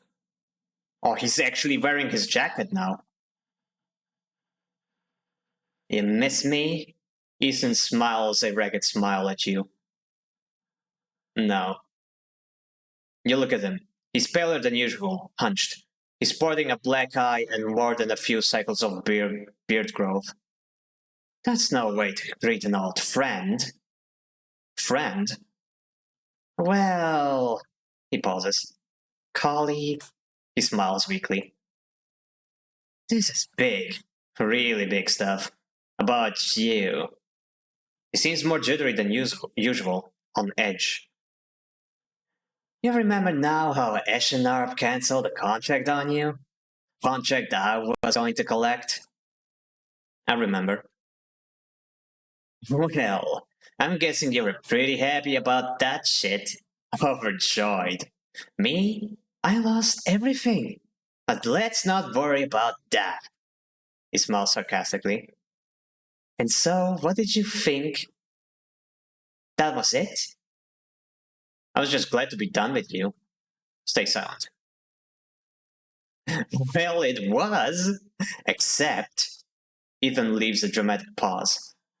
What if old SNRP gave the bounty to someone else? Someone who is even more of a shithead than yours truly. He smiles darkly. What a disaster would that be? You're bluffing. Sure, you could think that. But then you'll wake up, or not, with a bullet in your head one of these cycles. And if you could think, which you won't be able to because of the bullet, you'd be thinking, oh, I wish I'd listened to Ethan. He grins. Ethan fishes around in his pocket for a slip of paper. I've been speaking to some friends, you see, some colleagues, about what went down. And it turns out Ash and Arp cancelled all their bounty contracts. The whole lot. It seems they bought someone in-house. Some guy who did so well in their last contract that they got offered a job. He leans in. Apparently he made a hit on a ship called the Winter Wonderland. Or something. Oh shit, it's that guy. Oh shit. The guy who killed an entire colony ship just to get one sleeper. Okay. It was smuggling sleepers out from under Asincorp's big corporate nose. He killed the crew and blew up the ship. Phew. They called him Yenwick. Or Maywick, or something. He gives up looking for the paper. I forgot. You mean the Winterlight? That's it. So you do know all about this. Then you'll be very happy to hear what I'm about to offer you. Ethan runs his hand through his greasy hair. Given this new information I've brought to light, it seems like you're in need of protection. Wait for the pitch. I, meanwhile, am in need of assistance in kind. It turns out I upset some people at the compressor the last time we were there. The owners. And they say they'll space me unless I work off the debt. Seems they are that kind of businessman. I would like to pay them, but...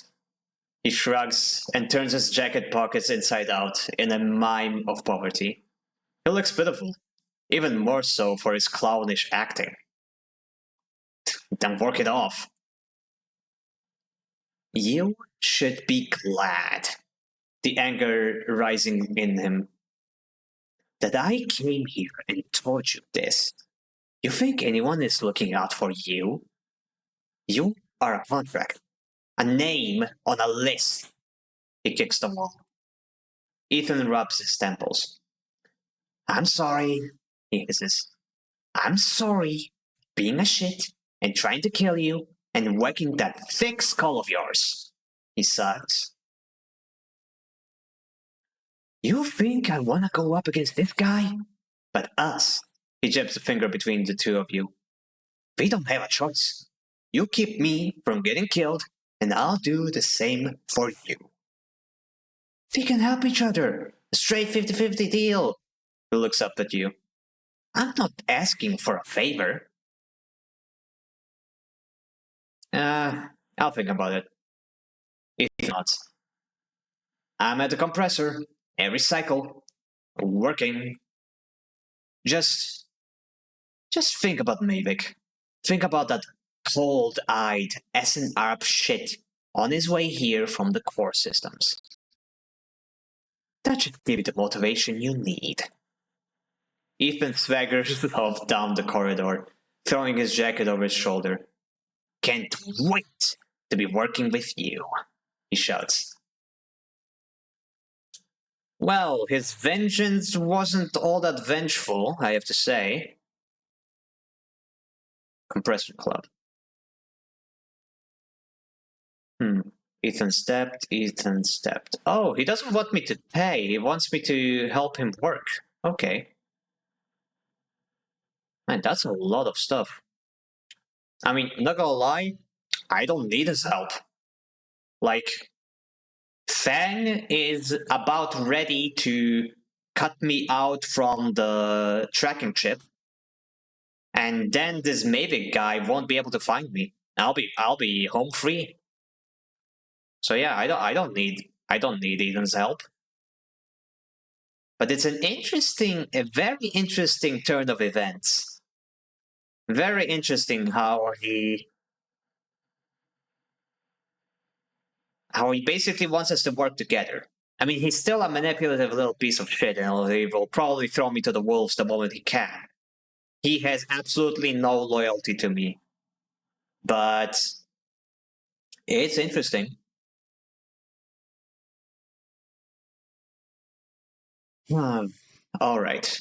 That being said, I am loyal only to Vin and Shina and Lyris. Yeah, I'm loyal to them as well, and Kate, and Fang, and who else do I sim for? I mean, who else do I follow? Nemea, of course, my wife. How could I not be loyal to her? I'm just lifting off VTubers on my fingers. And me and my friends. Yes, loyalty to oneself is always important. Anyway, that all being said, I think this is a good point to call it a day. We have already stepped over the time limit. Like we're already half an hour over it. So going back to the main menu, Nemea, I forgot the spellage. There's an epsilon in there, so it's Nemea. But yeah, let's see if there's anybody we can raid.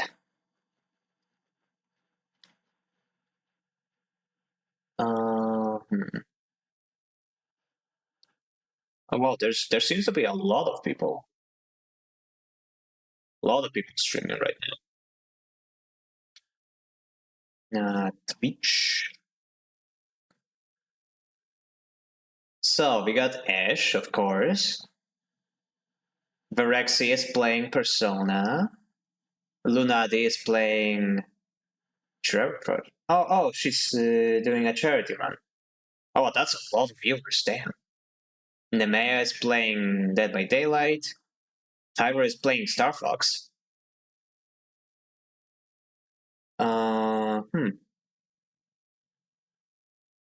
Thanks for the stream, Finn. Enjoy the rest of your day. Thank you, and you do too. All of you, you are beautiful people, and you enjoy your weekend. Or what's left of it. Okay, I'm kind of torn between rating Ash and Nemea. But you know what? I'm gonna rate Ash. Since she gave me that no you. I'm gonna know you her back. So yeah. Slash grade Ashen higher. So yeah, thank you all guys so much. Oh wait, is it lagging? Why is it lagging? Okay, no, it's fine now. Okay, that was weird. Yeah, Ash thought I was putting words in your mouth when I told her. Nah, it's fine. But yeah, thank you all so much for being here. Today might have been like there might have been fewer people here today than yesterday. Yesterday was surprisingly active. Today was a much more quiet day, but I still very much appreciate you guys being here. You guys make this game even more interesting than it already is. And thank you all guys for voting for this. This is an awesome game. I enjoyed it a lot. So yeah, what else do I say at the end of these things? Remember Radina. Yep, I'll check it out. But yeah. So yeah, thank you guys so very much for watching. Um, this has been Avalu Finis von Kreutz, and I am taking my leave. Bye bye.